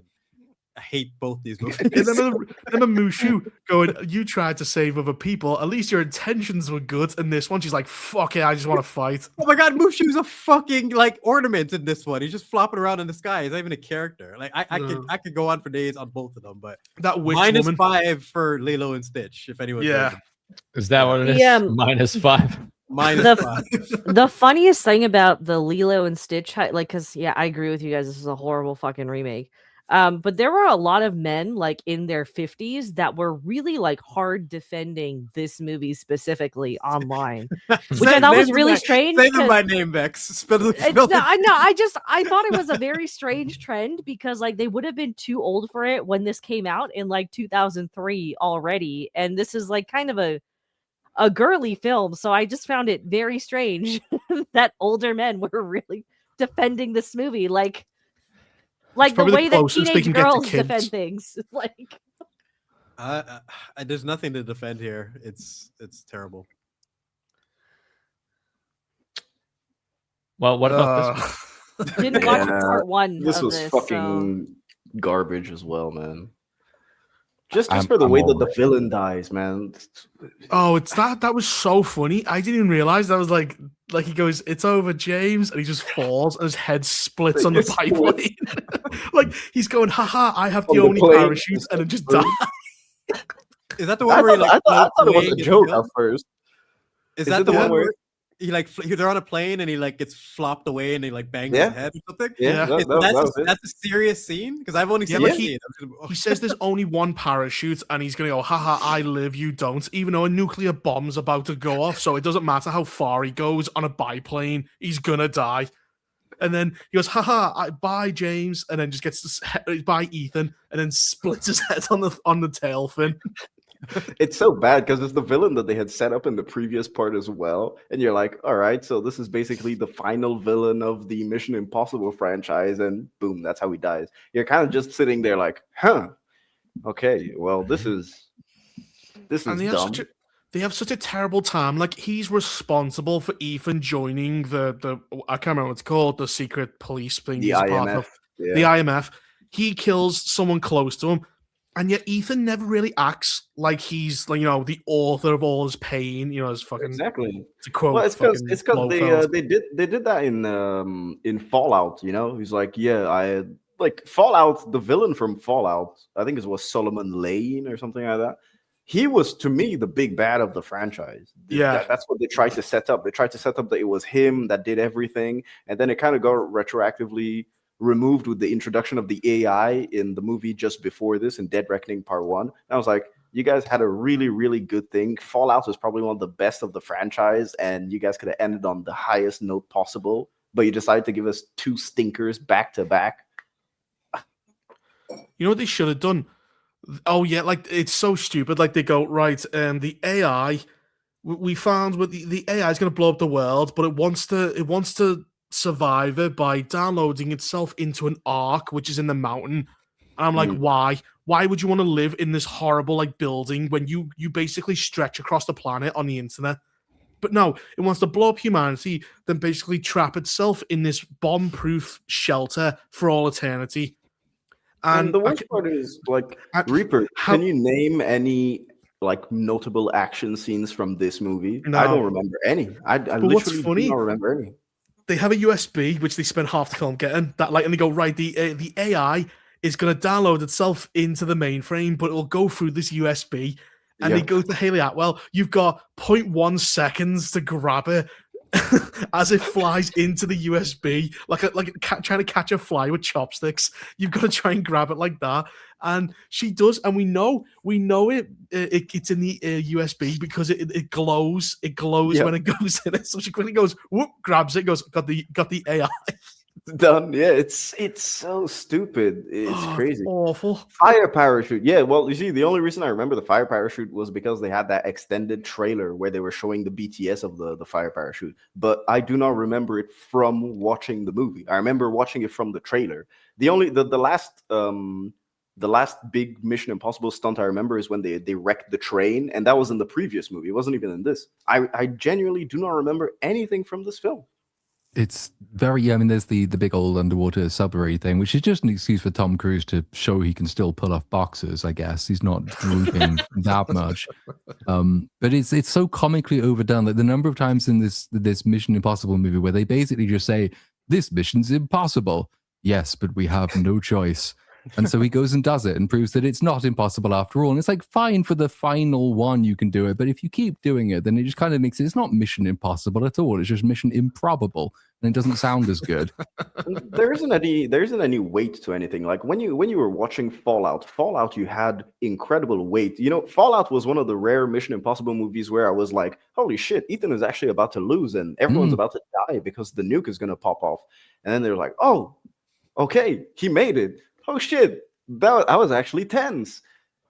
But this one is like nothing. It's so overdone that it almost desensitizes you to the stakes of what it's trying to accomplish. Plus the fact that the villain is this impossible to comprehend AI thing, which is so stupidly smart that it's unbeatable, except for the fact that I actually can't remember exactly. Yeah, like it should already have everything.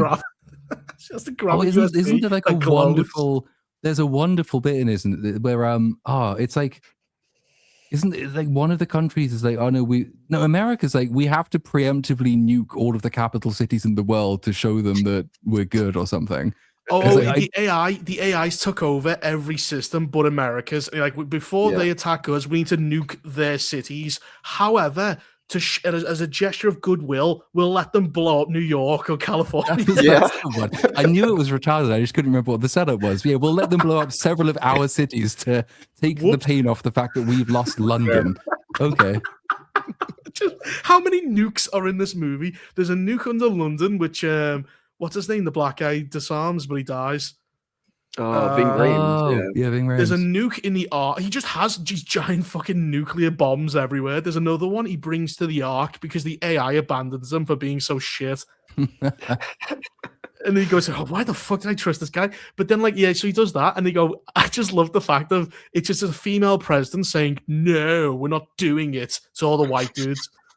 We're not going to let them blow up New York. What are you talking about? That's all she says. Yeah, the movie was pretty bad. It's so bad. I don't remember anything from it basically.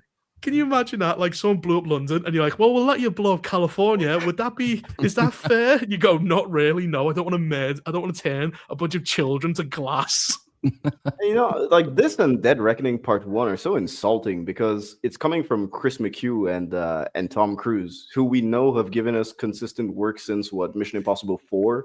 So 4, 5, 6 was all of them, and then they also made Edge of Tomorrow together. It's like you're a very competent writer. Chris McHugh, at one point, I considered him one of the best working writers in Hollywood, and it's like, what happened? You don't even understand. You can't even say that it's an outside producer note or an outside executive note because Tom Cruise runs this shit. I don't know. Hollywood writers, they have this thing in their heads, which is that if it's the final thing, it has to be the biggest, the loudest, the one with the most explosions. the stakes have to be ramped all the way up, and in their mind, it's Rise of Skywalker. In their mind, it just means the biggest scale, because they don't really understand that Fallout is probably the best one of these movies, because it's kind of, I mean, it's not local, but it's comparatively much more localized than this is. It's a character drama first and foremost. The reason you care is because of the people involved in it. The stakes are graspable.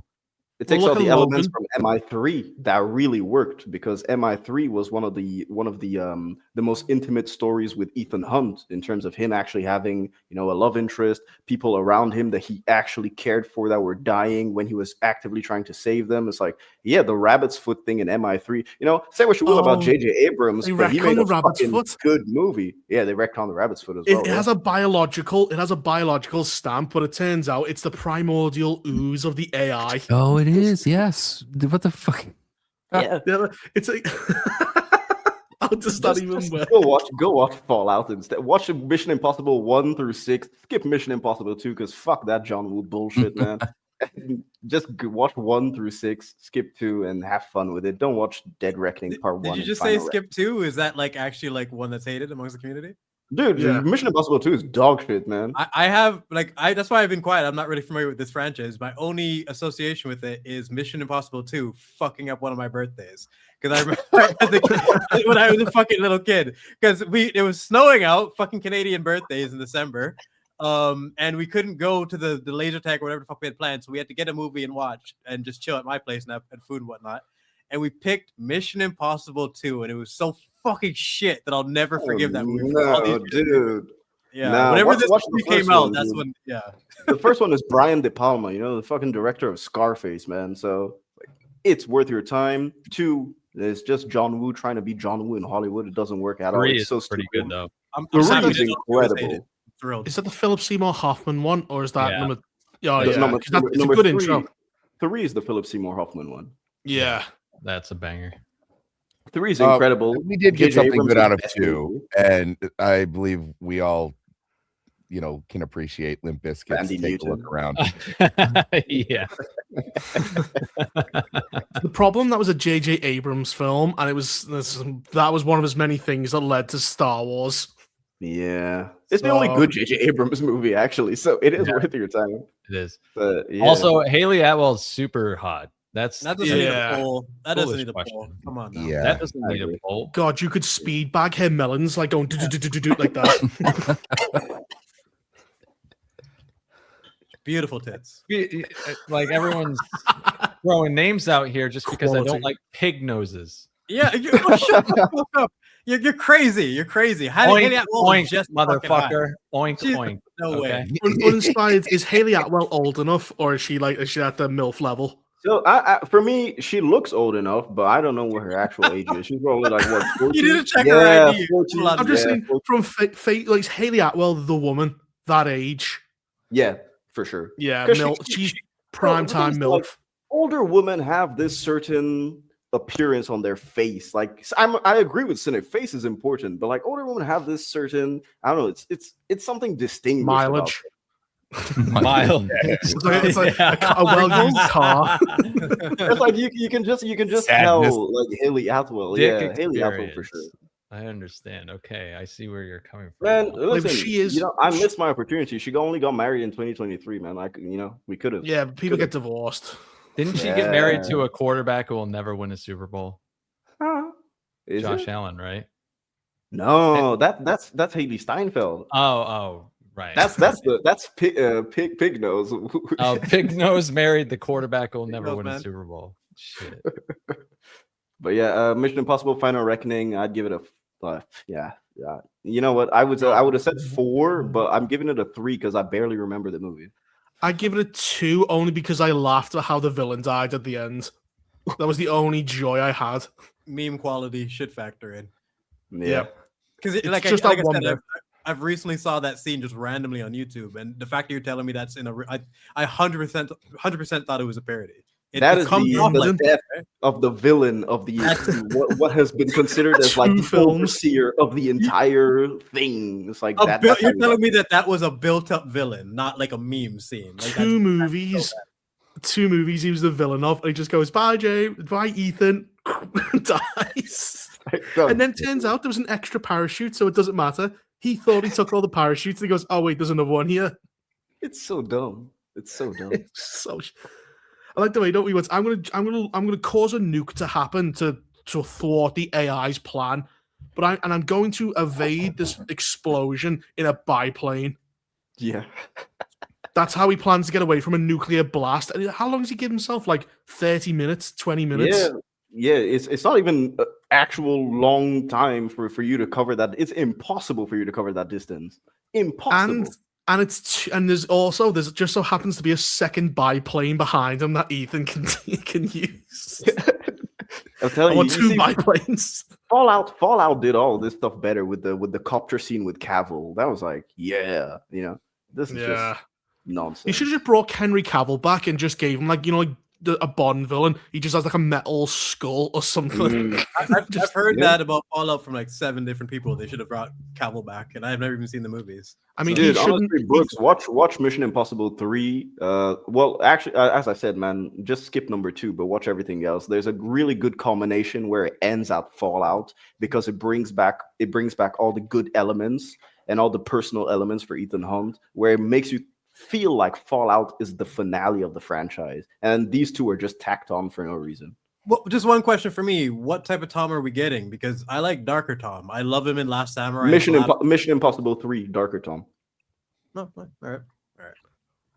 I think it's one of his best roles as Ethan Hunt. I think it's his best acting performance as Ethan Hunt is in 3 and Fallout, especially 3. I think this is the last film of May, but you didn't include The Cleaner with Daisy Ridley, where she sat outside the window for half the movie. Is that true? I've heard that. Like it's true. It was wonderful. Oh, jeez. She's like a former Black Ops agent or something, and she can't like find any work, so she works as a cleaner to care for her severely autistic, like 20-something-year-old brother, and like this group that wants to prove that corporations are all evil and they don't really want to save the environment decide to like infiltrate this event she's working, and she's stuck outside the entire movie. Jesus. How do you go from like being all the Jedi to being stuck on a window? To be all the cleaners. You know? It's just like the cleaners. It's such a fucking terrible trajectory. Like, do you imagine the life she thought she'd had when she was starting TFA? Like what the Disney Star Wars trilogy could have been, and then what her career is like now in comparison. It's fucking. She needs to fire her agent, man. She does. The best part of that Cleaner movie was like Clive Owen got second billing for it, and they kill him off in the first 20 minutes. Oh my god! I hate when they do that. I hate when they do that so much. Listen, man, that is accurate about French women. I'm not gonna lie, that is very accurate about French women. And Eva Green is smoking hot too. Do you think she needs a bit? Like the problem is, there's two types. There's one I've seen sometimes where she's a bit too bony, where she looks like she needs a sandwich. Who, Daisy Ridley? Evergreen. Daisy Ridley as well. Yeah. Oh. Like she's good looking, but I do think like she needs to have like a few more pounds, and that should be great. Did you guys remember Argyle? No. Yeah. The one where he's got the dumb haircut. Is that not the worst bait and switch? Like one of the worst bait and switches of all time? Yeah, that's my point. Yeah, it's they advertised Eddie consistently in the movie, and he not only is he not in it, he's like a figment of some dude's imagination. You know, like he's. Yeah, it's so. They did that with Joker in Suicide Squad, where he was set up to be the villain in the trailers, and he just kind of shows up at the end going Harley. Well, that was all the left on the Ayer cutting cut. room floor, We right? have the Ayer cut to look forward to, and that'll never come out. So you know what? I'd be interested to see it, but I just don't want Snyder Bros to get their way. Yeah, I'd rather cut Ayer instead. So June. Oh man, yeah, there we go. We're getting June. There. Yeah. Where's Riri Williams? Where's If my we girl? can get through this month, we're halfway done. Oh, Don't worry, we got it. Counting the minutes. I have to warn you guys. I do work at 8:00 tomorrow morning. Well, so. we'll be done around 4. Tell him you'll be late. Call We in might sick, be on dude. July by then. Don't worry. Let them know. Ballerinas. Oh shit! I Has didn't anyone even see seen this. this? I didn't did see not this bother either. because I don't think John Wick should exist. It's got one good movie. There's no It way I does would have I one agree very with good that. movie. Am I the only one who's seen this movie? I'm shocked. No, I I watched saw it. 2/3 of it and left when I saw John Wick. I saw John Wick, went, right, don't need to see the ending. And then Oh my turned it off. god, Rupert, I did the same thing. As soon as I saw him and he just phoned it in, I'm like, yeah, I'm turning this shit up. I'm done. I only came here for John Wick. I watched up to the John Wick scene. Yeah, and he, just like Jet Li in Mulan 2020, motherfucking phoned this shit in. He's like, yeah. Doesn't Came in to give say, a yeah, did not fuck. fuck. I don't even think he brushed his teeth. He just showed up to the set, had his check, and like that was it. It's just comb his hair, nothing. The chick, I don't know if there's like proper continuity to make this whole thing worthwhile, but it was a decent attempt at doing a female John Wick spinoff. It wasn't. No, as it cringe was as I thought not. it- What the and fuck? wait. It wasn't as cringe as I thought it would be, but it was still shit. Like Okay, the that's character, fair. I could see her being likable. It wasn't a complete fail, but it's Well, not the something problem I'd is they always do this where they go like, they acknowledge, they go, listen, you can't beat a man, he's twice your size, blah, blah, blah. But then later on in the movie, they ignore that and she's kicking men through windows and stuff. Yes. So it's like, the problem is you didn't incorporate it into the choreography. So They it doesn't didn't mean take- anything. They didn't take what worked with John Wick to the fact that, like, other than John Wick 2, 3, 4, the rest, they turned him into a superhero. But in the first one, he was a dude who was good at his job. He was an elite assassin. It was Yes. believable because of the effort they put into the choreography. And as someone who really cares about martial arts details, I enjoy John Wick's grappling because it's realistic technique that would work, and it's something you would apply in a struggle, right? They forgot all that in Ballerina, and she's just tanking punches to the face and taking absolutely no damage. She So the took a choreography fucking was axe to the back and still Yeah, it- managed to finish a fight. Like what? She takes no damage in this entire movie, and it fucks up the fact that the choreography wasn't that bad in some scenes. But you need to the damage. We need consequences for these actions. Like the most famous fight scene in John Wick, the club, the La Castlevania fight scene in John Wick 1. It ends with John getting fucking body slammed and having the wind knocked out of him. You can see, it's like you need those moments, and I love seeing him get tired and gassed out against the last opponent because that's what should fucking happen. They forget every element of that and make this chick just invincible, and they think the same thing is. They think all John Wick is cool music in the background and reloading. Gun real fu. quickly. Yeah, I gun would fu. like to defend the first. Oh, sorry, Vex. Go ahead. Oh, okay. Just on this movie, real quick. I would have rather that first of all they spent money on season 2 of the Continental instead of this. But on top of that, Ana de Armas wasn't even fucking hot in this movie. They covered her up as much as they could. There was one dress that she wore where it was backless. But this woman has no fucking problem doing full frontal nudity, and you didn't have her playing a femme fatale. What are we Stupid. doing here? She did better in No Time to Die. Was it No Time to Die? Yeah, it was No Time to Die. Oh, yeah, James Bond. Yeah, James Bond. Okay. Yeah, it was Go that ahead, dress. sir. Yeah. Just a quick I shout out. wanted to say. sorry. Yeah, go ahead. Go ahead. No, go No, ahead. you were first. Go ahead. Somebody go first. You said All right, just a I'll go, quick go. shout out, man. Do it. Atomic Blonde was way better than this. Fuck this movie. Agreed. Oh, That's fuck the yeah, whole dude. John Wick spin-off. The hallway fight scene in Atomic Blonde is one of the best female fight scenes ever made. It's I so agree. fucking man. fantastic. Oh yeah. And shameless plug, I compared that to Echo's fight scene. I did a full breakdown, every punch, every kick, every fucking detail. So if anyone's curious about that movie, or check out that video. It definitely make you. I've had at least 100 people tell me that video made them want to watch the movie. So there you go. And I just wanted to say that John Wick, I think the first John Wick is a truly underrated film. I think that people give it praise, but people don't realize how much praise the film actually deserves. Because I do think that if you want to see what good editing in film is like, I think the first John Wick movie is a genuine masterclass in modern film editing. And I think that people really lose that aspect of, because, we critique a lot, but a lot of times we critique the plot and characters, but we don't really talk about editing. And I feel like if you rewatch John Wick, you'll see that the editing is pristine. And so, yeah, I think that, it is really good. And Vigo's speech is, again, another masterclass in character exposition. How do you create a monster in basically one round? When he slaps his son and creates the entire, it's been memed to death at this point, but it is fantastic, and that's what you need to do sometimes. Because John was just a dude, we didn't know who the fuck he was, but through this one scene, he becomes a fucking monster, and I love that. It's something that's done really, really well. Another one, is anyone familiar with Rocky 2? Yeah, well, of course. Everyone is. Well, no, familiar enough to remember specific scenes. One of my favorite movie scenes of all time is when his coach and his lawyers and everything is trying to talk him out of the rematch. And he's like, "Do you think I won?"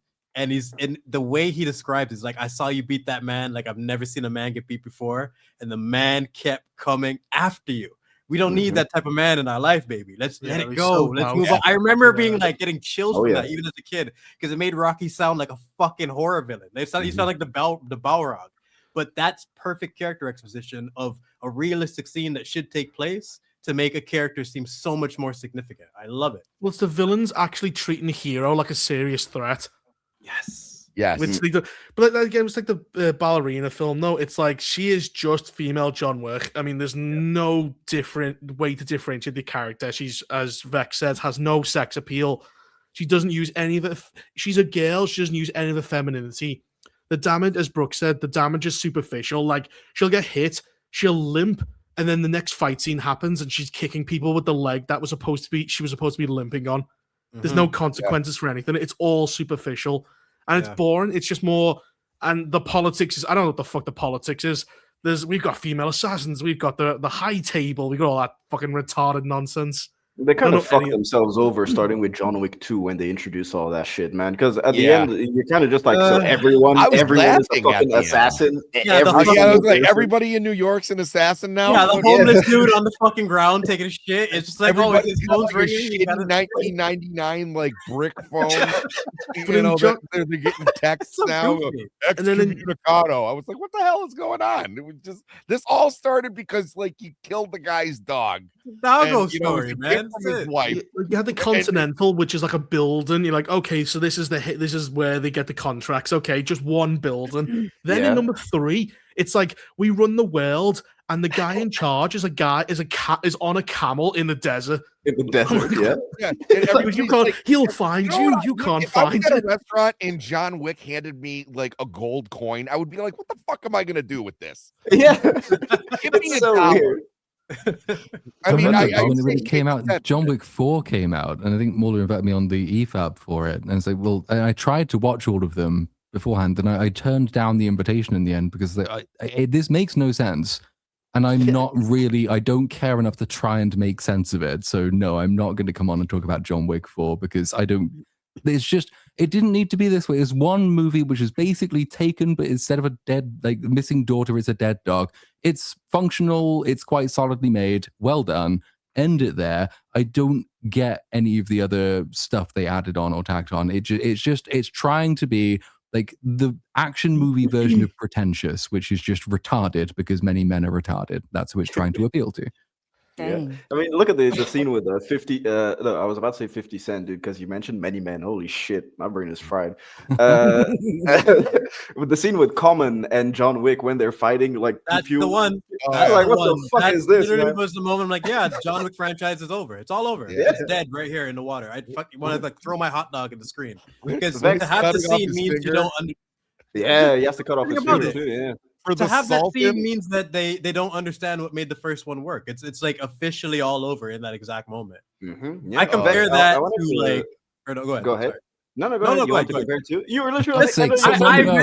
I've mentioned before, but like, there's just certain moments where you can watch the essence of a franchise die. And one I've referenced in the past is Jurassic Park: The Lost World. When that black chick kicked the raptor, I'm like, it's all over. That's why it next was in cinema. What do you mean? It's done. It's like it's a wrap. You broke everything, and it was my like awakening moment as a kid of like, nah, that doesn't make any sense. There needs to be rules. Like I can't just be a little kid watching dinosaurs.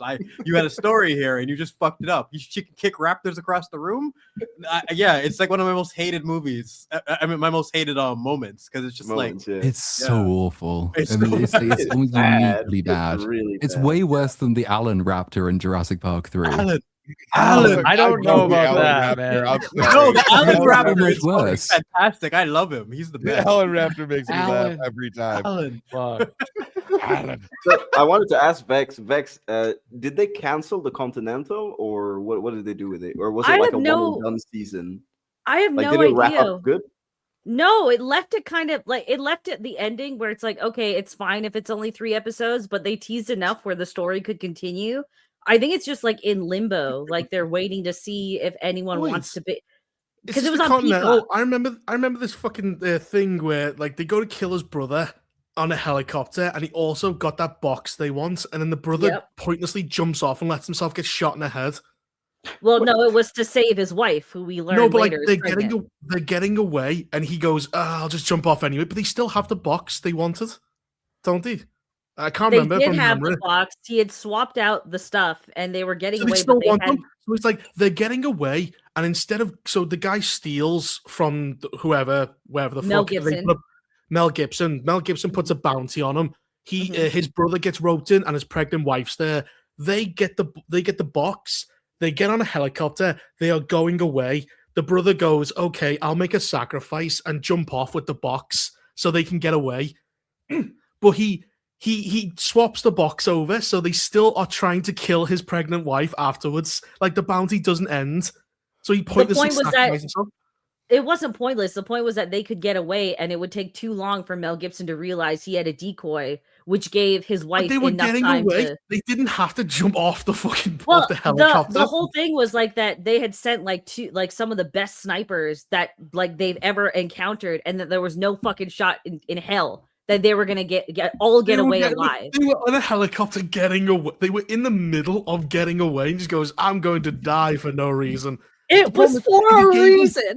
If he gave him the box and like goes, "Right, that's it, no box.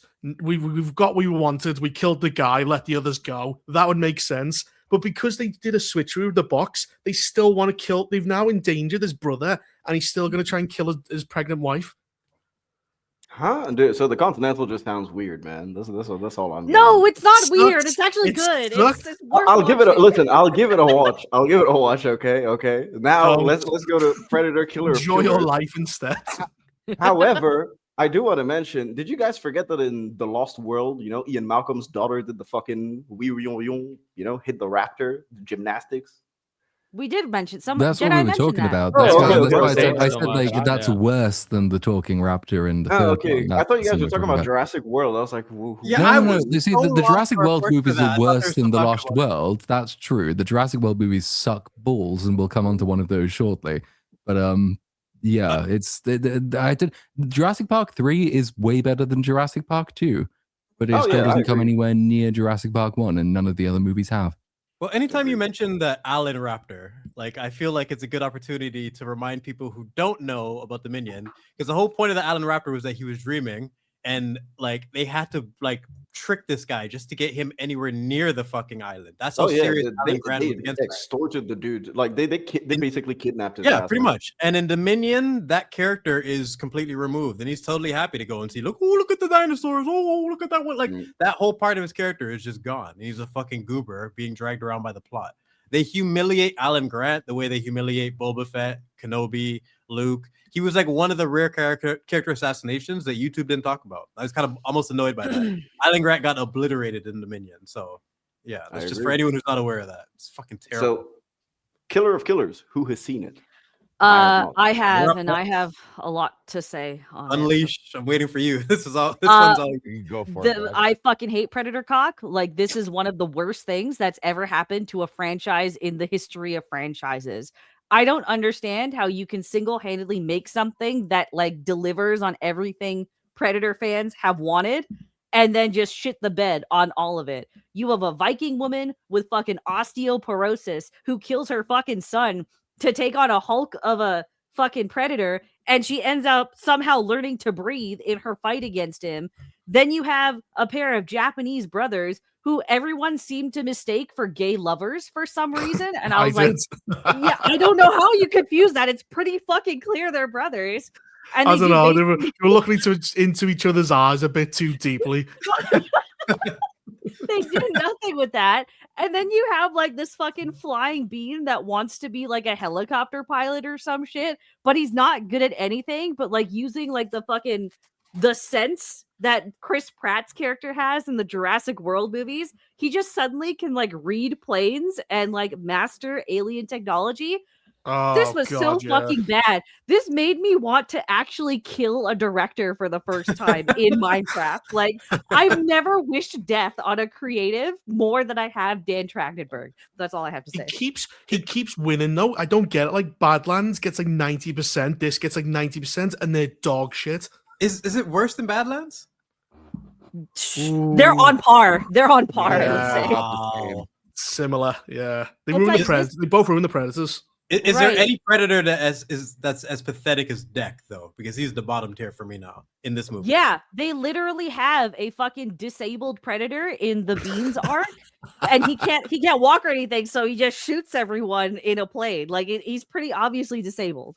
That's right. Why The would next they let Predator this- movie is gonna like explore erectile dysfunction or something. They're gonna Yeah. keep going until it's just fucking done. They don't know what to do with this You're gonna get a trans predator. character. I think like the best of the 4 stories that they shown that is maybe the samurai one, but like it very much watches like a proof of concept rather than an actual story. So nothing really happens in it. And then the woman ends up being the savior of all of them at the end of the day, but the predators don't kill her when she manages to escape. And somehow she destroys their alien technology with a fucking wooden shield. Like, Oh, and don't the there's a bit where you see Dutch from the first one. He's been frozen, and Yeah, Naru so, like, from Prey. they decide to retcon all of the lore. So instead of the predators, which their entire purpose has always been, they find a formidable foe, and they're supposed to overcome them as a rite of passage kind of thing, right? But fuck all of that. That doesn't matter anymore. That's not a thing. What they actually do is at the end of each movie, it's like they won, those characters won, but really more predators came to Earth, kidnapped those people, and put them on ice. So Yeah, in they the cheat. extended cut, so in this, well, actually, in the original cut, you just see Naru frozen at the end, and then in the extended cut, you see Harrington and Dutch from Predator 1 and 2 frozen as well. Oh my god. Yeah, I didn't they even know don't that part. like. There was at least they had like a. In the first film, you can dispute whether or not he had honor because when Dutch wins, he then tries to blow up the forest as like a petty. You know, you Yeah. can No, maybe it's not petty. He's like, you're not taking me as a trophy. He's making sure you're not taking his gear. There's actually like pragmatic reasons for it. I never. Right. I think you could argue at least there's like a little bit in this one, like the new ones, the assholes. They're just dishonorable pieces of shit that cheat. They have superior because in the first one against Dutch, the Predator has superior technology, but he makes one slip, he's dead, and you see that with his leg bleeding when he gets shot. This one, there's cheating bastards, and they're incompetent and they're useless. Well, it's like this doesn't make sense just in the grand scheme of the movies, because now that means you're making all of the predators across every single movie bad bloods, which are just predators that don't adhere to any sort of honor code or anything like that. Which then means that we should have seen a lot more blood and gore and just merciless killing throughout all the movies we've gotten so far. Like, it would be interesting if you had a Predator trying to go against the bad bloods and, like, you know, what he's doing doesn't follow the warrior code or the hunter code and it's lacking honor. But no, the problem is the bad bloods is just an excuse because he's turning every Predator into bad bloods, basically. We got a little of that in Predators. We did, yeah. That's the only kind of little bit we got out of that. But I don't know. I just feel like so many of them have been botched. I think Bad Bloods is literally fans trying to justify why the Predators don't act like Predators. Like, No, oh, that these is, are different. it's 100% cope. It is Cope, 100% cope. sure. Yeah. It's just every one of these movies that come out, they're just dog shit. They're not the Predators we like. This also, like, because I had to edit some videos on this, unfortunately. So I've watched these way more than I care to have. But there's, if you slow it down enough frame by frame, you actually notice that, like, they did the best artwork in the first one with the Viking, even though the art style is still fucking dog shit. But in the second, third, and fourth ones, you can tell that they're missing like layers to some of the characters. So there's all of these minor continuity issues that you see in the animation, just frame by frame. It's the absolute worst in the Beans one. Oh god, if this is where the Predator fandom is, like, I just let me kill myself in Minecraft. Like, it's over. There's no, like, the fact that this gets as much praise as it does, like, genuinely makes me want to slit my wrists in a bathtub right now. God, I love it when Vex has a visceral reaction. No, to that's why I something. said. That's why I sat back. I'm like, Vex, go, like a Pokemon. I just threw it. Enjoyed my drink for the last 10 minutes. Let's just get him. because I know she's way more equipped for this than almost anybody else. And I get your rage because, like, for anyone who thinks that's hyperbolic, what she's saying is this path for the Predator is going to be proceeded, is going to be followed up on, and there's more chances of getting more killer of killers and more deck than actual proper Predator media, because the potential in the Predator IP is incredible. That's why we like this creature. There's so much. That's why we're just always going to be there. But they keep fucking it up. Even AVP, AVP 2 with Wolf has one of the best Predators ever, trapped inside of a terrible movie. It's just one of those things. So they can never get that right element that they had in the first one. We're waiting. We're going to show up until they do, right? Haven't people said the Alien and Predator franchises have never been healthier? I heard some people say that. Apparently. I was wrong. Alien Earth is the stupidest show I've ever seen in my entire life. Predator Badlands is a joke. And from what you guys just described, this is also a joke. So how is it terrible? And Romulus was Alien's greatest hits with Gen Z people. Yeah. Just key jangling. Yeah. I watched I think the last Predator movie I saw was Prey, and then after that, the last Alien movie I saw was Romulus. Halfway through Romulus, I kind of checked out. I was like, Prey is a masterpiece compared to Romulus and compared to fucking Badlands and everything. And Prey, like Naru is like one of the I can't stand her, but they did a lot of things right in Prey, and I'd watch Prey 30 times over any of those. There's a lot of things that are entertaining about it. Prey was adequate, and because we hadn't gotten something adequate in these franchises in so long, I feel like it got more legs than it should have, but it wasn't a bad film. Like if I was like doing like housework and like Prey came on, like I wouldn't change the channel. It's gorgeous. An easy defense of Prey is it's like the cinematography and the direction. It's a really really beautiful movie to look at. The Predator scenes are really visceral and just cathartic compared to like all the shit that we've got. Like if you watched Shane Black's Predator film, The Predator, whatever the fuck it was called, The Predator, Prey, it's going to be extremely refreshing to see a Predator actually be a Predator. But unfortunately, he's trapped in the same movie as Naru, which makes I just rewatched. She stinks with the whole movie with her writing and her. I just rewatched Predators, man. That's it. That's the second best Predator movie in my opinion. Predators actually I agree. does the concept of like the outcast Predator even better than whatever they're trying to do in the recent times. Wait, is that the one with the autism? The hunting? No, that's the one with Eric Foreman and Lawrence Fishburne. I think it's fucking shit. But it's still might be I have rewatched it recently. I actually think it's crap. But it's one of the most. It still might be top 3 because that's how bad the Predator franchise is overall. Yeah, it's like if Predator is a 10 out of 10, then Predators is like a 6 out of 10 at the very most, and that's even I still feel being generous.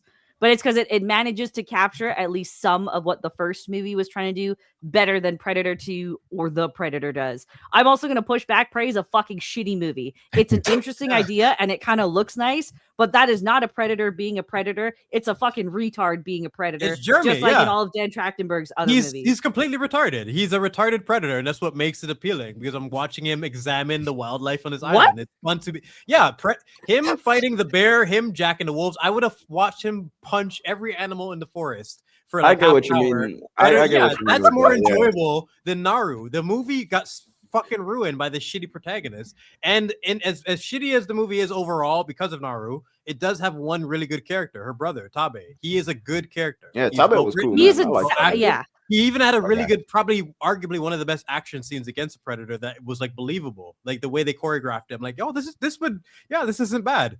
And then he gets the fact that he said yeah, I also hate the fact that he repurposed Dutch's lines like if it bleeds, we can kill it. Yeah.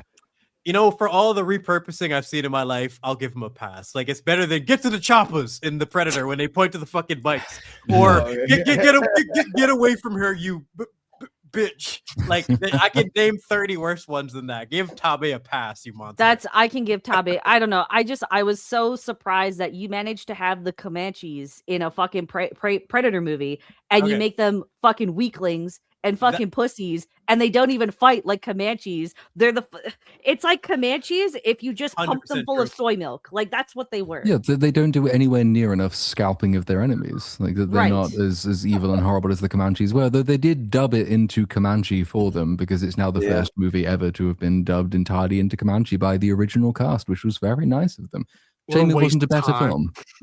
Yeah, all I 5 think people are dead. Comanches speak English. They probably going, what the fuck she's saying?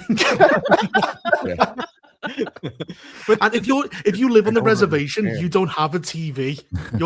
You're throwing sticks and stones and shit. Bruh, fucking Goodwin's comment is what makes it even worse because this is filmed in Canada and Comanche territory didn't stretch up to Canada. They were more of like a southwestern United States tribe. So what They the were fuck are we doing Mongols? in Canada? They got the dog accurate at least. Give him a bone for that. The doggo.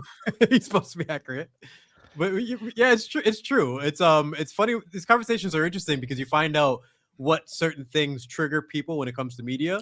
Like the Comanche thing, like that's 100% gonna be the top of Vex's list. You can see that, right? In terms of the authenticity, where there's gonna be some people who watch that and don't give a fuck about it, but it's a legit factor. And this is why we praise Shogun, because Shogun actually showed the good and bad of the samurai, like a realistic depiction of the culture. That's what's so much better.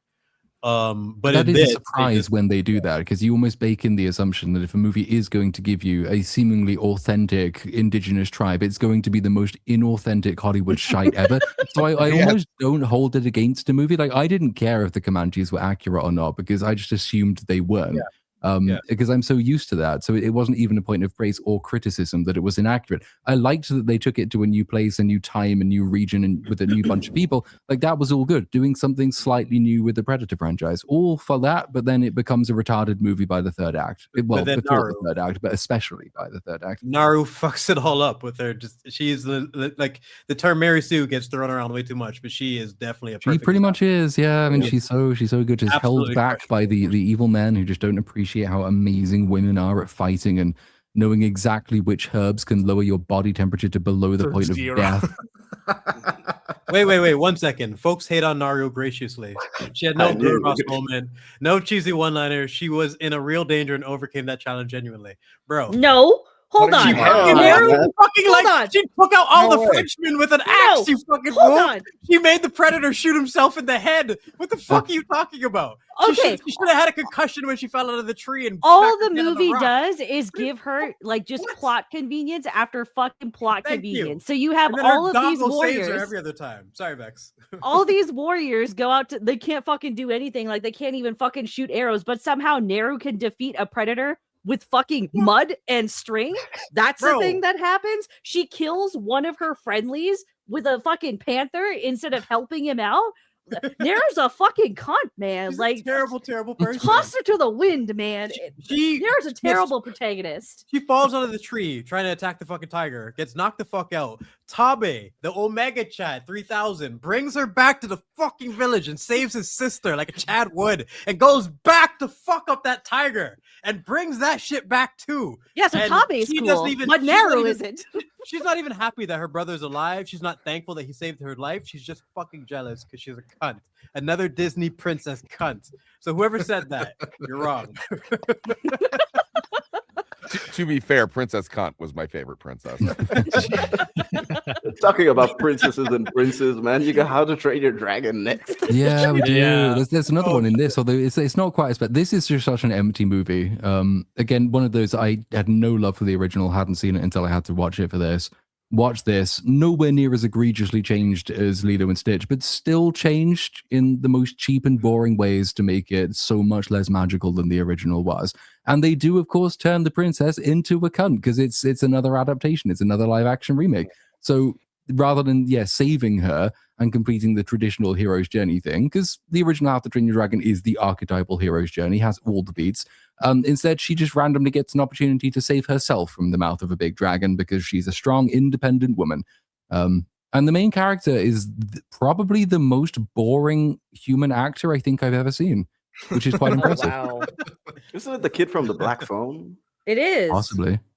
Yeah. Well, they did the same thing in Snow White, where instead of the dwarves attacking the queen, they had Snow White save herself. They do that. They did that in Little Mermaid. She saved herself. Like, it's a consistent factor, or it's consistent element that they need to. You know what she's like? She's like Bill Burr's wife. She starts inserting herself into places she's not wanted. Like, because he has that big moment where he tries to show all the Vikings like dragons aren't dangerous, and then when it goes wrong, Astrid runs in, goes, "I need to help him," and then Jared Butler goes, "I'm disappointed in you, Hiccup, and I'm really disappointed in you, Astrid." Like, he values Astrid more than his own son, That should have just been Hiccup's moment. Hiccup tries to convince the Vikings. It all backfires. Toothless gets captured. And then she tries to give him a pet talk afterwards to make him feel better. But she had to forcibly insert herself into that moment and cheapened it. Was there because I didn't bother watching this because I just didn't care. But like, was it explained why Astrid is chocolate colored, or are there just chocolate people in this village? They try and say like he goes, we Vikings came together across the world, Vikings from the east and Vikings in Africa. And it's like, so Vikings what? Just, yeah, like they Vikings are apparently just everywhere. They're like Jewish people. They're just everywhere in every city. It's a lifestyle, you know. Like I was so shocked they even tried. He just went, I united us, you know. Vikings from the place where there's sun and there's the black guy. Vikings, the Harlem Vikings. The Harlem Vikings. It was like it's a quick scene, but it's like, yeah, we're diverse, but you know, don't you know Vikings come from everywhere except the one place where Vikings are supposed to come from. Wow. So this is just basically like a soulless beat for beat remake. Mm-hmm. Yeah, I mean, it's not. I mean, I'm sure there will be a couple of beats that have been changed. I know there were. I just can't remember which beats they are that have been changed. But nothing like to the degree of Lilo and Stitch was sacrificed in this. I don't think it was mostly just like smaller bits of character, smaller expressions, which just made it duller. It missed the point of some scenes. Characters didn't convey the right emotion because half the characters can't actually convey any emotion, and yeah, it's way longer for some reason. There wasn't like a fundamental contradiction of the point of the story, like fucking. No, it doesn't do that. No. Yeah. See, that's the thing. It always does this. Like all these remakes always add like half an hour of pointless filler. The only good scenes are when they're like directly taken from the original movie.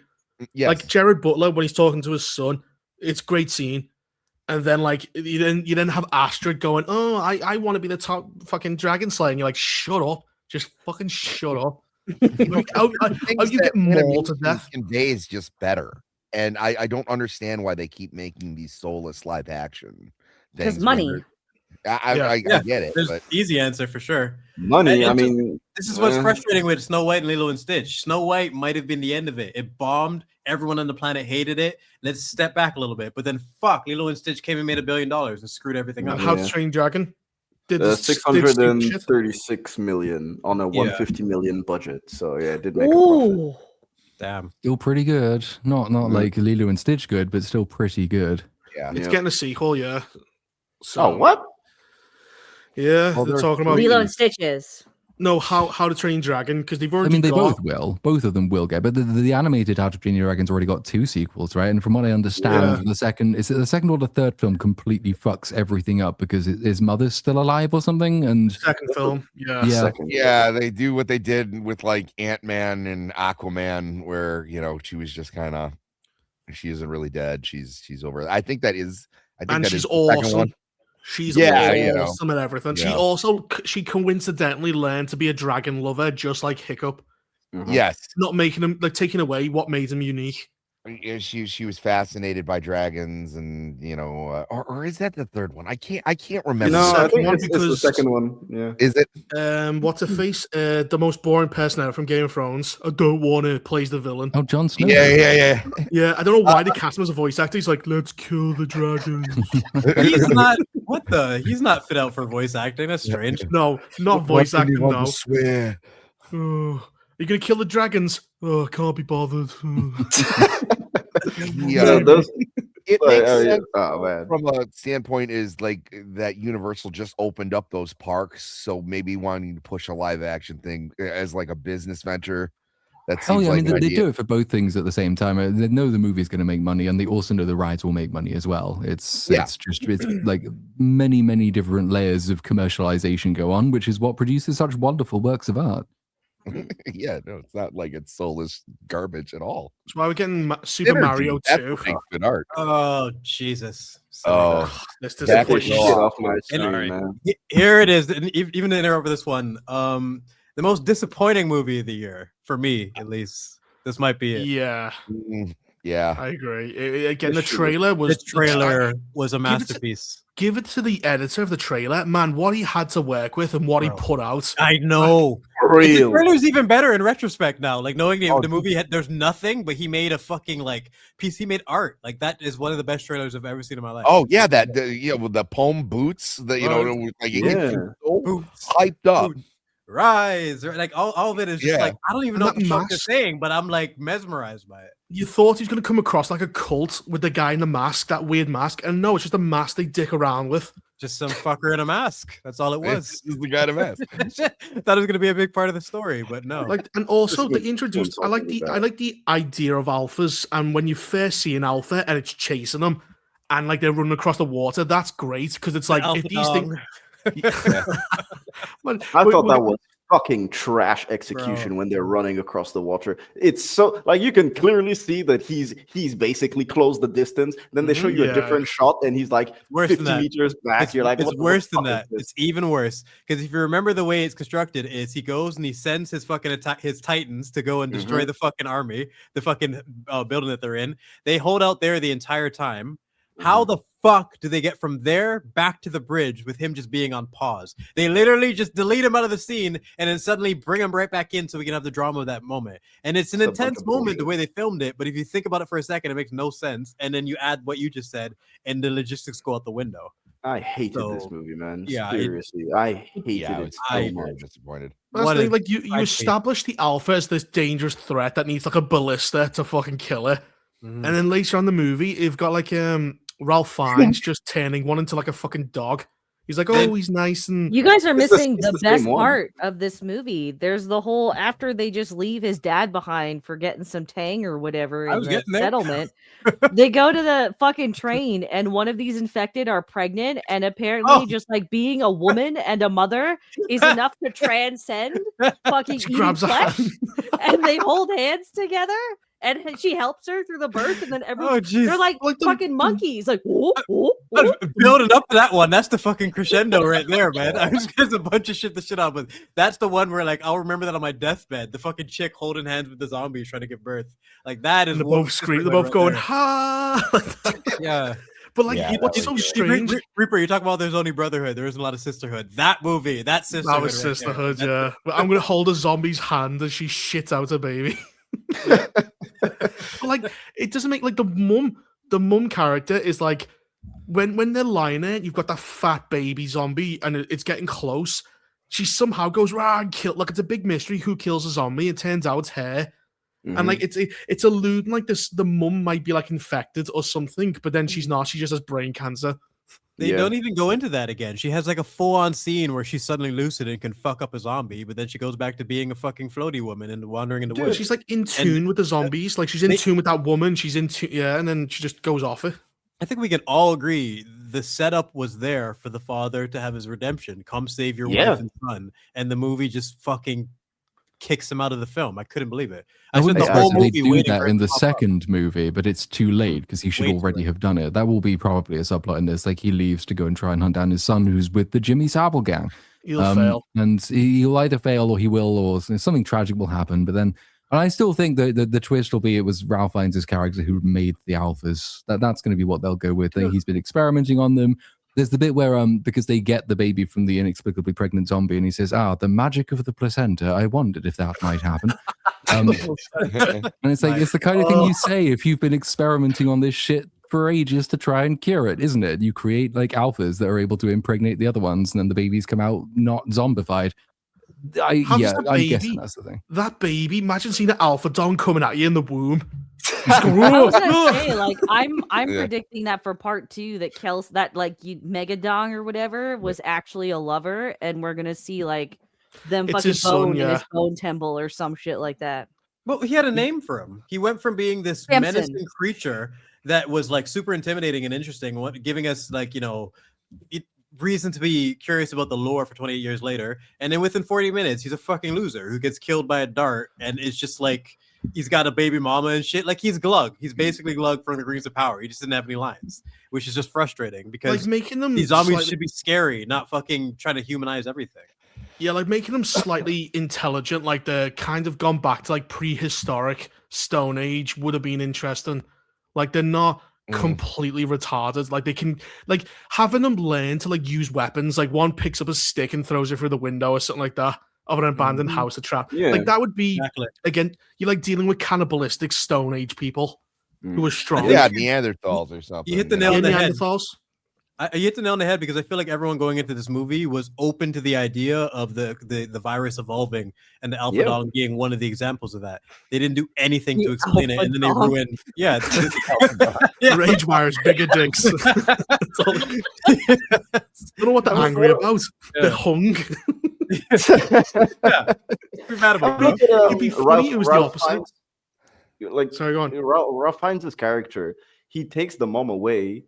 The kid is just there, and then he brings back her fucking skull. No. They drug the kid. He doesn't even get a fucking say in it. You should let it kill that dude. What the fuck is this, I'm dude? sorry. I'd wake up like, you did what to my mom? And fucking attack him with a rock. Like, oh, and no, then he says, put her on the top. There's a space for her out there. Find a There's a place. space for He's her. so high. Fuck He's off, so man. fucking high. He doesn't even have any questions for why his mom's dead. It's a fucking Here's your mother's beautiful skull. Find a place for it. You go, you think the kid would be screaming.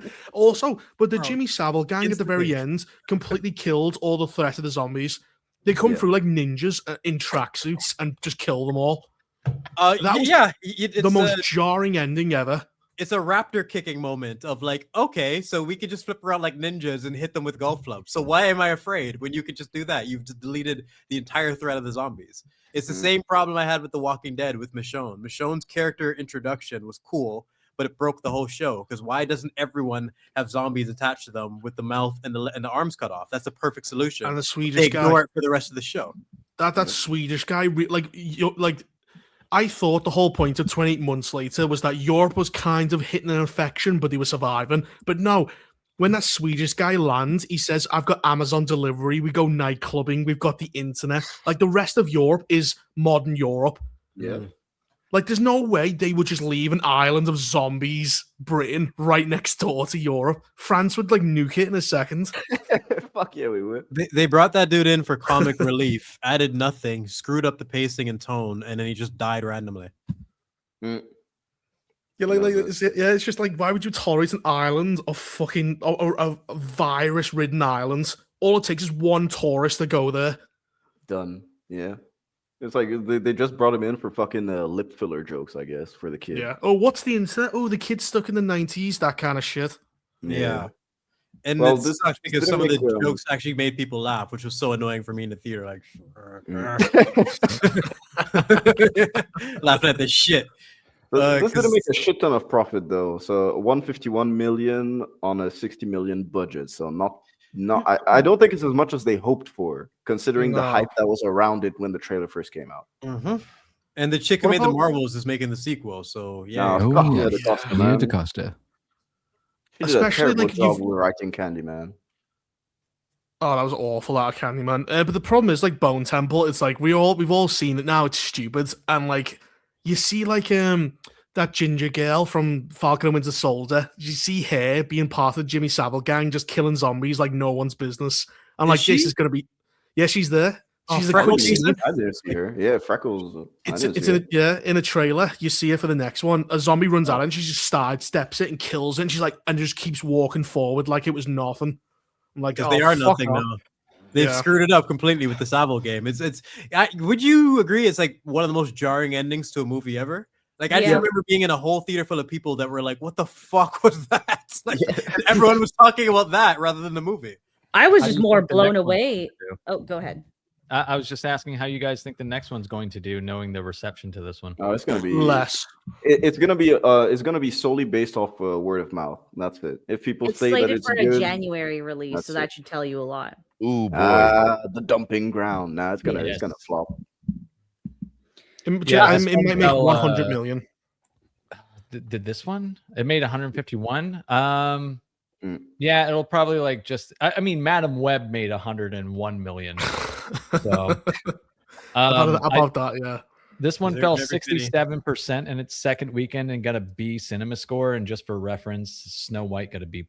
So, ooh, it's a disappointment. You expected more and got less. Yep. They I thought that they had already they were filming part 3, but it turns out they haven't even started filming part 3. No, do you they think did part they've 1 and 2. That was it. They were waiting on the reception of 2 to see how 3 would go. well, if one got a B and only 150 million, it's like the second one's going to make less. Yeah. And then the third one might, like the second one might not even make it might just break even. Then the third one's definitely going to lose money. These were like niche films when they came out originally, though, and like we've had The Walking Dead dominate for 10 years, so people are also kind of tired of zombie media. Which This one would have came done a first? lot better if it The came out Walking Dead sooner. or 28 years later? I think 28 years later came out first. No, it I'm did, but no, I'm saying that like when 28 Days Later and 28 Weeks Later came out, they were still kind of niche films. They're But the then we had 90s, well, early 2000s, Early right? 2000s. Oh, yeah. But then Yeah, early we had The Walking Dead come out in 2010, and that gave like a huge revival to the zombie genre. Shot in the And arm. that dominated it for like a decade. And now we're all tired of zombies. That's why we've seen far less zombie media coming out. So the timing for this was all wrong. I think it's oversaturation and lack of like innovation. Like that's why Train to Busan was interesting to watch because like wow, people actually being smart around zombies, not just being All of us are retarded dead. and flawed. All Yeah. of us are dead. Yeah, people. I used didn't to watch finish that. I didn't Kingdom. finish that, but Kingdom was awesome too. that's Yeah, actually on my Kingdom. list. That's Kingdom was definitely on great. my list. Season 1 of Kingdom is Basically- great. Oh, It has yeah. to be Asian. Only Asian zombie films are worth watching. That's kind of the pattern we're noticing here because they take. Well, it they serious. actually get into the contortion of the bodies. Like they actually do the Yep. movements and make They make Yeah, you fear zombies. Yeah, Yeah, they don't the- just, like drunkenly shamble around. Like there's some like threatening Mhm. aspects to them. Yeah, they're committed. Yeah, And yeah, they don't like at least like 28 Days Later, very simple concept, but they managed to like reinvent it and restyle it in a way that resonates with any audience that's watching it. And it's hard to do that with zombie films now, 20 years later. That's all I'm saying. Yeah, because we've seen so much of it, man. Yeah. I was gonna say, did anyone like this movie? I didn't watch Megan 2. I No. didn't watch Oh, Too quick. of a Oh no, I give wrap this it up like and give it a at number. most 2 28-inch dongs out of 10. it. I'll give it a 2 out of 10, man. Yeah. yeah. I too. need to give it at least a 4 because the opening was good. I wanted to see the Yeah. father go save his son. You made me want to see something, but you didn't pay it off. So it needs at least a 4 for that for me. like That's a why I give technical it a level. 2. Yeah, technical level 4, but in terms of disappointment, 2. -5 in terms of disappointment. Yeah. That's generous. averages out like 2 or 3 out of 10. I'll give it 3. Why not? Yeah.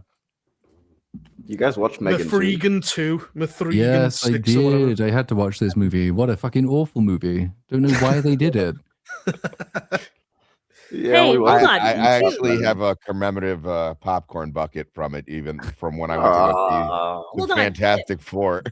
And they But just you- like they were just giving them out, and I was like, I'll take a Yeah. metal popcorn bucket over a just Can you regular. answer this question? Why is Megan a gay icon? I do What? not know. She is? I have Oh, no. no I didn't know clue. that. I never knew that. I thought she was a Yeah. doll.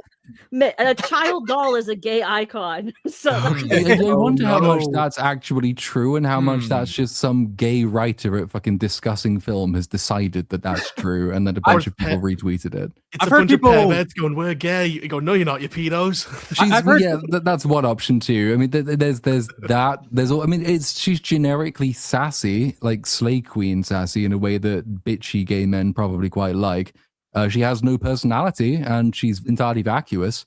So lots of vacuous gay men like that too. I guess maybe that. I never see this movie referenced in any context. Never mind that one. gotcha. Okay. I don't know how that works. I was gonna just add I've heard people say Gladys from Weapons is a gay icon. That because too. she was Dude, drag. Like, that's how the such a fuck- fucking The- yeah. the Okay, I let's know. make a gay icon of the one who canonically goes and kidnaps and tortures children. Yeah, like what? Yeah. Did you watch Great the movie? optics. It's- Well they done, showed- guys. He murders two They gay saw men.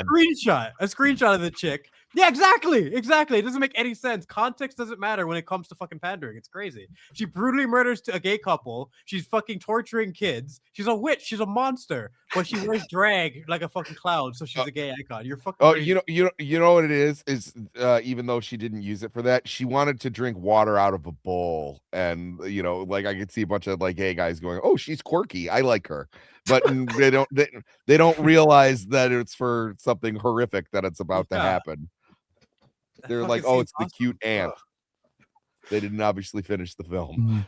But besides being gay as fuck, Megan Mithrigan 2.0 is just shit. It's one of those ones. Didn't think the first one was particularly good, but at least it had some like semi-interesting idea underpinning it. This one just doesn't. He's like, oh, what if we take that like weirdly successful movie and just turn it into a huge budget action Terminator 2 style thing with an extended song number? Yeah, let's have Kate Bush sung for an fucking Stranger Things again. But yeah, let's just do Kate Bush for ages and have her singing to someone for no reason. And it just goes on and on and on. It's horrible. Yeah, the writer and director said that they completely misunderstood why people enjoyed the first movie. I was a person that really liked the first. And they thought they could take the character of Megan and put her into any genre. They were like, oh, we have our Superman, is the quote. They thought that you could take the character and just kind of drop in any genre and it was going to work. So they took a horror character and made her into a hero action star, like you were saying, Terminator, like a Terminator. I'm missing something here. How do you the take movie though? They didn't even, if they had done that, it probably would have been better. But that isn't really what they did. She spends the first 2/3 of the movie locked in a fucking Labubu doll, and that's it. She's just a disembodied thing in a toy, which is just mildly bitchy. Whilst like all the shit, it's like the Godzilla films. All of the action is focused on the shit human characters, and you don't even get a proper robot fight at any point in this movie. It's like, that's the one thing that could maybe have salvaged it. We get Mithrigan versus whatever the Ahsoka woman is, Shin Hati or whatever. Have an actual robot fight. Maybe that would be interesting. But no, not really. You get one maybe for about 30 seconds at the end of the film, and that's it. And then the backstory, what is it? It's like, oh yeah, it turns out back in the 1980s, I think it is, Rob, the Smash Brothers character, for some reason, was like the mother of AI. And now it's locked in a basement in a secret facility, and it wants to get out. So we have to stop it. After we've gone and fucked around doing nothing else for no reason. It's just such a pointless film. And it had a huge budget for what it's supposed to be, too.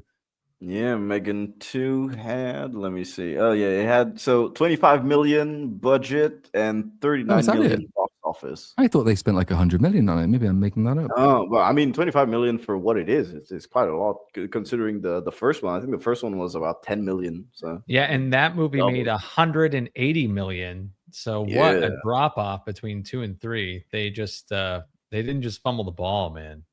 Like they completely misunderstood the original film. Like it's so crazy to me that you can make something and not understand why it works. Well, we've done that. Like we've had like 10 examples just tonight. Like you know what I mean?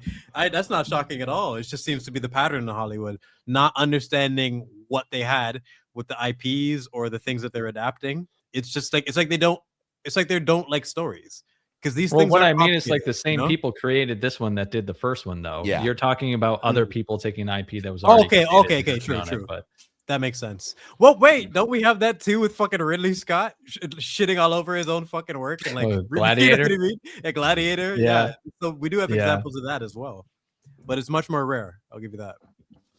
It's weird. The next movie was F1. I love this Did one. not see. Yeah, dude. I still haven't seen it. Everyone said it was good. I thought it was decent, man. I wasn't expecting anything, but I was thoroughly entertained. However, as I said, like I will preface this by saying I watched it in 4D, so I was basically there for the experience. And I watched it twice in 4D. I actually so I went alone the first time. And then I was like, holy shit, this is really good in 4D. I'm going to drag everyone I know. So I dragged everyone I knew to the cinema to watch it with me in 4D as well. And that's the only way I've experienced the film. So to me, it's really good. The time, like it's a very basic story. And it's just the character-driven drama with, I forgot the guy who plays in Snowfall. I forget his name. And Brad Pitt, you know. And I think that it's just straight character drama. It plays it safe, but you're there for the ride. And of course, it's all accentuated because of the way that it's filmed. You really feel like you're in the races and you feel the tension between every single lap, every single thing. And it's like, man, I really wish I could go watch this in 4D again. I'm not even lying. Does it work for people who aren't F1 fans? Yeah, of course. Yeah, of course. If you're not an F1 fan, you can still you can still watch it and enjoy it. And if you are an F1 fan, well, there are people that you see, since they actually filmed on the tracks with the drivers and stuff. You can see, oh, look at this guy.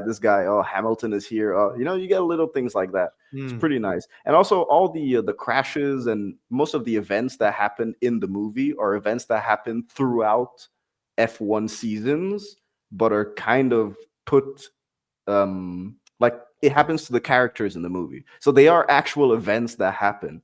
For example, Brad using Pitt, real footage. yeah, And saying it's the part of the film. Yeah. Oh, cool. It's quite good. I honestly, I'd recommend F1. It's probably one of my favorites of the year. It's a very, very digestible movie. This is basically just like a blockbuster, pure entertainment, nice character work, in and out. You really don't feel the time pass. I'm quite shocked that this movie is over 2 hours long, because I did not feel those 2 hours. It does need to be edited a little bit. I do think you could compress it. There are some scenes, but the F1, the actual races are really enjoyable. Yeah, the time flies. I would say this is an above average film. The racing scenes are really what push it, because that was thoroughly enjoyable and like Uninspired. I saw it in 4DX. I've heard that they didn't compress the audio properly for digital release, so it's actually a lesser movie out of the theater, which is a shame. But yeah, this movie didn't need to be as long as it did. I found the character work and arcs were really fucking generic. It felt like a massive Apple ad for all of the scenes that were off the track as well. But no, the racing scenes, that on its own, they built cameras specifically to film the racing scenes in this movie, and it took them 2 years to get all of them because they were going to actual races and filming this stuff. So it's absolutely a 10 out of 10 for the racing sequences, but as a story and characters, it's not very interesting. Yeah, it's generic, but it works for what it is. That's what I mean. The romance was totally unnecessary. I think they could have just cut that. That I'll agree with you, because I legitimately forgot that the romance existed. I'm not even. It didn't take out the romance. There's not that much left, to be honest. Right. It's just it didn't add anything to the characters. It really felt like just a filler for runtime. It's just a classic problem that I find a lot of Apple productions have, in which they don't know what to cut out. And as a result, you have a lot of pacing issues. And this movie in the middle, on rewatch, this had a lot of pacing issues. So it's an above average film, but it's a fun film to watch. Yeah, one and done. You'd never rewatch it. I'd rewatch just the racing scenes. If you gave me just a cut of this with just the racing scenes, I would watch that over and over and over again. But the gold standard of racing movies already exists. It's Ford v Ferrari, and it's very hard to top that. I'll agree with you on Ford v Ferrari, yeah, for sure. Yeah, that's way better. Never saw that either. Oh my god, you're really missing out on Ford v Ferrari, dude. Yeah, don't sleep on that. Yeah, I'll check it out. Great recommendations. Yeah, I mean, I'd probably give this so as I said before, I'm biased. I've only seen it in 4D. I haven't rewatched it at home, so I don't know, as Vex said, with the pacing issues, how it would hold up for me without that experience. Just based on my experience, I'd probably give it 6.5, 7. And that's pretty much it, yeah. Maybe 7, because the racing sequences are just really, really good. Probably a 6. Yeah, I'd say a 6 is, but again, the racing scenes are doing all of the lifting for all that 6. So, yeah, that's pretty much it. I think people were wildly overhyping that movie, though. It's a great, the greatest thing ever. Yeah, you guys had hype for F1, really?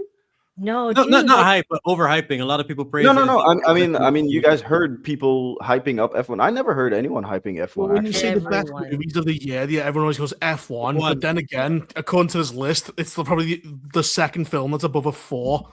Yeah, so, I mean, according to us, it's still just above average. It's not anything amazing from what we've seen, right? We haven't come anywhere close to an 8. So. There are no 8s on this list, man. I was kind of disappointed. I was like, I have tons of 8s that we could put on this list, but no one will watch them except for maybe Uninspired. Probably, yeah. Oh, I always listen to your suggestions. So we're halfway through, and we're about to hit the 5-hour mark. Yes. Luckily, the And movies we've- go dead in August and in like September and October, right? So we've not got much. And we there. also only enjoyed 1.5 movies out of the first 6 months of the year. Wait, what are they? F1 and what else? Warfare. Warfare. Oh, okay. Yeah.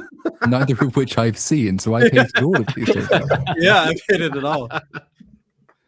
Oh, Oh, gosh. Snickers, the Snickers wrapper. It's the first thing that comes to mind. I remember the Snickers wrapper more than the dinosaurs. It's an abomination. You know, I still haven't seen it. Like I said, when Platoon explained it to me, I was on that. That's all I needed. I remember the dinosaur with Down syndrome. Yeah. Oh yeah, there it is, right there. The Retardosaurus Rex. I remember when they ripped off the kids in the kitchen scene, and it was shit. Yep. Oh, boy. Because they gave us flying raptors, and then they decided, what's the best use for flying raptors? I know, let's lock them in a kitchen.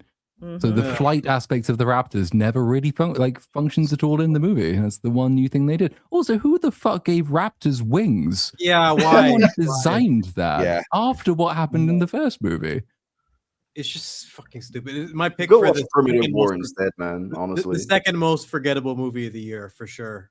Scarlett Johansson did nothing, phoned it in. What's his face? Mahershala Ali.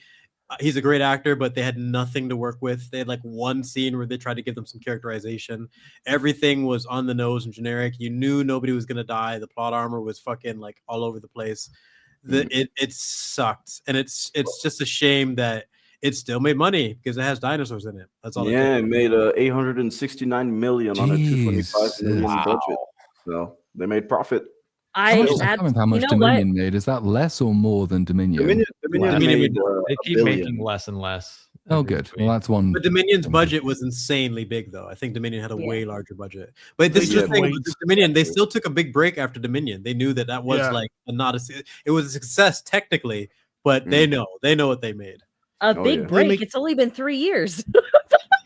No, they said they were going to actually, instead of rushing out, they're trying to do it like one after the other, like Marvel style.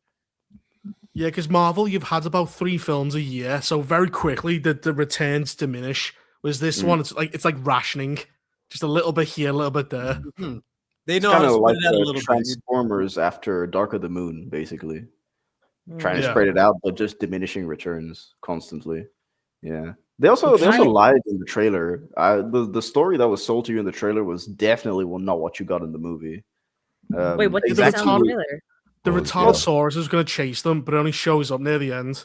Yeah, well, even in the trailer, it was mostly just, all right, we're military people going on this island. We have to get some shit and in and out, boom. And then you have like action sequence for each place of the island where we have to go to. I was like, all right, cool. This seems pretty decent. But then they add the family stuff. I was like, I don't give a fuck about this family. I don't give a shit about this. Stitch on the family element because it's Jurassic Park. That's just like, and it allows them to steal the Wrath sequence from the first book, which is the only thing they didn't get to use. And that's like their entire character arc is done by the end of the first act. They don't progress after that. They are just there so we can have more dinosaurs on screen. Like, how can we fit the T-Rex in? Oh, let's stick the family over there. Why not? Does it matter if any of them die? Do we know who they are? No. But we get to see more dinosaurs from their POV. As a kid, we get to pick up the little Merchosaurus creature. That'll be good. That'll sell. Yeah. I particularly love that this movie forgets about sound. Like in basically every Jurassic Park or World movie, if there's a dinosaur nearby, they always hear the thud or the roaring. But there's several scenes in this movie where like the Gigantosaurus in the fucking grass field or whatever, they don't hear those guys walking around. Yeah, they're ninja. Like the T-Rex does it as well. When the girl goes to open the raft, right? And she opens the raft, and it means that we can't see the T-Rex because the raft's in our way, even though everyone else in the fam can see it because they're on the other side of the river, but they don't say anything. Then it somehow sneaks away and into the water, and you just don't hear it. So she manages to get jump scared by a fucking T-Rex. There's the scene where the daughter's boyfriend is taking a piss and an entire dinosaur fight happens behind him and he hears none of it. Like, yeah, it's insane. Like you'd think back to the water scene in the original, how significant that was. Like they're massive creatures. You have to be able to work around that. And the rest of the movie just ignore it. It's a joke. What was that the businessman where he said, I want to make a drug with dinosaur DNA that will cure heart failure. And they're going, sorry, go on. No, well, the businessman in this is the hero. It's the problem. He wants to cure heart disease. That's his motive. There is no twist. There is no rug pull. At no point is it ever revealed that he secretly wants to weaponize them or something. No, he genuinely just wants to cure heart disease. He goes, because they go to him, how, what are you using it for? Heart disease. We want more money. And he goes, okay. And then they go, fuck you. We're going to put it on the open market. What does that mean? They still have to manufacture it. They still need like pharmaceutical experts to make it. It's like, you can't just put medicine on the free market. It's just dumb fuck prehistoric communism. The science man, the moral science man who's there to be the voice of morality in the movie is like, science should be for everyone, not just some of us. When the whole point of the first movie is that this power you have, this scientific power, required no discipline to attain it. That's why it went so badly wrong. This movie's kind of forgotten about that, though, because communists are in charge. So now this movie's like, no, yeah, just let people inject unfiltered dinosaur goo into their blood. What could possibly go wrong? I know they've all just died horribly of diseases, but nothing will happen if humans inject themselves with dinosaur blood. That's the moral thing to do. Fucking joke movie. Yeah, it's a bunch of nonsense. Honestly, just go watch Primitive War, man. At least that one is a schlocky B movie, but has good VFX and is entertaining. This is just insulting. I was disappointed by Primitive War. Boo, Vex. Boo. Boo. I'm sorry. Like, I went in just expecting a fun B schlock movie, and it was a movie that took itself way too seriously. That was my biggest issue. Nah. Yeah. In my opinion, that shit didn't take itself seriously, man. It took itself too seriously for me to like. But I will agree with you on the VFX, and the pacing was very good as well. And it was nice seeing the pivot in a movie again. Yeah, true. Does anyone else remember that era? Entourage, man. Yeah. And just one thing on Rebirth too is like Dominion is like significantly worse than this movie. It's not like fuck that, dude. Fallen Kingdom is the worst. No. I say Dominion is actually worse than But it's the TLJ Rise of Skywalker argument, right? Is that like Fallen Kingdom is probably ethically, morally, and thematically worse. The Dominion is such a clusterfuck on every conceivable level that the character damage in Dominion makes it so much worse than all the others. I don't like even to take Alan Grant and make him a fucking goober who doesn't even know that dinosaurs are a threat, just deleting all his character's history is a fucking tragedy. It's so Dominion the one with the fucking locusts? Yeah, the villain's plan is that they want to get a monopoly on the crop market, so they genetically engineer giant locusts to go and eat everybody else's crops. I didn't see that movie.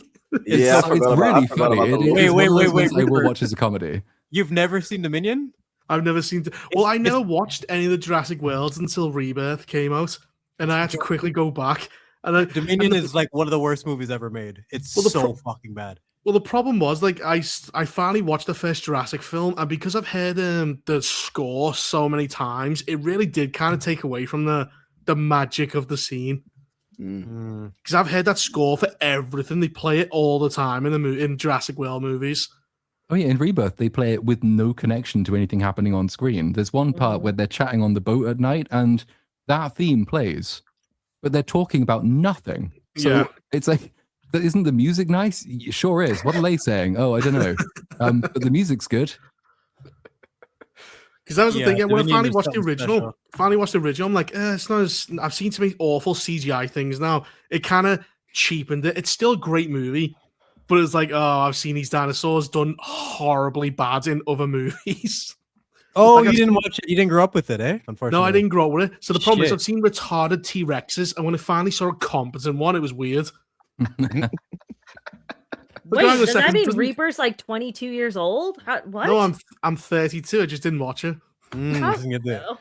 It was the first movie I ever saw in theaters, so it's a complete opposite for me. It made like this is what movies are. Oh my god! And then no, it was like shit. We can't maintain that standard. Young man, what the fuck? I saw you in theaters. Yeah, baby. Well, I was 3, so I wasn't even a fucking atom at that point, man.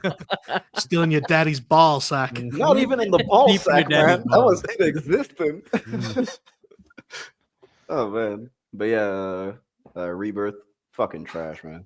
Yeah, this is a horrible movie. This is trash. Is this where we throw Platoon like a Pokemon? Like, just get him. Yeah. I don't know what is there to say that hasn't already been said about this awful movie. It just gets worse the longer you think about it. It's awful in every way. This or Jurassic World. This pissed me off more. Yeah. The horror no one really defended Jurassic World, and also there have been many terrible Jurassic World movies, so it's kind of par for the course. It wasn't as bad as Dominion even, so it was kind of like, well, this is shit, but I've seen worse.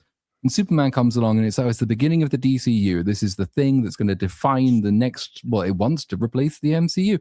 And we get something which has every single problem of late-stage Marvel movies, pretty much every single one. Possibly the worst villain of all of them, in fact, the most broken villain of all of them. And it's the one that's supposed to set the tone and the basis for every DCU movie going forward. And it's like anyone who had any faith in James Gunn reviving superhero movies when he took charge of DC should be utterly ashamed of themselves, because no, obviously not. And then he follows it up with Peacemaker, which is awful as well. And actually makes this movie worse because, like, Lex Luthor, what do we do with it? I'll stick him in prison up until the point where Peacemaker's like, no, we need him now. He's out of prison again. Oh, great. That means he's going to come back. But he can't come back because he can destroy the fucking universe. So it's doomed. I guarantee what's going to happen is they've already said it. Like, they're going to team up in the second movie to deal with Brainiac in Superman 2. Then I guarantee what's going to happen is Lex Luthor's going to be hailed as a hero and he's become a shitty Trump stand-in or Elon Musk stand-in or something, but he'll be president. And he'll have very bad social commentary on, like, oh, people are shit voters, right? Ugh. It's like maybe they'll go to the Nazi world and say, this isn't so different from our world after all. Ooh, what's mad? What's mad? They made the Nazi world look so good because when they in the real world, John Cena's home, they try to break in and they get beaten up by a hawk, which is stupid, or a falcon, whatever his name is. They get beat. Then in the Nazi world, when John Cena has killed like a bunch of people and he go, there's a terrorist in the house, sir, we can't disrespect the family's rights and go in and get those people. The Nazis wouldn't break into a person's home because he had fundamental rights. In our world, they just broke into John Cena's home without any say. In fact, we are worse than the Nazis in that reading. Yeah. And I like the way, though, it's like Nazi world, but no one says any, like, swear words. They just say, black, it's a black. Like, they don't say anything harder than that. It's like The Boys season 2, like, you yellow bastard. Like, I hate fucking lame racism. Like, if you're going to do it. Yeah. What was the Stormfront when she's going to A-Train? Yep. Oh, you people like running. Something like that. You black piece of shit. Like, Stormfront was so fucking lame. Oh, my God. Like, you want, again, Adam Driver and Black KK Klansman. He's going, you spirit checker. He just goes nuts. That's what you would actually do. And then it's just everything. I just hate the harem, the whores. Oh my God. The fucking, like, just the lack of focus on Superman, the stupid squirrel, just everything about it is so bad. And one of the things I mentioned when we first reviewed it was it's a movie that feels like it's ignored the last 10, 15, 20 years of superhero movies. It hasn't learned anything from the mistakes in the MCU. We're already in, like, to have Lex be this broken on the first movie is fucking insane. Yeah. Like, that makes no fucking sense. You always like the intro? The intro breaks the first frame of the movie. 300 years of metahumans. So you've kind of fucked yourself in the first frame of the movie. Yeah. Like 50 years before America was founded, there were superhumans. During the British Empire, what would that be like? How did the American Revolution happen? None of this makes any fucking sense. Also, Superman is not a metahuman. He's an alien. Yeah. That doesn't make any sense either. Yeah, Hawkgirl is an alien. Yeah. It's called metahumans. Yeah, well, but again, the whole thing's retarded, like fucking, and then not just that, the second act, Superman is thrown in prison as we focus on Lois Lane and other characters. He's sidelined in his own movie. Yeah, he's crying on the floor like a little bitch. He spends half the movie crying. What's that guy's name? The guy's crying over Muhammad. Muhammad. Muhammad.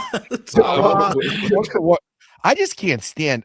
Clark treats his family like shit in this movie. It's absurd to me. I'm not used to seeing what's his face, Jimmy Olsen having like all this Riz Yeah, what the fuck was that? Super Ladies Man Olsen. Huh? It was yeah, so but contrived. Lex As you said, the Luthor Sorry, go on. No. I'm just saying it was like it's all broken. And the one thing that really bugged me the most out of this is you could just see that James Gunn could not take his ego out of the equation. It was like, dude, we don't need like some niche like shitty punk rock song because we get it, dude. Like you probably have a fabulous record collection. Okay, man. It doesn't have to be in every fucking movie. Okay, it doesn't.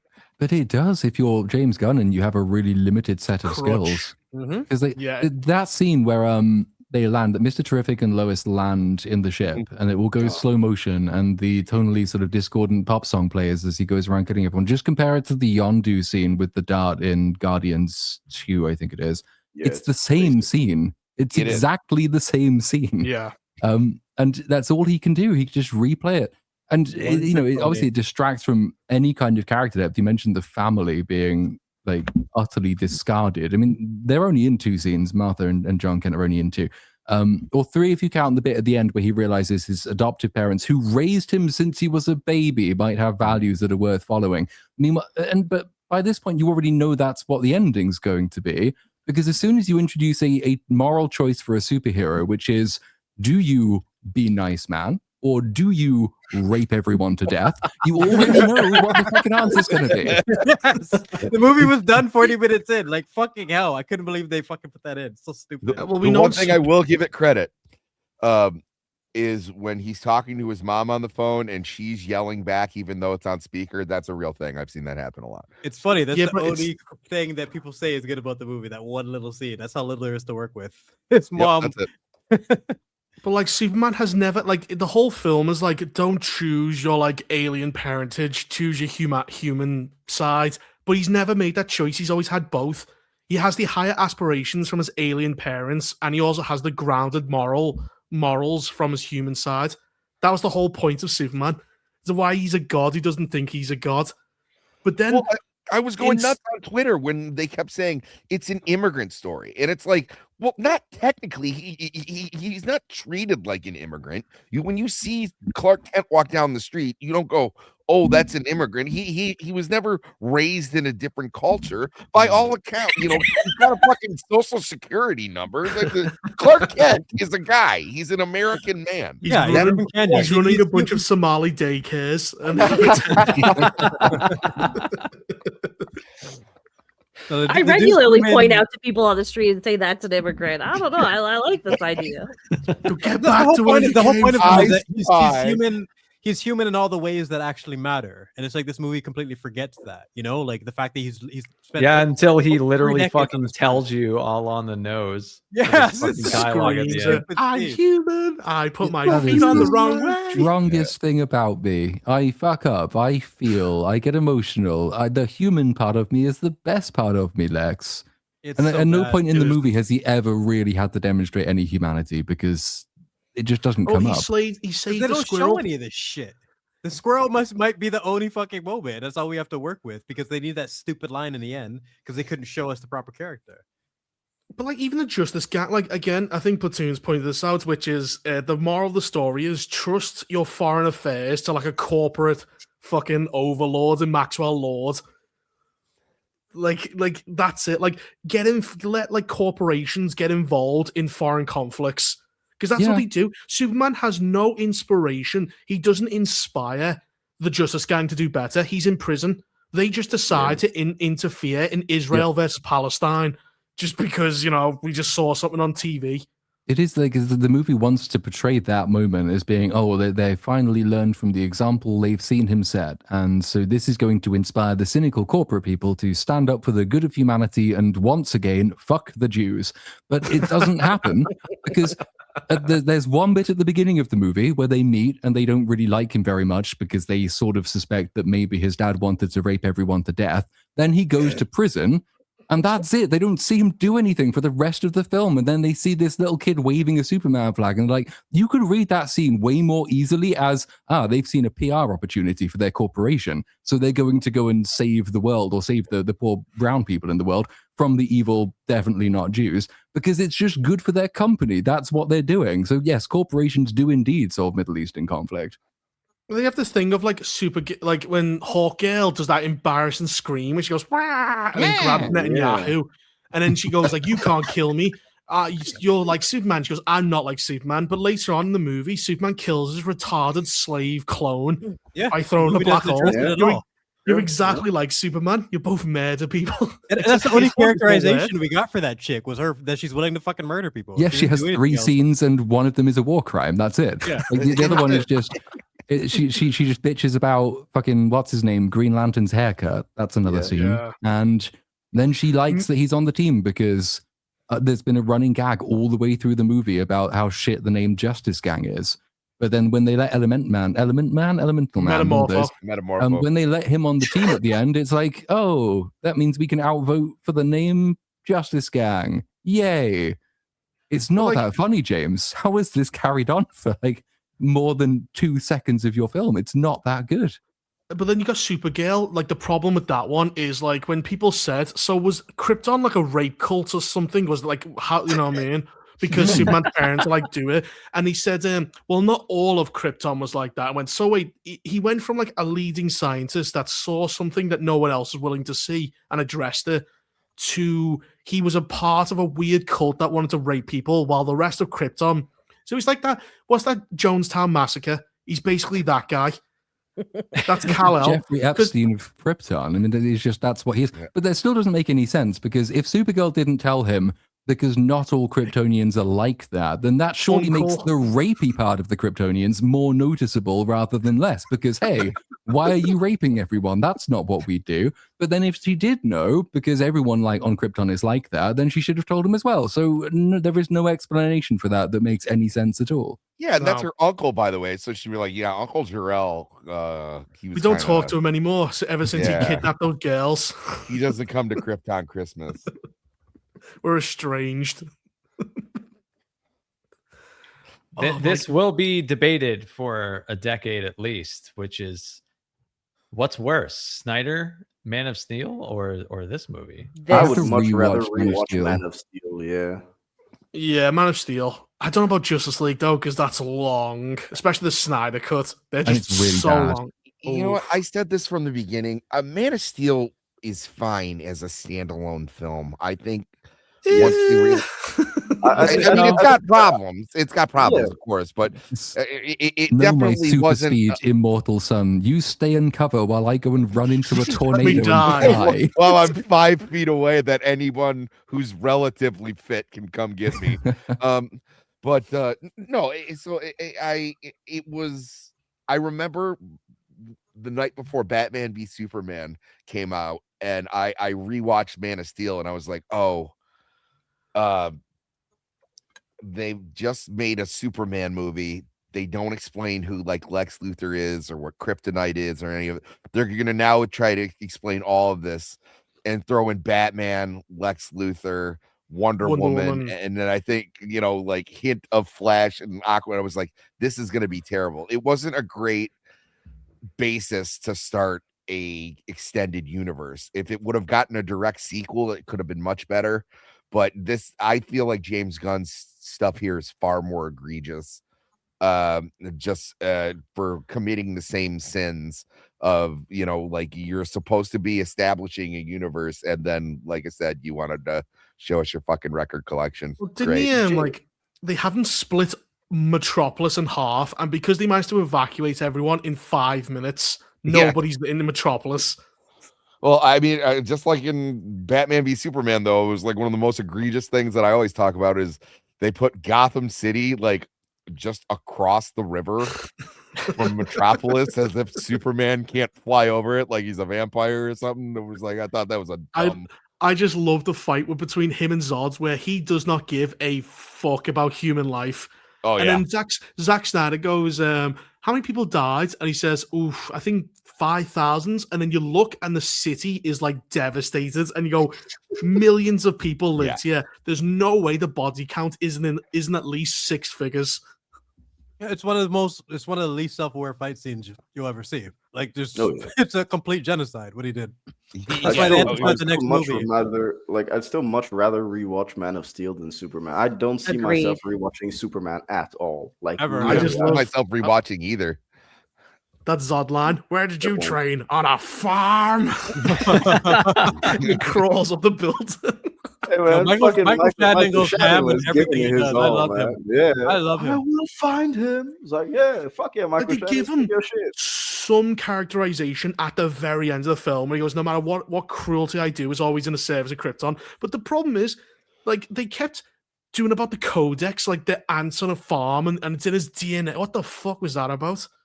Didn't go anywhere. Oh, yeah. We can terraform any planet besides Earth. He goes, why? Like, you could at least said we need a slave force to help build stuff. That makes sense. Still has its problems, but I'd still rewatch that any day. It has one problem. It exists. That movie tedious and long. Is there anything that you enjoyed in James Gunn's Superman? Like, is there anything worthy of praise? Like, the only thing I like, Krypton. The Krypton. I like the robots in the Fortress of Solitude. I hate the robots. I thought they were okay. Hi, my name's Gary. Fuck off, Gary. I hope you die. I hope you all die. I hope you're programmed to feel pain. Okay. No, I didn't mean it like that. I like the design. Oh, design, yeah. They remind me of All-Star Superman. That is pretty much we're just machines that don't care. Actually, we do care. Yeah, we care fuck quite off, a James bit, Gunn. actually. Fuck off. Prick. I only like the Russian roulette scene just because I didn't think that they were gonna kill Muhammad or whatever his fucking name is. That's true. Yeah, that was it. So when I saw him die, I was like, all right, cool. That's pretty much it. Muhammad.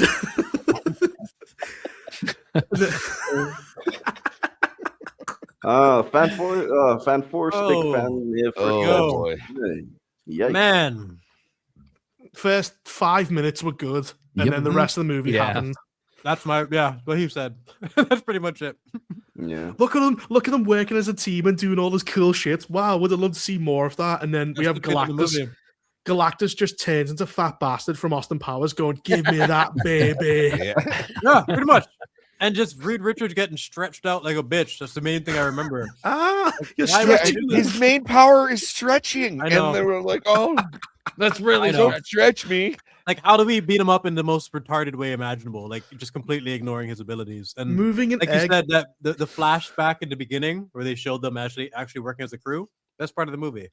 And then which is funny because there's the empty meme argument that was doing the rounds for a little while is we don't need any more superhero origin stories. Why do we need another origin story? We've seen them all. Let's just skip it and get on with it. And the best part of this movie is the montage of their origin story. Yep. Maybe actually some origin stories are still pretty good and you can actually do interesting things with them. It's like saying we don't need Act 1. We've seen Act 1 of a movie. Well, I can't go straight to Act 2. I don't know the beginning. Exactly.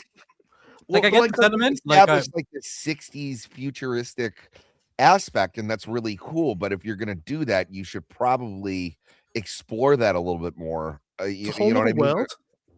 Yeah. It's different this was one of the movies everything. that fundamentally needed it. I get the premise of not wanting anymore. Like, I don't need to see Martha's Pearls anymore. I've seen enough.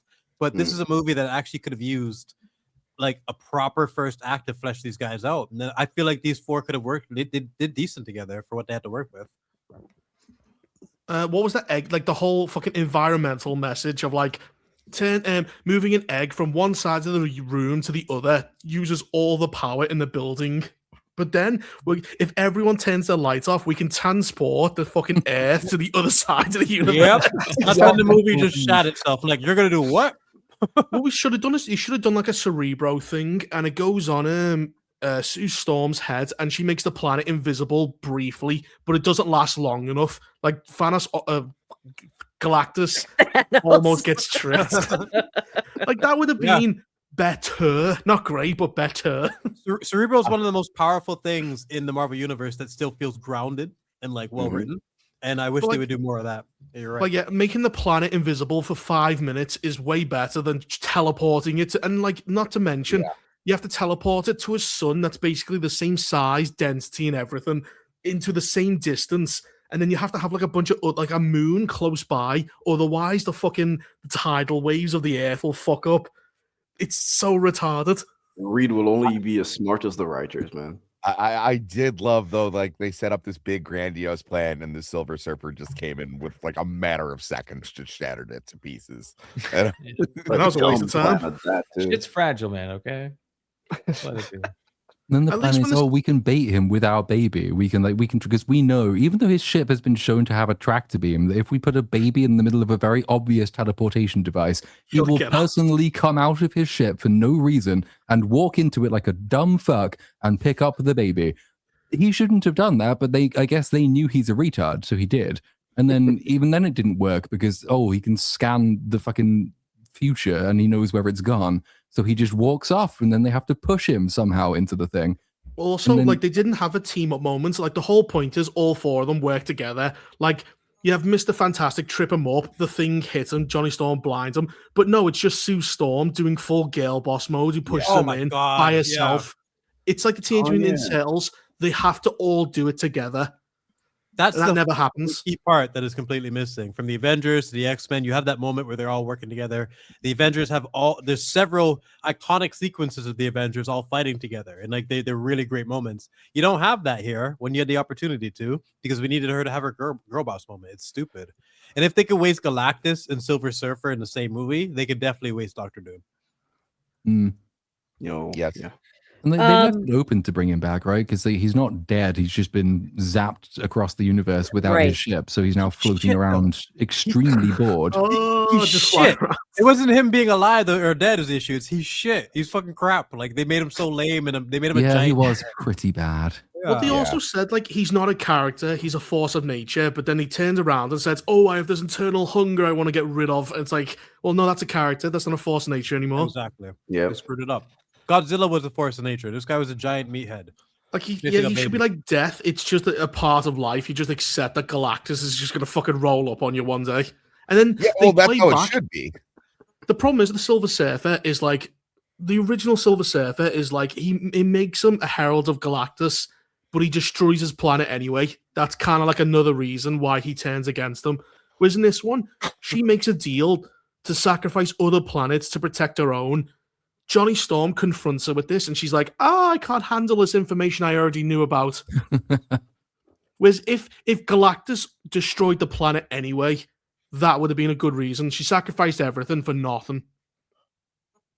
But no, he just says, hey, that thing you're doing, stop doing it. And she's like, okay.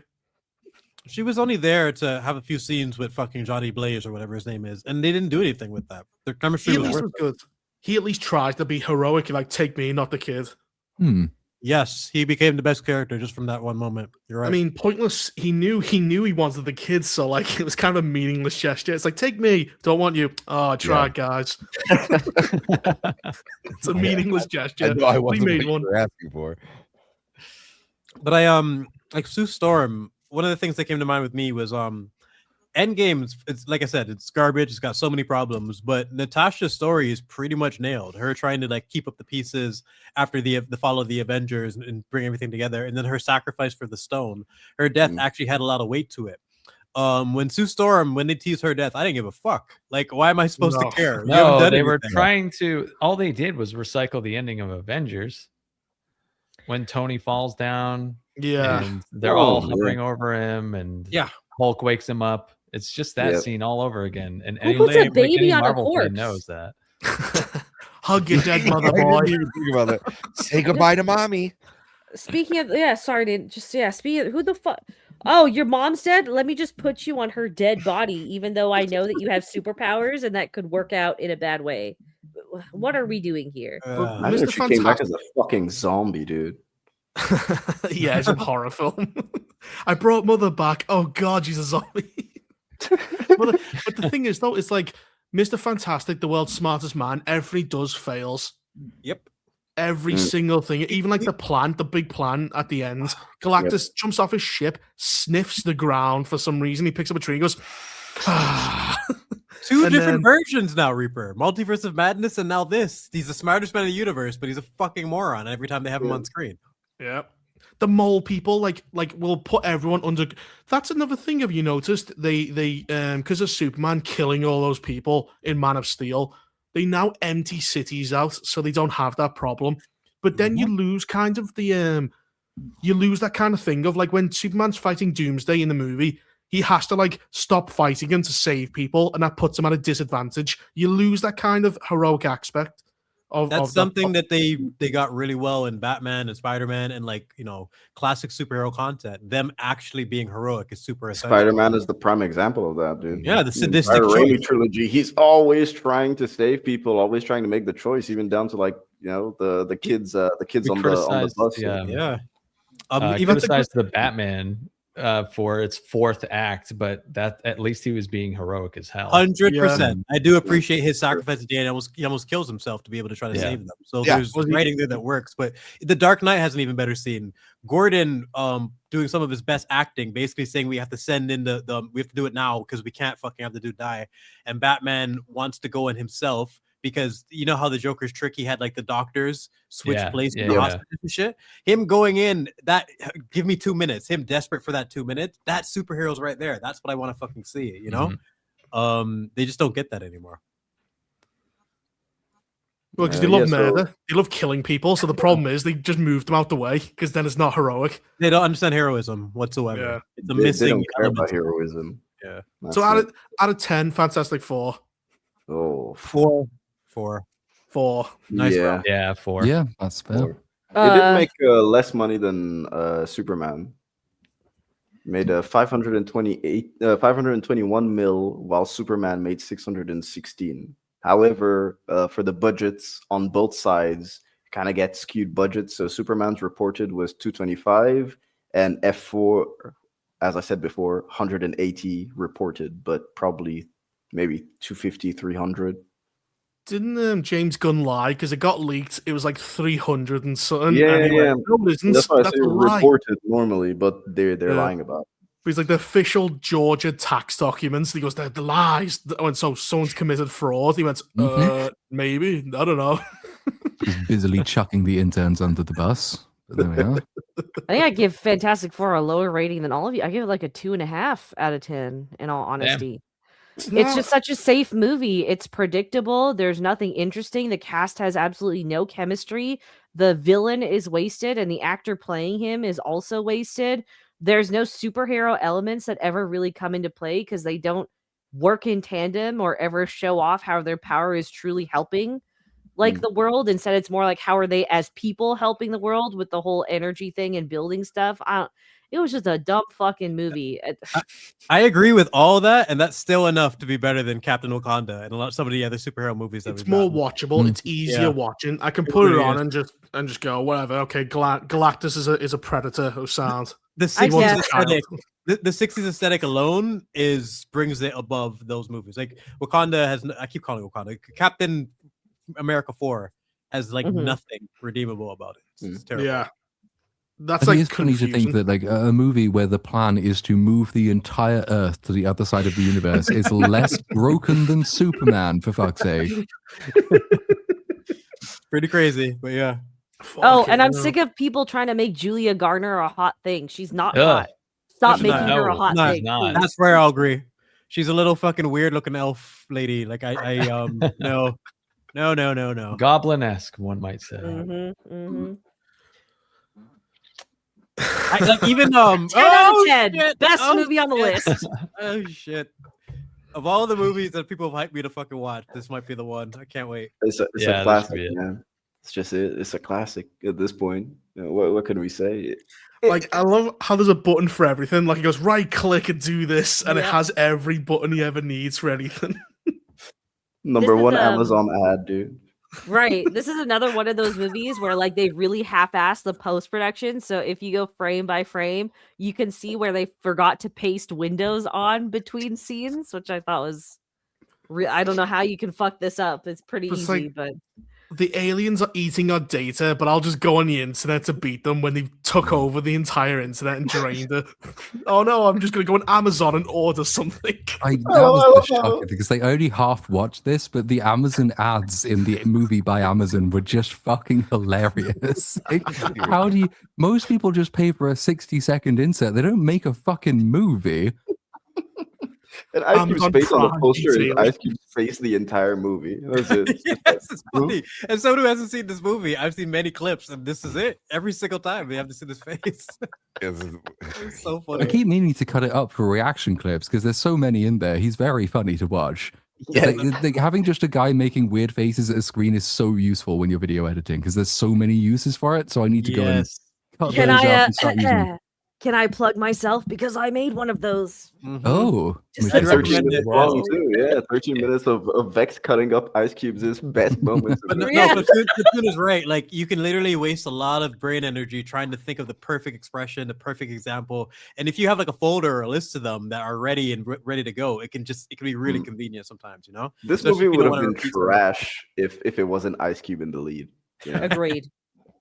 Ice Cube is what basically made this movie like iconic now at this point. Yeah, I'm telling you, this will be as big as The Room. People will be quoting this in cinemas in a couple of years. They'll be rerunning this at least once a year in cinema. I've got to get that button and go, yeah, and push it every time something happens. Yeah. That's like, it's such that button thing is so outdated. I remember when that was a popular thing in like 2005, and it was in every comedy movie and everything then, and then it just disappeared. And it's been revived thanks to this movie. Yeah. Ice Cube brought it back. Honestly, like I'd recommend War of the Worlds. Get drunk with a couple of friends, man. Get high with a couple of friends. Watch this shit. You're gonna laugh your asses off. It's great if you're sober and all. I watched this stone sober and still thoroughly enjoyed myself. There's so many things wrong. Like if you actually try to pick out all the plot holes, you'll have like 20-page like script. There's so much wrong with it, but it's hilarious. Okay, now this is hilarious. All I've heard is the memes. I didn't even know that it was also broken. So there's plot holes in the movie. This simple. Oh, dude, it was just him and his people. Like, what? Canyons. I just love how easy they make it look like to hack everything. Like, if the you mainframe. That's it is a lot of clickety clack. But I gotta hack this Tesla. I'll just mouse click on this Tesla, and we're in. Everything button like hack Tesla to take it to hospital. There's a moment. Right. There's a moment where he finally gets the USB and he's got to go to like the basement of the building or whatever to plug it in, and the robots start crawling on him. So he's like, I'm not going to make it. And then it cuts to like a 2008 YouTube video of someone just plugging a USB. Fucking USB. And they reuse it twice. The same fucking It tries to talk about taking our data like the Patriot Act or something, but then like it turns out the big secret project was right underneath him the entire movie. And then like he's running out going, I can't get out the building, all the doors are locked. He doesn't even try and like kick them or anything. They fire him and let him stay in the building the entire time. He just hack, and then his son is an expert hacker who just so happens to be like who he's after at the beginning. This is Dad, the aliens are going to blow me up, but I VPN'd my computer, so I'm somewhere else. To be fair, Velocipaster has a beautiful, beautiful plot, though. So, I mean, let's not be comparing, gold to fucking scrap metal here. But his daughter's like a microbiologist, and went, oh god, we're gonna have the thing where she's gonna make a computer virus and explain it like a real virus. Oh god. The worst part is like you have him looking at his dead picture, his wife's his dead wife's pictures. Ooh, his dead pictures on Facebook. On Facebook. Then like the drama. The drama is, so it's eating the data, and he keeps looking at his dead wife's pictures, and then the aliens start eating the data. He's going, no! Erasing one by one. Yeah, you don't have any hard copy, bro? He didn't put them on a USB or anything. You don't have a wedding album or anything? No, hold on, I'm genuinely surprised the movie didn't say, damn it, I should have used Amazon Web Services. Because it's the kind of thing the movie would do and does do in other contexts, but they missed that one, I guess. I just Don't love that forget, drama. Amazon delivery fucking drivers are the best. They can scotch you up from a fucking wound. You know, it's like, yeah, dude, they're the best. Yeah, his son-in-law, his daughter's boyfriend, is an Amazon driver as well. I forgot about that. Yeah, and he uses a delivery drone at one point, doesn't he, as well? Yeah. That's Kill what they a get to homeless use. man. I'm gonna send you a package, Dad, because he has to order something on Amazon and then go out the building when a drone gives it to him. They kill the fucking homeless man. They're like, hey man, we'll give you Amazon gift cards if you take this to the fucking dead zone. Like, yeah, get this to this place. Dude fucking dies. They're like, Gift card. Or when the daughter gets hurt, I still, your heart rate is way too high. And then it's someone who's supposed to be like this brilliant biologist. I mean, anybody with any like rudimentary knowledge of biology, if you get stabbed with something, don't pull it out. yeah. And then he even told her not to, and then the next thing you look at her, she's like, I totally pulled it out. Well, what happens is she gets out the truck, and because she's pulled it out, it leads a long blood trail that goes up like 20 floors. I'm like, how does she have any blood left? Because it's not like a bunch of drops; it's like a huge smear of blood. It's like someone dragging a cut up dead body, basically. Yeah. Yeah. Because where is she? Luckily, there's this perfect trail. Yeah. Yeah, go watch War of the World, ladies and gentlemen. I could watch it again right now. I want Me to watch it too. again. That's a comfort movie right there, in all I swear to honesty. God. So out of 10, what would you give it then? Because on a technical level, 0, but enjoyment. Sounded like a 10 according to you guys. Honestly, Yeah. It's up there. so stupidly fun, you know. I think it's a 0 as a film because the plot is just dumb. The characters are dumb. The entire scenario and situation is dumb. The effects aren't very Aliens. good. There's issues with continuity and all that stuff. So like as a film, it's a 0, but like as pure entertainment, it's a solid 9, I would say. A 9 out of 10. Agreed. I would So like back 4.5 average or something like Yeah, that. let's do that. Yeah. It's better than Fantastic Four and Superman. I'd watch 100%. this any day. I definitely rewatch this. Yeah, that instead, beats yeah. out most of our list. It's absurd that this is one of the highest rated movies of the year for us. It's third. Well, when it comes Third. down to it, entertainment is the main thing we all do. This Right. for. And it Yep. sounds like Yeah. you guys are having a blast watching this movie. So August. We move on deeper into the summer. I like this.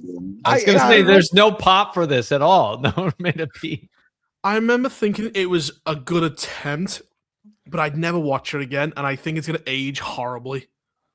I think I could agree with that as well. Like because I didn't get a chance to rewatch The Naked Gun, like the original one before this. So like I just kind of had vague memories of it. I thought the chemistry between him and Pam Anderson was good. The plot was whatever. I didn't mind the gags though. Like after I rewatched the original, they very much were just copying like 80% of the gags in the first movie. But like I think I would put this on in the background if I wanted to and watch it again. Like it's a 5 maybe out of 10. I've noticed this with old comedy films. I think this film makes this mistake of it keeps doing these massively absurd jokes one after another, and the problem is you get kind of numb to it. So like fair. Every good comedy usually has like a decent story because you can't make jokes every 5 seconds, and this one tries to do that. So the jokes all start feeling the same. Like Step Brothers is a good, decent story about growing up and stuff like that. But then it's also got bits of comedy that's weaved into the story. This one, it's like it's one after the other, and the jokes start losing their impact because there's too many of them too quickly. Yeah, but I don't know. I'm going to push back on that because that was kind of like the style with movies like Airplane.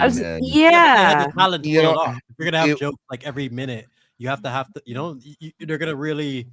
It's gonna wear on the audience if they're not actually. No. I understand that completely. What I'm saying with Reaper, what we were saying, it was like the old ones just did it effectively. This Yeah. they were kind of. I mean, look at the top. Is it Top Secret with Val Kilmer? Like, Oh, I look at love the that entire firefights and all the bar fights. It's like it just escalates. Where at a point they're fighting underwater. You're like, what the fuck is going on? It's like it's just pure escalation in the comedic bits. They just do it better, probably. Playing this, like people are saying Seth funny MacFarlane, right? Yeah, he co-wrote it with someone. But like Airplane's like funny dialogue back and forwards. This one's like huge, big, like people get shot, and you know those big hard jokes that usually wait a bit and then you pull off. I think that's the problem. It's got too many of them. Yeah, like you're totally right about like the humor. I'm just saying all the other Naked Guns movies did it effectively. I don't understand what's missing in this one. And maybe it is just Leslie Nielsen just, missing out of it because I think to answer what's missing is like this is a type of humor that most audiences aren't accustomed to, and True. B, a lot of the jokes had already been done during the 70s and 80s where this kind of humor was like the prime kind of comedy. So it's kind of hard to reinvent this. Like I saw someone mention Fackham Hall. I finally actually got a chance to watch that a few days ago, and while I did enjoy it, some of the bits were really good, but it's I've already seen this many times before, like across a lot of British comedy. So it's not exactly anything new, and it's not everyone's cup of tea on top of that. So okay. They can't do sitcoms. Like they try to bring back like Frasier and now to do Malcolm in the Middle, and they just don't work the same. Fresh Prince, King of the Hill. Yeah, you can't do any of them anymore. I mean, King of the Hill's been brought back. It's semi-successful, but it has to change and be something else. And like I said, a big part of that success is the fact that it's animated. So the transition is a bit smoother to make because you can make the characters accurate. And it's not a full-on comedy, Kings of the Hill. It's got comedic moments, but there's actual like storylines and stuff. Yeah. Drama. Smiling Friends is fucking hilarious. Oh my god, I love Smiling Friends so much. Dude, I watched it for the first time like 2 weeks ago. I had never like seen an episode or anything. The bald episode just popped up on my Instagram feed. I was like, this shit looks hilarious, and I was zooted out of my mind. So I was like, fuck it. I watched everything in one go. I was like, this is so fucking funny, dude. Dude, the Halloween episode that scared the shit out of. I'm not even gonna lie, dude. That actually scared the fuck out of me. I was tripping, and then the fucking thing just pops out of the forest. I was like, oh shit. Then he gets stomped to death. I like the they find like evil Frodo, and like he's fine. And then he dies. He goes, take this box to the princess. He goes, Mip wanted to bring this to you. He goes, he's like a stalker. He goes, what? He goes, yeah, he's a horrible stalker. And he goes, what's in the box? He goes, I don't know. And it's a bomb, and she throws out the window. That's one of the stronger episodes. Like sure. I was noticing that like the comedy on that when you compare it to like the boys is like, oh, isn't this so funny?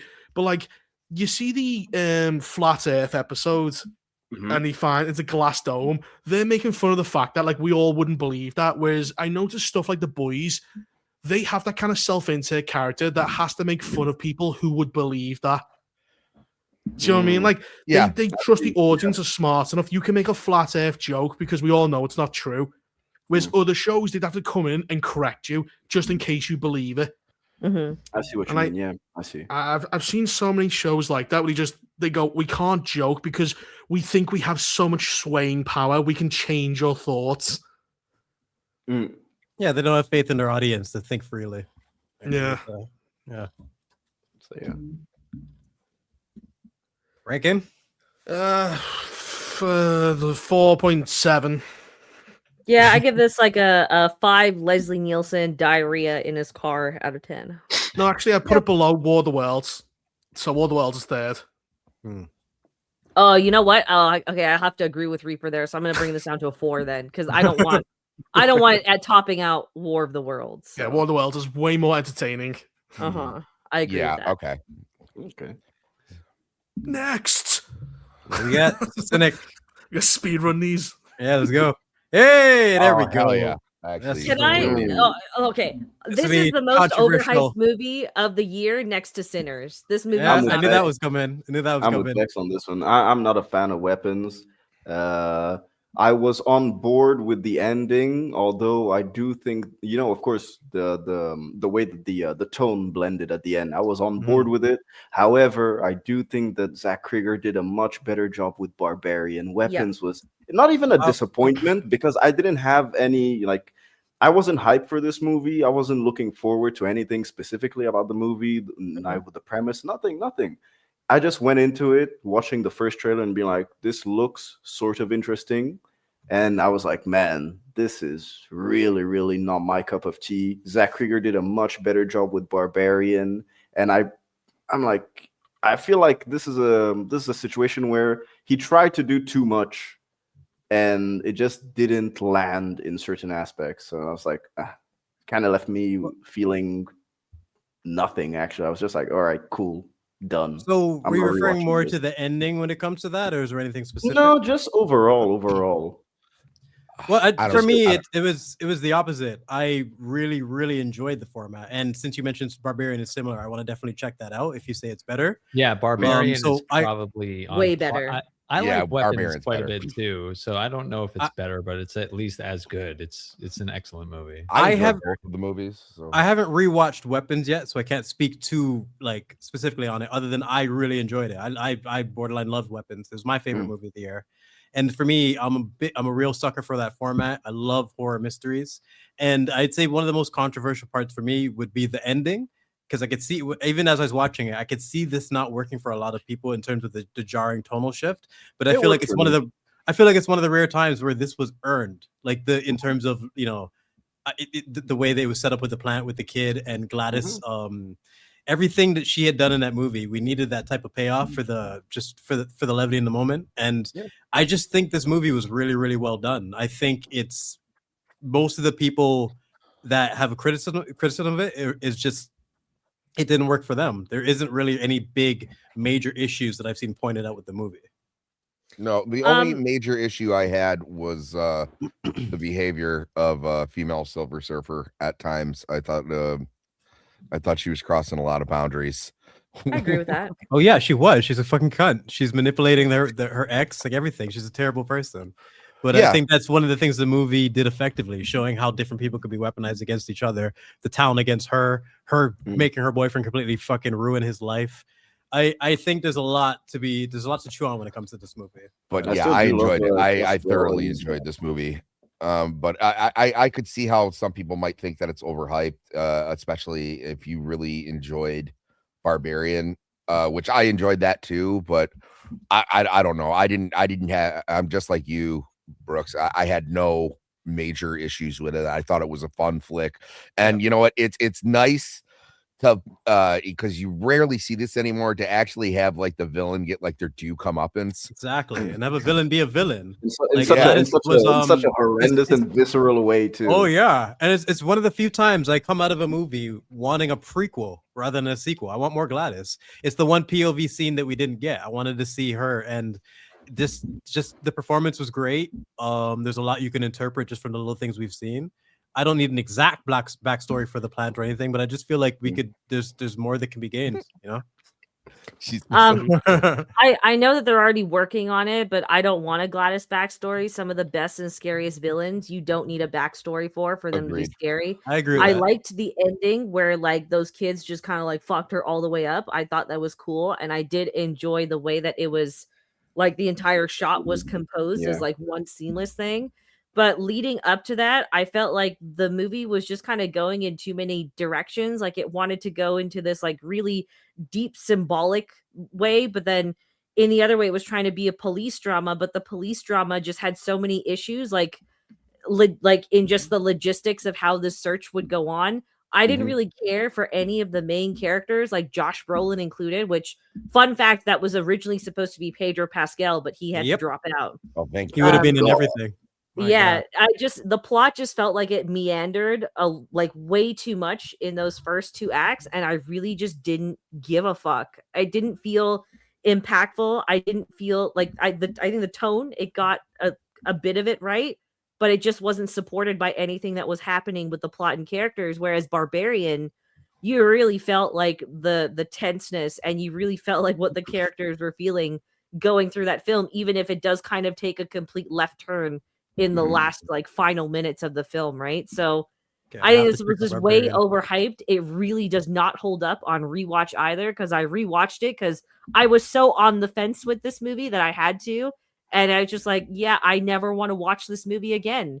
That's kind of a definitive sign right there that it wasn't that great. Yeah, I wouldn't rewatch Weapons. I'd much rather like just rewatch Barbarian. However, I'm still hyped for whatever Zach Krieger cooks up next. I think that he's someone to look forward to in terms of in the horror sphere. So yeah. I think the fact that he gets atmosphere down like pretty well, and that it is something I can praise Weapons for, that like already makes me look forward to whatever he'll make. Because like a Resident Evil is half of it is all just about atmosphere and tone. So completely agree. Reaper and Cynic, you've seen it too, right? I haven't heard anything from you guys. Yeah, I really like this movie. It's probably my favorite movie of the year, but it's still like, you know, if I were to rate it, probably like a 7 out of 10. But because it just wasn't a good year for movies anyway. But I genuinely like the mystery. I'll agree that I didn't feel a connection like I did with Barbarian as far as like towards the characters, but this was more of like watching people experience an extraordinary situation. And you know, it was you were almost like a voyeur, like observing this weird thing instead of getting emotionally invested in the person on the screen. I really liked the twist. I thought the witch idea was fucking cool and came out of left field. I loved how she got her comeuppance. I also thought it wasn't really like a horror. It was kind of like a thriller because it had a lot of comedy. Yeah, it had a lot of comedy beats in it too that made me actually laugh out loud. The scene with the door opening and her coming out to go like open up the door and cut him. Like I feel like there's elements like that you can't.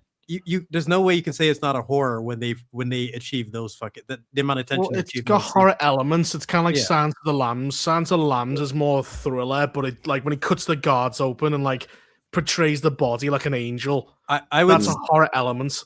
That's body horror, but I would say Silence of the Lambs is much more of a traditional thriller, where this is a horror mystery thriller. Even I don't think it deserves the discrediting of saying it's not a horror. Well, I can see that, but the weird thing was like some of the jump scares at the very beginning were kind of pointless and didn't really do anything. Like when he has that dream when he's trying to find his son Josh Brolin, and then he sees the giant gun in the air. Yeah, I didn't like that. That was like it felt like sometimes they forced the horror in just to get the horror film. Like I think yeah, I know what you mean. I heard people mention that too as well. 2 of the jump scares. I think there was a reason for one or both. I wish I could remember to be able to argue better against this, but it was in terms of being their proximity to the house. They both happened after they passed by the house to a certain degree. I think there was logic behind it. I just can't remember it well enough to defend it. I didn't like the gun either, though. But I do remember in a discussion someone having a reference for why it actually happened. But as a visual, it didn't really work. It looked strange. And like, yeah, it's what would have been better. Like when he goes, the police are going to come round. So I'd agree with Cynic. It's decent and like, but it's it's not the greatest film ever. What was I didn't quite like was when the police are coming round and she goes, "Kids, run into the woods, all 30 of you." Instead of just doing like casting a spell, so they look down in the basement, we can see the kids, but the police can't.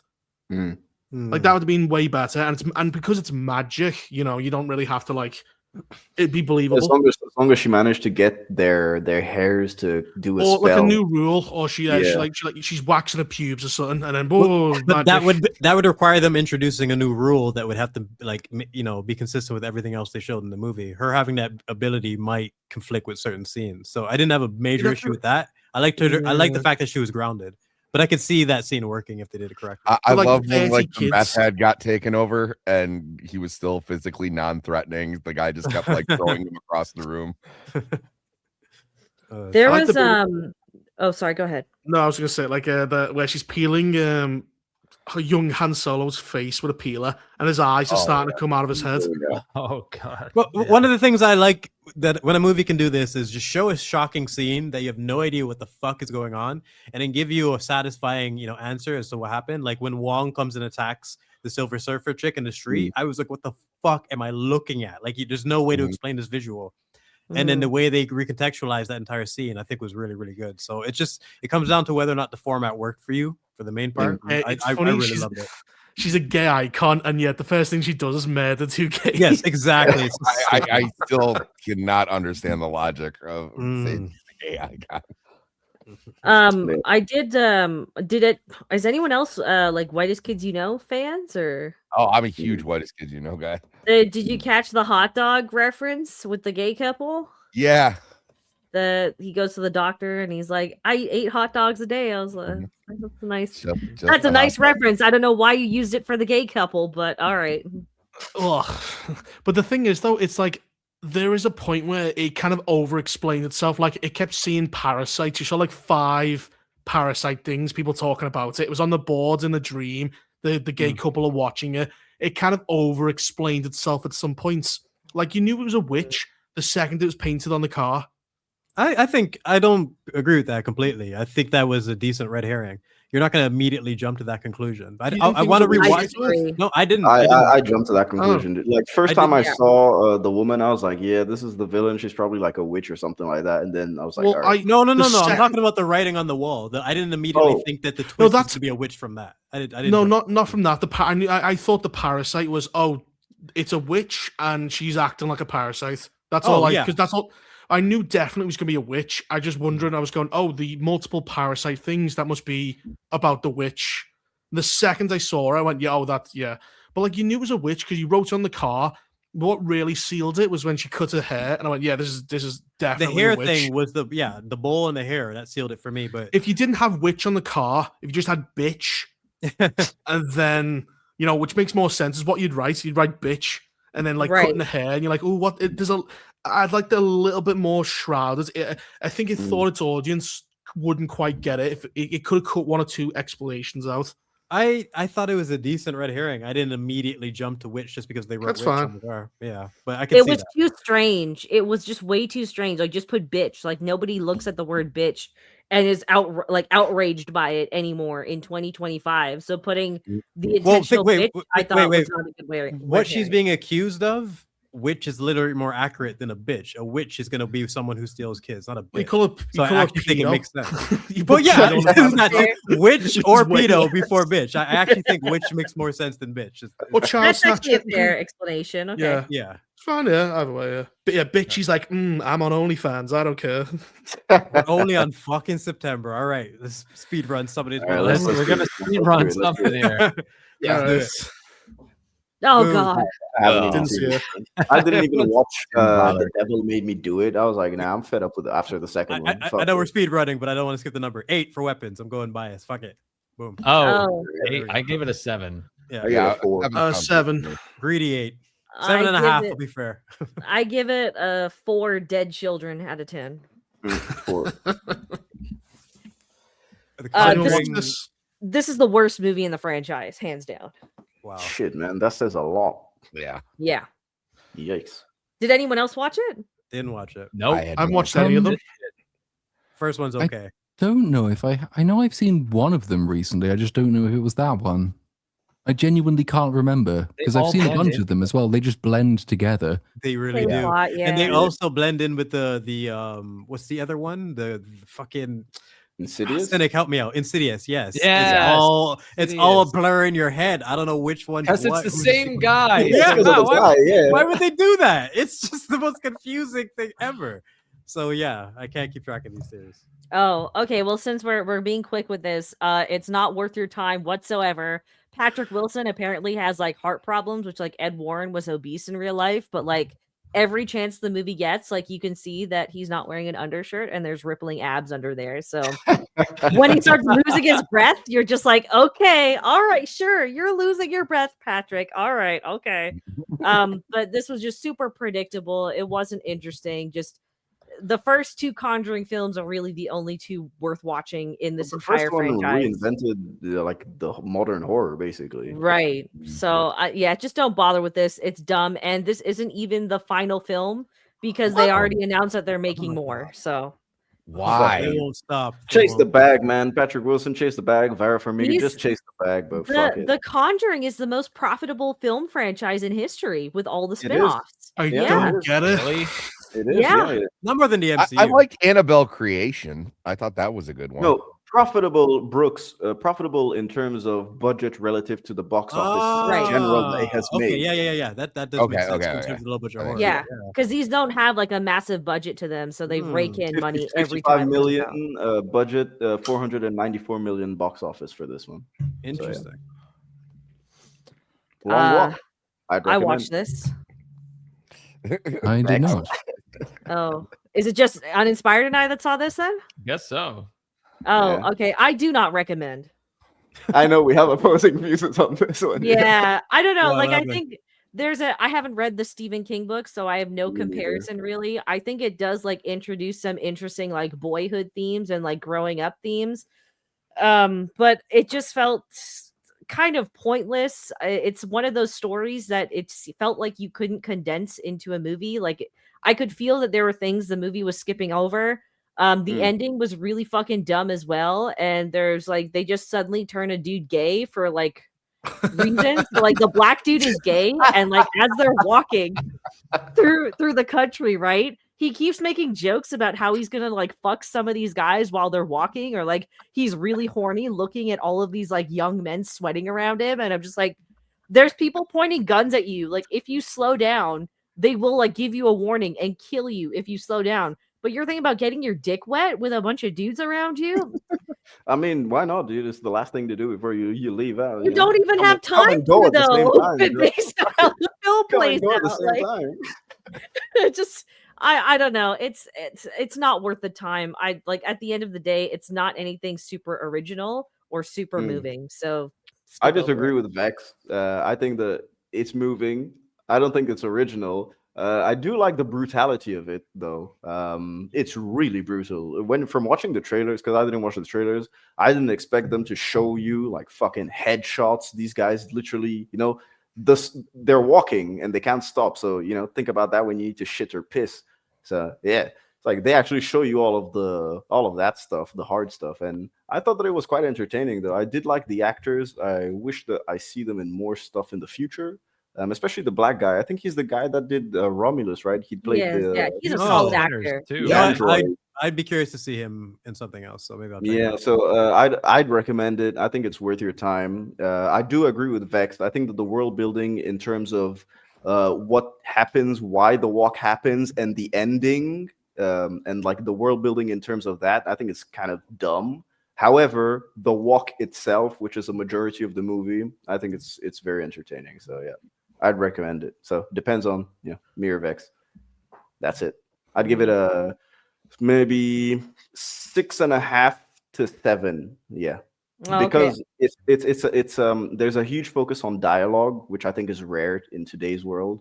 And for me, I thought the dialogue was natural, and there's a ton of new movies that have unnatural dialogue. You know So, what? Now that you mention it, no, I felt the dialogue was really choppy. Like it felt like a lot of it was just ripped straight from the book, and they didn't recontextualize it to work within a film, especially because you can tell that they clipped out a lot of character building in order to condense the film. So I actually like there were a lot of moments where they just go into spiels about things, and I was like, okay, so this must have been a monumental moment in the book, but it's not working because I just saw a dude shitting himself on the walk right before that. So like I don't know. I think I'd probably give this like a 3.5 like bum fucks out of 10. Yeah, so you see. Yeah. All right. So like a 5 in between us. Basically, yeah. About not the worst movie of the year, but painfully. All right, released. Cynic. Yeah, go Cynic, this is your turn. Cynic, go. Yeah, this was my pick for worst movie of the year. It's basically a horror movie for the horror version of Snyder Bros. Like it's about my themes, but the themes are painfully obvious and on the nose. But I've had a number. I called it out in the video I made about it before it happened, and of course it did happen. That I said this is definitely for Snyder Bros, and I'm about to get 100 comments saying you just didn't get it, and that's exactly what happened. Wow. Dang. What's the plot of this movie? I have no idea what it's even about. So the this plot completely is slipped by me. This guy in the red here, he's a young quarterback, and this team in the pros that's led by Marlon Wayans there. He's getting older, but he's like the greatest of all time. He has like 8 championships, which is hilariously just one more than the real life greatest of all time, Tom Brady. And they want to draft him, and he goes to a training camp. The young guy goes to a training camp with Marlon Wayans' character, who's supposed to be, he's going to follow in his footsteps. But things get really weird and really, really gay, like super gay. And it's super weird how gay it gets. Like how it's like this is the most homoerotic movie that doesn't know it is. And a lot of weird shit happens. A lot of weird shit happens, and then the guy in red realizes that they're trying to they're injecting him with blood that's being passed down from every quarterback who's played before him on that team. So what? It's like weird cult ritual shit, and it gives him it makes him become the best, and it's fucking ridiculous. And he gets really upset, and it's also a super racist movie, which is like super racist against white people. Shocking. It's made by Jordan Peele. There's a bunch of like anti-white messaging in this movie, and it's produced by him, but of course this seems like a movie he'd make because it's so like anti-white. And he gets to kill all the white owners who were going to own him, and they call him boy, and he says, "Don't call me boy, whitey," or whatever the fuck. And like, are they dressed up like Colonel Sanders? Do they look like well, hello there, boy? You about to be off on a new buck. I can't believe I remember that much of it because it was just such a piece of shit. I reviewed it and wanted to get it right out of my mind. But yeah, that's what happens in him. I thought it was the worst movie that came out this year.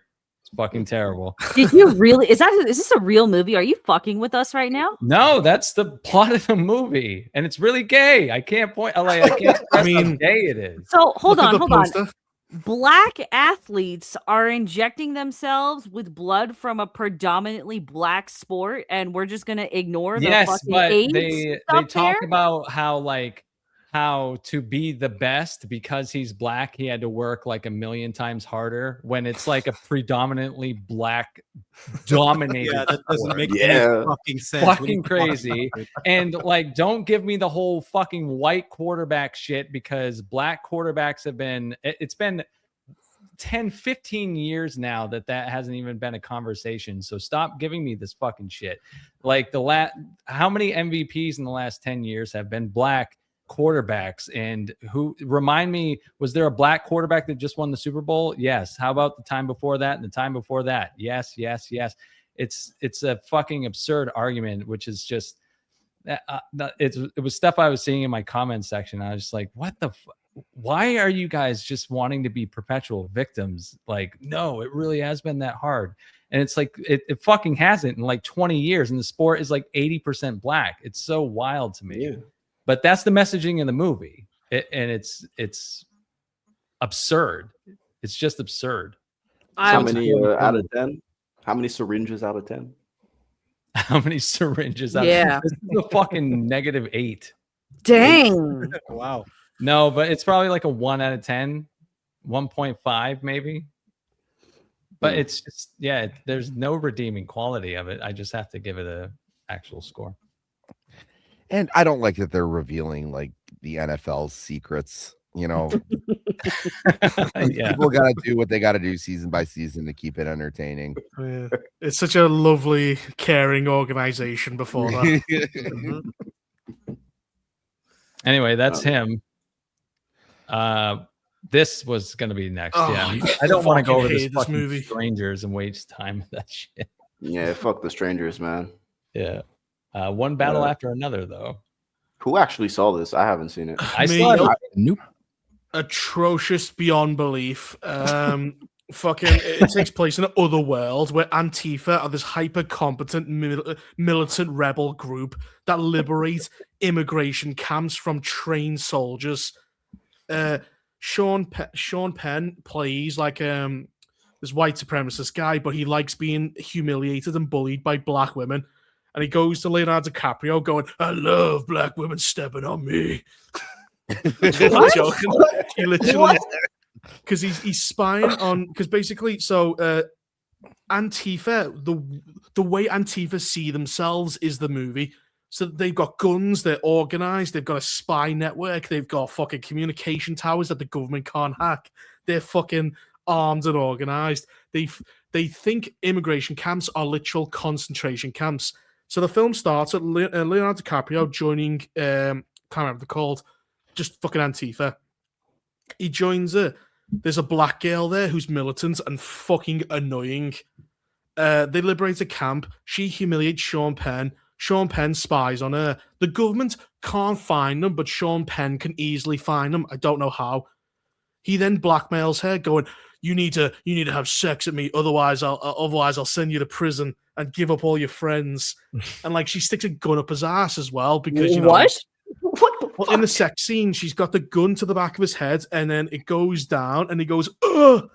So it's implied it goes up his ass, and then some. They basically are just fucking the US government just runs into town as well, just bagging people. They just run and go, catch that brown guy, and just grab him and bag him. They just do shit like that. So, Sean Penn, so Antifa cause a bunch of shit, horrible. Black woman and Leonardo DiCaprio have a kid together, or do they? They have a kid together. Leonardo DiCaprio wants to quit because he's like, this is ridiculous that we're blowing up buildings full of people. It's kind of, evil. We got a child. She says, no, I'm not going to do it. Executes a bank manager during a bank heist. Sean Penn goes, right, I want you as a sex slave and I'll let you get away with it, but you got to give away all the other members of Antifa, which she does. And the US government just executes them. Like, they just go into the house and start executing these people without trial or anything. Fast forward, she then doesn't become a sex slave because, I'm a powerful woman and just flees to Mexico. Then she just stops being relevant for the story. Then fast forward 16 years later, Leonardo DiCaprio, Sean Penn wants to join the Christmas Adventure Club from South Park. The one they raid kids? Yeah. Oh, the Super Adventure Club. But it's called the Christmas Adventure Club, this one's called, or Christmas Sun. So, but instead of raping kids, they're white supremacists. It's a cartoonish organization. He goes, and they all walk and go, "Hail Saint Nick!" And like, are they trying to say that being a white supremacist is worse than raping children? Is that the point? Well, at this point, yeah, pretty much. So, he wants to join the Christmas Adventure Club, and he walks in. They go, "Hail Saint Nick," and do a fucking hand sign because it's like a cult full of billionaire white supremacists that control America. The problem is, though, they keep going, "I need brown labor. I love my black labor." So I don't get. We need to replace the whitey. He costs too much. I'm like, these aren't really good white supremacists. They seem to be in favor of getting rid of white people for cheap labor. That's besides the point. He wants to join, but he says, "Have you got any history of loving black people?" He goes, "No, I don't." Even though we saw him love getting, rimmed by a black girl. So he has to try and find her daughter because he thinks the daughter Leonardo DiCaprio has with the black militant woman might be his, because for some reason this hyper-progressive militant black woman didn't put a condom on and let him come inside her and didn't abort it or take a pill afterwards because, that would destroy the plot. So he spends the movie weaponizing a fucking core of the American military to hunt down this black girl, whilst Antifa keep shifting it to like a nunnery. Like there's like a black militant nunnery where they all smoke weed and go, we just by ourselves up here, loving God, and they have AK-47s and shit. Then Leonardo DiCaprio, I'm not joking. The film is a fucking mess. Like, honest to God, there's no plot. Things just happen. Leonardo DiCaprio gets set because his daughter gets picked up by Antifa because she remembers the code. Leonardo DiCaprio doesn't because he's a retard. So militant Antifa, they are literally like a rebel cell from like an organized like militant. He then has to visit a karate teacher who then he goes, "Listen, my daughter's karate teacher, can you help me get in contact with Antifa?" And he goes, "Don't worry, I also happen to be smuggling many illegals across the border." And he's got this organization and it just keeps getting worse. Like, I'm only describing like the first act. What the Then- fuck? Then later, so basically, a bunch more retarded shit happens. Sean Penn kidnaps the girl from the militant nunnery, and then goes, right, she is my daughter. But then, like, the white supremacists don't believe him, so they hire a private investigator to stop him, to check if he had a black daughter. And then it turns out he finds out that, you know, the detective finds out that he loves black women stepping on him. So he's already out of the organization. So literally the rest of the plot is pointless because he's trying to get rid of this black girl, but he's already been found out to be loving black girls. So, you know, it's pointless. He gets shot in the face and then has a weird fit, and then it has like a weird fucking lip afterwards. You know, that kind of cousin lip with the top of your lips gone.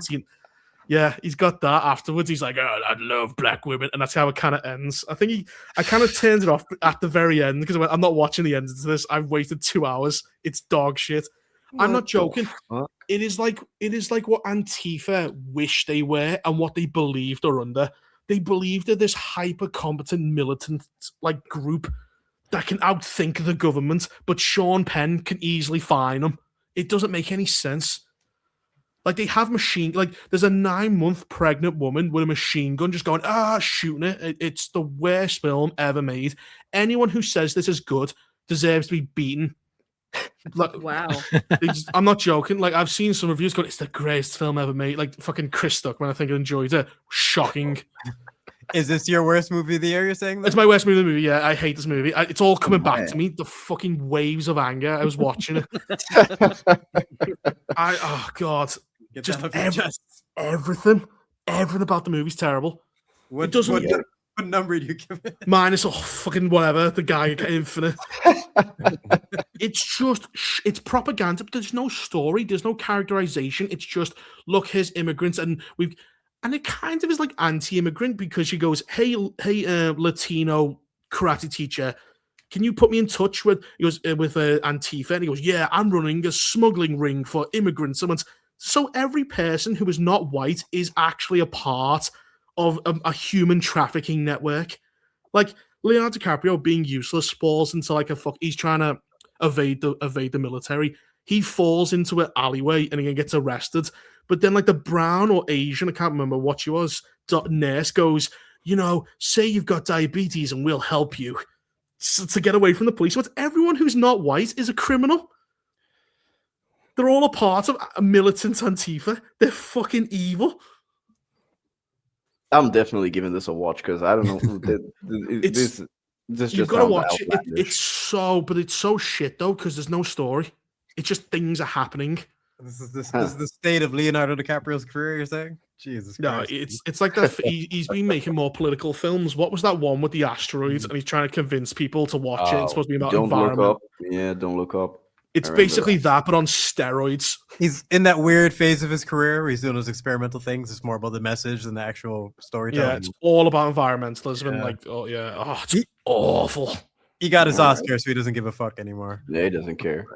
He's got lots of money, so I don't think he gives a fuck at this point in his career, right? Like he's hit his peak. He's made his money. He fucks barely legal bitches. So what is there left to look for? Moving on. All right. The rest is going to have to be a speed run here. Speed running, man. Speed running. Let's do it. October is, did anyone see Smashing Machine? This is on you. Nope. All right. I did see I saw it. Oh, you did? Okay. Well, let's hear from you first because I've talked about it a few times. It's a well-performed movie that's kind of repetitive, and I'd give the it's kind of like gets into an argument with his girlfriend, has a bit of a kick-off, and then rinse repeat about 15 times. Yeah. It's very well acted. Is it accurate? Apparently it's accurate. I think the guy that The Rock plays said it's like crazy accurate. Yeah, Mark. Yeah, he does, and he like it is again. If you're just watching it for its performances, it's good, but it does get repetitive because like the problem is with real life stuff is you sometimes don't have a character arc. You just keep repeating the same shit. He realizes at the end of the movie, you're thinking he's in a codependent relationship with his girlfriend. His girlfriend loves taking care of him and feeling valued. The problem is, like, it's encouraging his bad behavior with drugs. So when he tries to get off it, she doesn't feel valued. And then they start falling apart with each other. but like it just keeps repeating over and over and over again. And at the very end of the film, it's like, well, we got together anyway, even though we realized our relationship was horrible. They got. So the end of the movie ends with her like trying to kill herself, and he stops her, and it's just incredibly toxic, and it's just awful. But you don't get a complete character arc like Reaper's saying, because in real life, they fucking got married anyway and had a kid. 10 days later, married after she tried to blow her brains out in the fucking. So it's like, oh my god. Okay. Yeah, I would give it like a 6 out of 10. Yeah, the performances are fantastic. It is an entertaining movie, but I also felt that it was a little tame for a movie that's a fight film. They kind of, I wanted to see him reach the mountaintop through the journey, but you kind of get like an opening that describes his journey in like 5 minutes, and then the rest is him at the top in the fall. That's Fantastic Four all over again. We get a little stupid snippet. Yeah, kind of.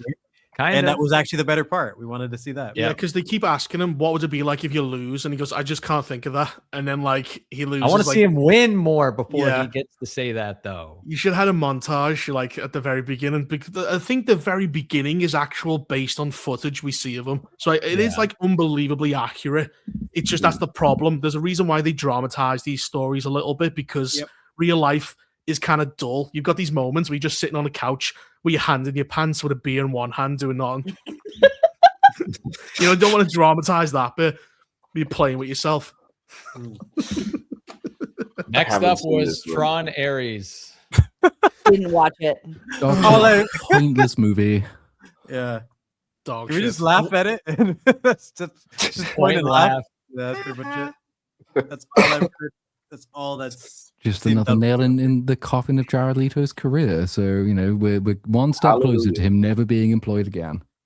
Yeah. Starts feeling emotion because of rain, and then doesn't realize there's a fucking pool of water under him. When I was saying, he's like, "What's water? What is this sensation?" And then he fall into a river in the Tron world. Fuck. Oh, it's so stupid. Such again, like you're thinking, oh, at least the aesthetics, because that's what they basically sold the film on. It's got that kind of like, which they're fine.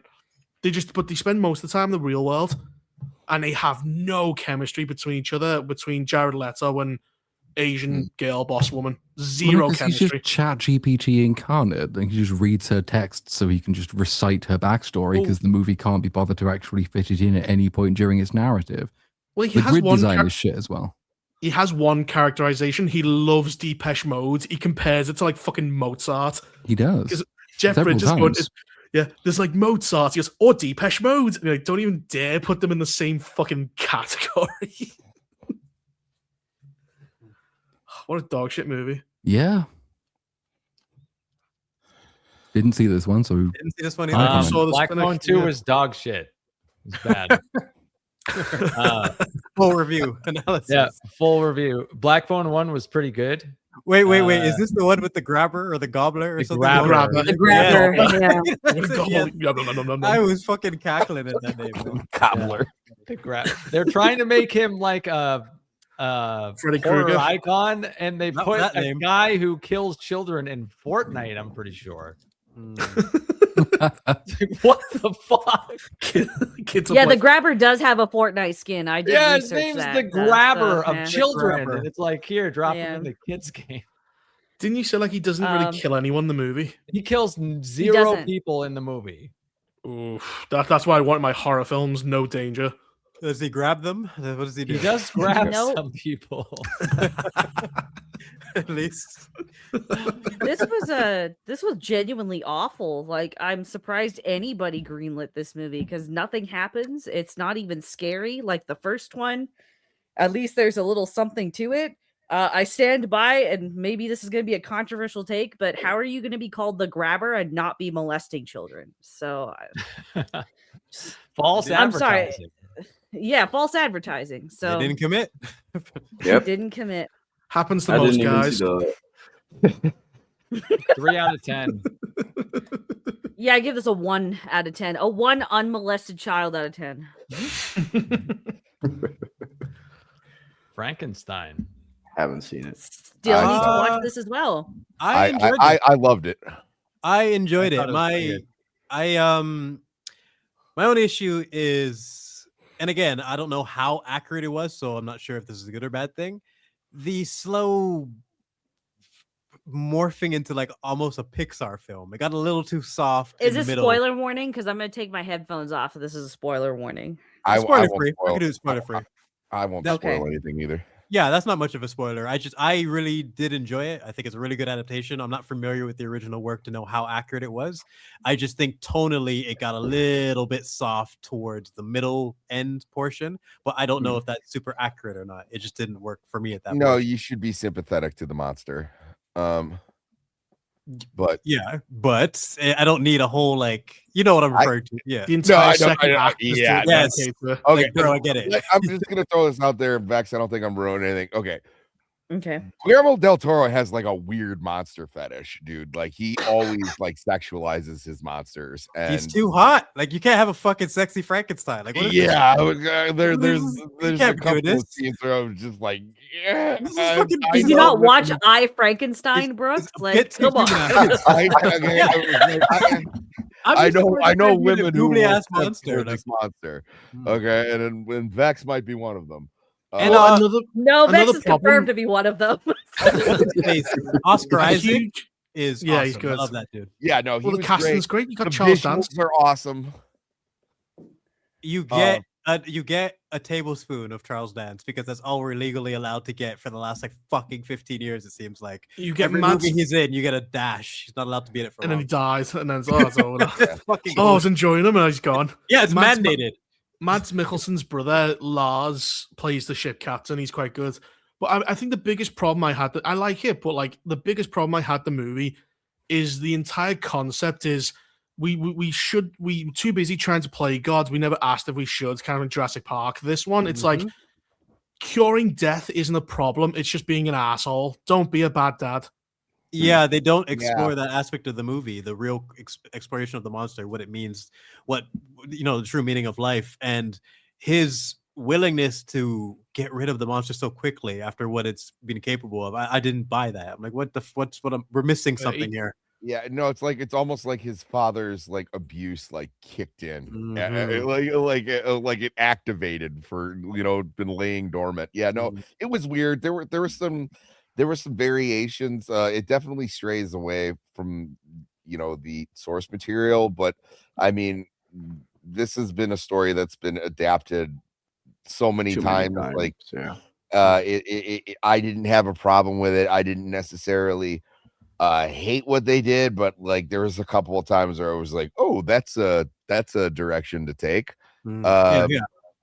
But I didn't like the girl because she she's like instantly with the infatuate the monster. She's like, ooh, like I'm like, it was incredibly smart. She was there specifically to be that character, and even more than that, she is the one who showed Frankenstein the key to everything. So they slipped in the girl that's the key to everything with a character who didn't even exist. If so you're it's a little annoying when they do that. If you're gonna have Frankenstein like learn more, it should have been her teaching him instead of like the entire second act set on that farm. It should have been her who charts to humanize and teach him, and then, you know, shit goes wrong. Yeah, the more we talk about it, the more I feel like there's issues for sure. I enjoyed it. I'd recommend it, but there's some problems with it. Yeah, I agree. Yeah, there's some huge glaring issues, and like I said, it also kind of just because what they decided to vary on, like you said, he spends too much time on the farm. That's actually like a huge part in the story.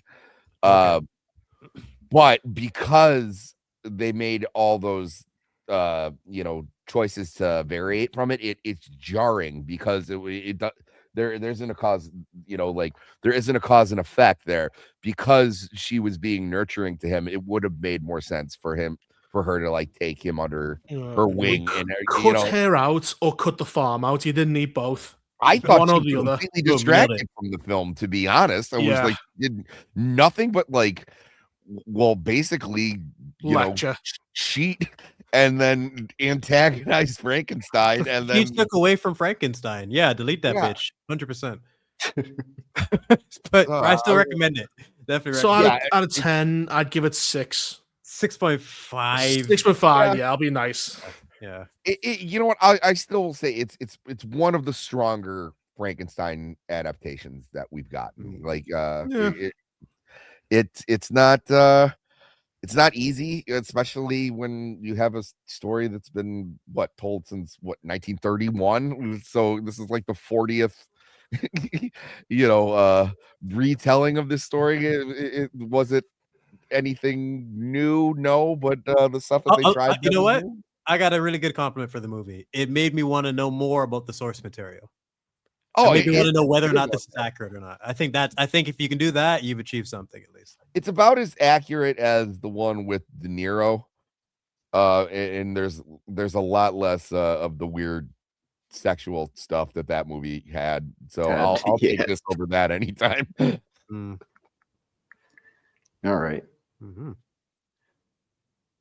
Yeah. I movie. Woo! Come on for this one. Jesus Absolutely Christ. the top movie of all time. Pure without cinema. question. Fucking Stuckmanized to the Dude, extreme. I watched Platoon's video and I couldn't believe what I was hearing, so I paused his video to watch the movie, and then I came back and I was like, "Holy fucking shit! This is something." I got one better for you. I tapped out with like 9 or 6 to 7 minutes left or so, and I'm like, "Fuck this movie." Cynic says the ending is the best part. Press play on that shit. Oh my god, he was right. It's so fucking hilarious. I told you It's one of the worst found footage movies I've ever seen. I'm not definitely. I'm not exaggerating to roast Chris. I was like fully on board with him making a movie. Do your thing. I hope it's good. This was shit. This was shockingly shit. And coming from like 3 people on the panel who watch a shit ton of found footage movies, to say that this is really bad, I mean, whoa, the bar is not very, very high to clear for found footage, man. This is bad. The standards are already low. We don't even care. We're dropping all cinematography. We're stripping so many things away. We just tell us a bare bones story, and you couldn't even do that. Yeah. There was a week where I think it was the week this came out. I think Brooks, you described it as like Lake Mungo, the worst adaptation of Lake Mungo, and It's that like shit, sealed. Lake Mungo. Yeah, that sealed the deal for me that I will never watch this movie. It'll make Luke Mungo. It'll make Lake Mungo look like a fucking masterpiece in comparison, because Lake Mungo is like one of my recommendations. Yeah, it is. It's one of the people say, okay, name a horror movie that's actually scary. That's one of the ones I recommend, because if you are in the right frame of mind and you're taking it seriously, it's fucking spooky as hell. Yeah, no, I like Lake Mungo quite a bit. Yeah. This was a dog shit version of that with a little bit of Rosemary's Baby, a sprinkle of a few other things. I don't know what he was thinking. And it was a bunch of bullshit mixed together, man. I don't know what the fuck he was trying to cook, but don't let this man in the kitchen ever again. Throwing shit at the wall, bro. I don't know what the fuck this was. I'm just reading the plot on Wikipedia and I'm already lost. Well, the amount of information they established in the very opening scene breaks the whole movie, because someone would have solved the entire fucking plot and they don't do anything about it. It's like a time skip that just breaks the movie. So when you're working with a movie that's broken from the beginning, it's very tough, and then you don't get anything after that except people walking around and shit, and then dogs. Great. Well, he's gonna get a sequel. He'll get, because he's made money. He did. There's no appeal. There's no appeal. He's blowing Mike Flanagan, so like, I mean, that rim job's gonna cost him something. Nah, I mean, he's gonna... dude. Look, we were talking about this before, where horror is actually profitable because the budgets are low. The budget on this was apparently 2.8 million, and it's only made 5.5. Like, no fucking way, exactly. To compare that, like, the Blair Witch Project was like $100,000 or something like that. Yeah. Paranormal Activity was like $15,000. That's like one of the most ridiculous ones. This was $2 million. That's unacceptable. If this made like 50 million, justifies 2 million. Nothing justifies 2 million. Nothing even justifies 1 million, dude. Doesn't make any sense. He made a profit because it's crowd funded, so it was no one's money. He did, but the consideration for the studio in any Greenlight sequel is, well, would we want to fully fund this project, given we didn't make money when we half funded this project? Yeah. He might get another directing gig by, like, cause he came in under budget and on time, which is quite important. And the movie, I think we've said before, like, it's not the worst looking thing in the world, but I don't think we're getting a Shelby Oates 2, which is so sad. Where's Riley again? She keeps going missing. It's like Taken. Where have you put Riley? I don't know. So he'll just have to keep shilling gambling companies until he can find another job. I can't believe he did that. That's so funny. It's so bleak as well. I've It's seen the way the whole he did thing. it. It's the way he did it. That's just so shameless as well. And These broccoli slots, and the they food. look so cinematic. Fuck It's you. like 5-minute video, and 3 of it was the entire gambling. Yep. Fucking Yeah, crazy. that's so shit. The I'm happy ratio to is say bad, I've but like never- Platoon. Go ahead. No, I was about to say, I'm happy to say I've never ever seen a Chris Stuckman video in my You're life. not missing ever. anything. Same here. You're not Yeah. missing Well, anything. I'll do every one for you. The cinematography is good. This is the director. He reads a Wikipedia page to you.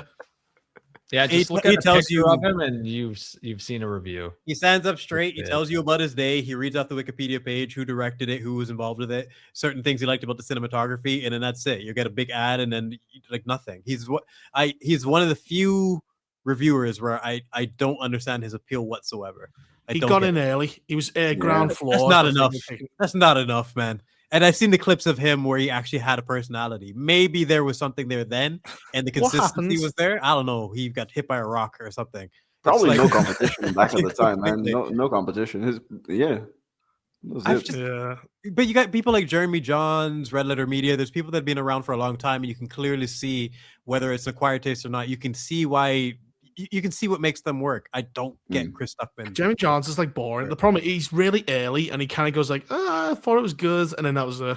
I'm like, Jeremy oh, Johns is That's a why better people version like of Chris Jeremy Stuckman, though. Johns. Yeah, he's like Jeremy fast Johns, is like, food. yeah, exactly. He's like the dude that important. you'd probably just watch. Like you're done watching a movie. You talk about it like for 5 minutes after the True, it's theater. like he and that's says pretty like much it. almost nothing. I think that'd be fine if it was like a quick this, that, but it's like, that was good, and that was a.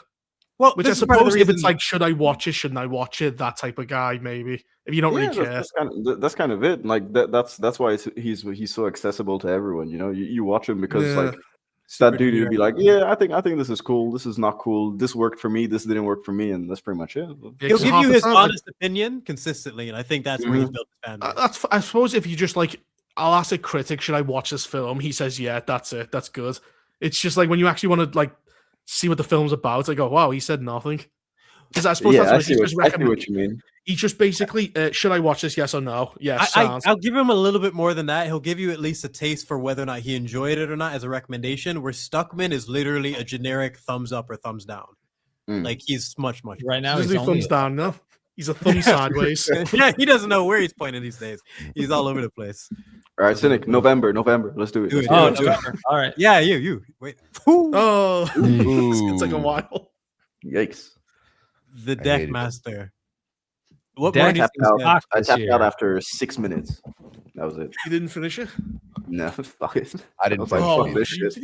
didn't even see the worst parts, like the android legs, like wrestling people in camp. You didn't have to listen to her yap your fucking ear off. Dude, You I didn't saw have to 6 minutes. I experience. was like, nah, fuck this. I have other shit to do. You didn't have to Done. experience the longest 90-minute movie ever made. It felt like 3 hours, man.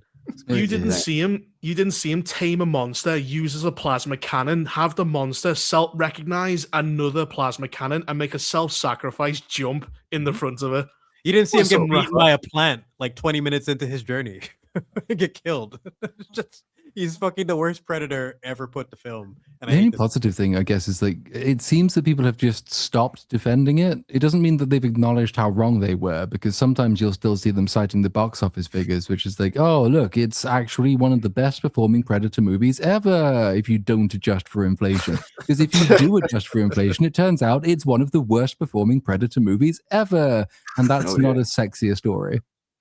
It's kind of dumb, dude. 105 million budget, 184 million box office. Where are people getting their numbers that this was a success? Like, what the Because fuck? Waste, Just it's COVID. a waste of It money. has Yeah. lost money. Most people are brain Waste. dead.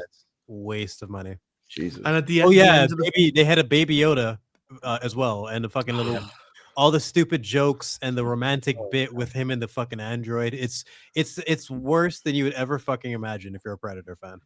and like the Yeah. unkillable monster gets killed by an ice grenade. That's like standard for all predators. Oh, They just God. don't- Oh God, This monster can just he can cut its head off and it reattaches, and then someone just throws an ice grenade at it and it dies. Yeah. It's, Wow, a, that it's, was a, it's a creature that was unkillable. No predator has ever been able to defeat it. But there was a weapon on his ship that could just one-shot it, and he didn't grab the weapon. He didn't even know about it. How? How do you write this? How's But this like possible? also the ice grenade kills you one shot, but can also perfectly preserve you for capture. So it's like really just do everything ice grenades. It's an insta win button, and he didn't use it. Fuck this movie. This is my worst movie of the yeah. year. There we go. I was waiting for you guys to finish. That is- My expectations were already like holy fuck low, but I didn't think you could sink any lower by basically making like a Mandalorian movie, but with a predator. And it's not even a predator. Like they even admit in the first 10 minutes that he was like a birth defect, like he is defected. They they admit that. So he's a retard already, right? But nothing in this is original. Like everything that you see in the movie has been taken from something else, and it's even more obvious when you hear Dan Trachtenberg talk about what the inspirations for this. He literally pulls from everything, but the Predator franchise to inspire this movie. Elle Fanning's cake is not even here, and when it does show up, you can tell it's a body double. He goes to fight his father at the end, and like even though he's a retarded predator, his father's bodyguards are the same size as Deck. So Deck really wasn't retarded the whole time. And there's no they're arc all for this retarded. man. He just suddenly has the ability to beat his father's henchman, even though they established that he's the weakest of the predators. Right. Doesn't learn He never- anything throughout the movie. Does nothing to improve. All he does is lose his gear and get defeated by plants and He fucking doesn't- animals and shit. he doesn't ever actually secure a kill just on his own. Like everything that you see him quote unquote kill, he has to do with the aid of someone or something else. So like when he fights his father, it's not just straight hand to hand. No. He has to turn his ship on to use the dust to see his cloak, which, apparently this is just something you earn. Like it's earned. It's not something they all have.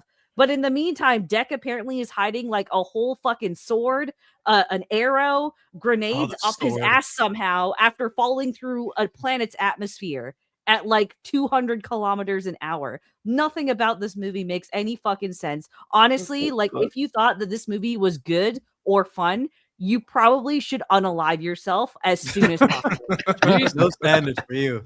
No, they give him a lightsaber that's OP as fuck, and it ruins what makes predators interesting. Them using their brains and the different tactics that they employ. He's just a barbarian swinging a sword. He's It's not more he's contrived than a lightsaber because he uses it to cut through everything, but he also uses it to stop himself from falling. So it'll cut into a tree and then stop cutting, despite being a laser sword. It does whatever he needs for the plot. Right. It's so stupid. And it just never like he doesn't. Oh, go ahead. He doesn't rescue Ellie Fanning. She rescues herself because somehow she was designed for her legs to work independently, which walk into a camp and then just fucking like wrestle everyone. Oh She my like God, jumps yeah. on it. Her legs jump on a guy's head, and he kind of goes, "Oh!" and he runs over and then puts his eye Literally to the legs. scanner. Yeah, just like gets The him in most- like a full Nelson. Yeah, He would have destroyed that. Those pair of legs would have killed the original Predator. Like he would have. They're unstoppable. Most powerful thing in the whole Predator universe. Oh, It's wow. just a stupid film. Should never be really made. bad. Out of 10? Out go of ahead, 10, Joel. this is like a 0. Yee. I liked the fact that they kept the Predator healing scene like ritual. They actually, that was the only good like 5 seconds of the movie. Him scanning the plant to see if he can use it to heal himself. That's it. The only Him thing I putting on like. a band-aid. Hold is on, like but then jumps- it doesn't make sense for the rest of the film because then Nope. why aren't you fucking scanning everything else? That was a part of my video, Vex. Literally 5 minutes later, he forgets the scanner exists and gets fucked up by a plant. It's insane. He scans it, gets up, walks away, and forgets the scanner exists for the rest of the movie. It's so stupid. The only It's thing I also- liked is when he jumps out the back of a van and then he keeps rolling for ages and then he goes Right. so far he rolls off a waterfall and goes ah. What the God, yeah. fuck? There's so many scenes of him screaming and emoting and just making funny faces and shit. Like, there's no stoic mystique to the Predator whatsoever. He's a pussy and he's a goober. And there's a Baby Yoda dude for some reason that they threw in. He didn't has even no mention that. tactic. Yeah, that like at least like one of the things that we've seen in most of the Predator movies is they use like some sort of like stealth and cunning to kind of get the upper hand. But because he's just given every weapon when it's necessary for the scene, he's just kind of like a blank slate of like a some sort of hero that like you're I guess supposed to empathize with or something. I also find it absolutely hilarious that Deck looks exactly like his like mocap actor. Just put them side to side, and it's the same fucking thing. It's the same person down to the dreads. I gotta see that. It's funny. It's shit. Don't watch it. Yeah. I'm not gonna rewatch this. No, I haven't seen Wicked. Yeah, No didn't way, see it. no, I saw I've it. heard the ending like he is it like rape juice or something. Like he's the Wizard of Oz is like her dad because he like gave a green roofie or some shit. What the hell, dude? I just said I didn't see it. Oh no. You didn't see the rape juice? Oh no, you missed out. Oh man. I think he roofies her and then like as there's a kid and then he drugs the mother and like rapes her or something. Oh, I got described to me that way. He's like a rapist. Not today, helicopter. That's all I'm thinking about right now. I can't think of anything else. The only joy that I was able to take out of this is when the first one came out. This old Italian guy who used to come into my work, he was describing his experience of like dealing with theater kids for the first time in his life, and he was like, and you know, they were all dressed up. One of them was dressed up like the witch, and he goes, "And Sam, I shit you not, one of them started fucking singing right in the middle of the movie." It's like another animal species. He's went, what the fuck is that? I had no way to explain this guy like the generational gap. I was like, yeah, those are theater kids. Don't they retcon the end in the Wicked as well? What they say is like the Scarecrow was actually Dorothy's. He was actually a double agent who worked for the witch all along. He was never Dorothy's friend. And after the witch gets melted, he comes over and helps revive the witch, and they both run off together because he's a fucking double agent. Whoa. That's the ending. So no one saw it though. Nope. I got described. Okay. Nah, fuck that. No. Zootopia 2, yes. $1 billion movie. Didn't watch it. I know. I just had to bring it up because it's like the highest grossing movie of the year, so it'd be weird not to. No, Nachia Zua or something. There's something that is the second. The highest. Chinese. Oh, right. Yeah. There's one more. Yeah. Never heard of either of them really though. I can already guess from the post that Snake's told to be the bad guy. Turns out you can't. That Snake's actually the good guy. You shouldn't trust, his appearance. That'll be the fucking movie. It'll be that little fucking bunny on the bottom. That's evil or some shit. I haven't even seen the first. They're predictable and boring. All right. Next. Okay. Ooh. Nearly there. Almost there. Home free. It only took 6 hours. Yeah. I think there's only one movie for this, really. Really? Yeah. Oh, God. All right, Didn't Platoon, watch it. go. Yeah, go Platoon. I don't even really know what to say about it. It's so empty. There's 3 hours and I don't know what to say. That's so funny. You know what? You said I can't think of anything to say. My script for it's like 50 pages long, and that was just the notes. But I still can't think of anything to say. It's the same again, with some minor differences. But all the differences make it worse. So James Cameron decided, because everyone really liked the whale shit in the last movie for some reason, he wanted more whale shit in this movie, so he had to write a load more extra whale stuff into the script in this movie. But that means we literally, not even using that word incorrectly, replay most of the last movie in an entire whale storyline, which is, in the last movie, you learn the outcast whale had its parents killed, and this is shocking. But then because the whales are fucking hippies and they're pacifists, they cast him out for fighting back. In this movie, he goes off on his own, and then some of them go to find him, and what do they learn? Oh, the humans killed his parents again, and he fought back again, and so he's been outcast again. The same fucking thing happens, and that's an entire third of the film. The other 2/3 of the film is Jake Sully being a horrible, horrible person, and Quaritch, the villain, being a really good person. Because the humans are the only nice people on this planet, and yet James Cameron sides with the aliens because he's a fucking eco-terrorist, narcissistic hippie fucker. It's just, at one point, poor little Spider, the human kid, right?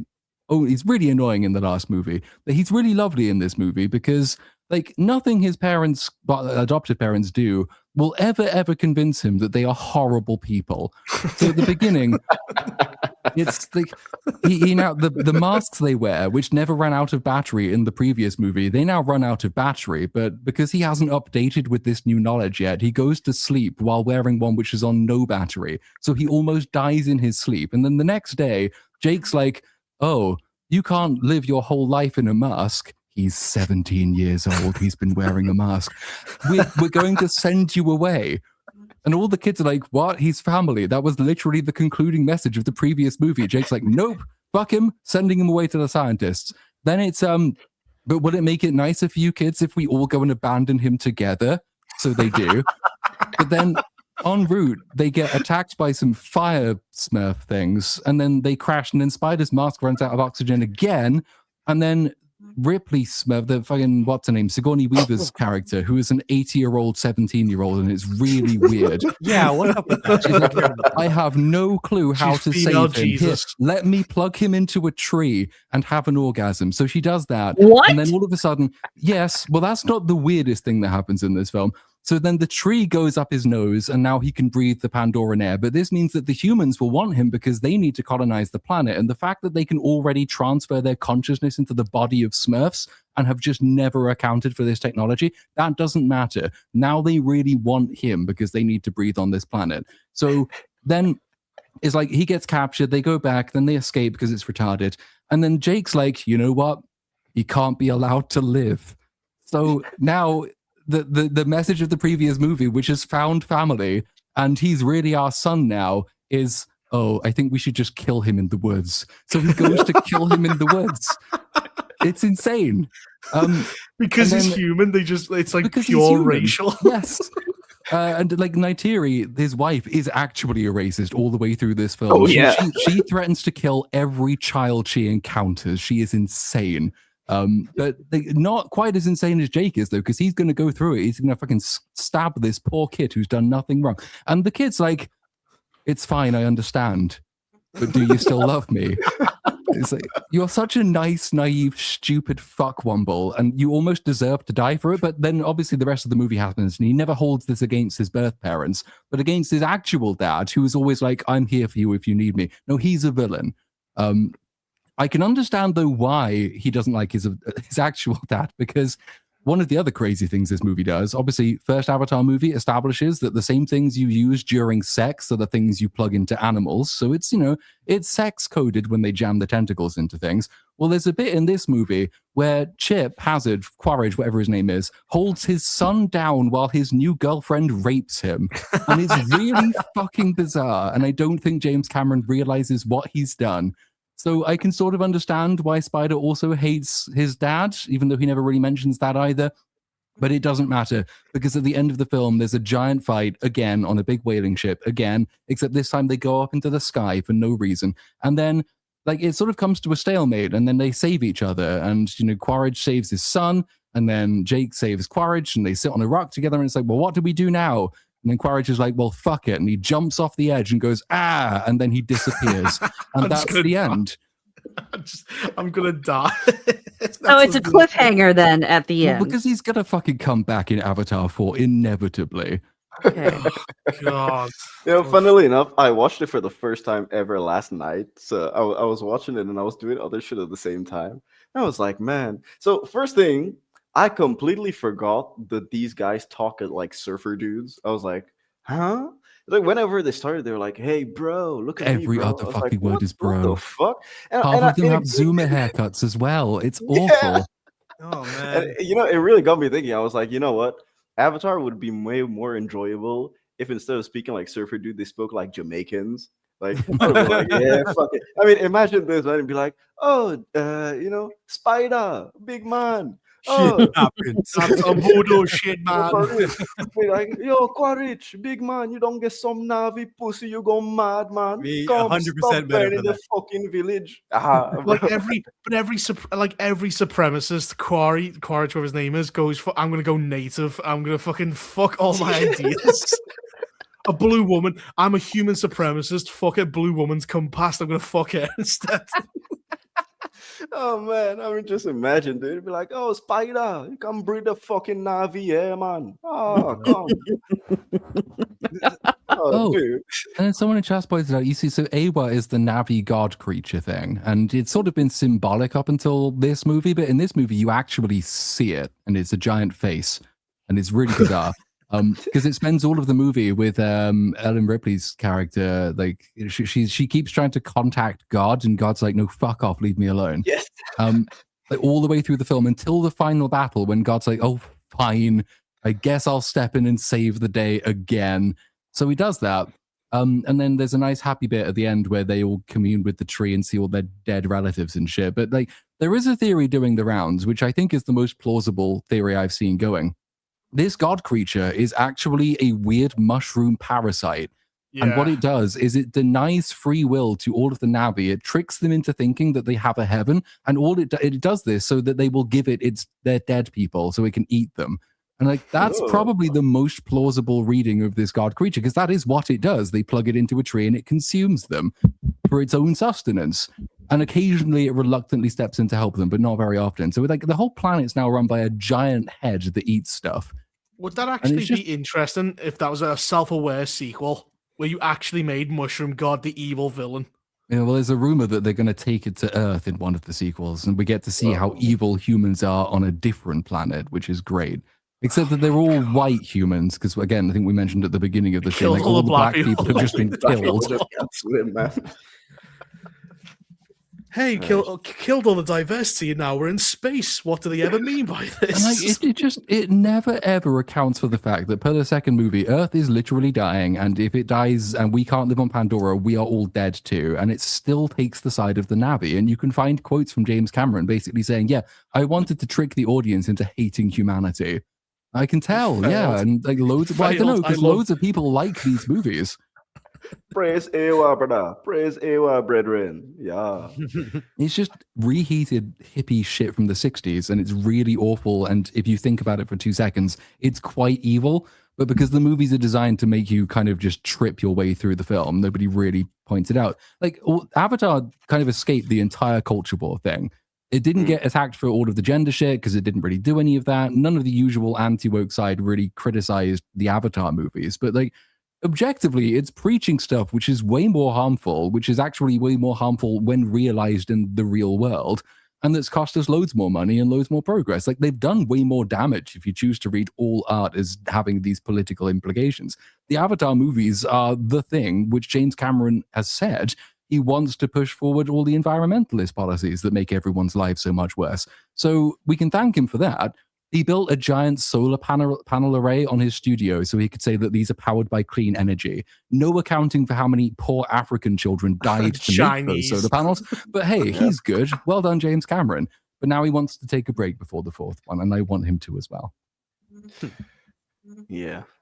And that was the final movie of the year. Thanks. Yeah. Almost all terrible. Holy yeah. Almost all of them, yeah. Yeah, even the ones we had praise of, there's still issues or like conflicting opinions. There's just no clean sweep of praise. Was their highest movie was a 7? Was it? Yeah, Warfare. No, Brooks. I thought you gave. I gave the highest rating. Weapons an 8. Yeah. And I admitted that's bias. It's more likely I should give it a 7.5 until I rewatch it, and then it will either go up or down from there. Mm-hmm. Woo! Are we gonna fly through the super chats or? Maybe that was depressing. Well, to see the state of Hollywood. It kind of was, yeah. Platoon. I thought there'd be a little bit better. Pass the baton over to you, Platoon. Yes, well, I have family stuff in about 5 hours' time, so I'm thinking probably what we'll do is I will save all these super chats and we will roll them into the super chat section of the next stream next week, assuming we're all around. So we will catch them, but we will probably not catch them today because it is coming up on 6 a.m. and I need to be awake soon. So, you know. Fair enough. Fair enough. Thanks to everyone who was here. Uninspired, Sammy, really appreciate you guys coming on. Oh yeah, and sticking around. Uninspired, good to see you again, man. It's great to be Welcome back. back. Well, thank you. Yeah. I know this is an amazing way to pop back 7 hours deep. Holy shit. Fucking- This is crazy. Wow. Just quick recommendations. I'd say fucking Moblands, probably one of the best shows of the year. I'd say that and Penguin. If Penguin is 2025, I can't remember those two in particular. If there's any other recommendations, people had any good ones? I got a list of recommendations, but I don't want to keep y'all around. Just reel them off. Why not? Oh, okay. So films from this year that I would recommend: The Ugly Stepsister, Train Dreams, No Other Choice, Rental Family, Begonia, Strange Harvest, Baron's Cove, Roofman, Dracula, Eden, Good Fortune, and Novocaine. There. Yeah, I'm with you. Yep, I'm with you on that. And the worst, Alien Earth or Ironheart? Which one was worse? It's got to be one of those. Alien Earth, hands down. Yes, I'd agree. Welcome to Derry, which no one else saw. Oh shit!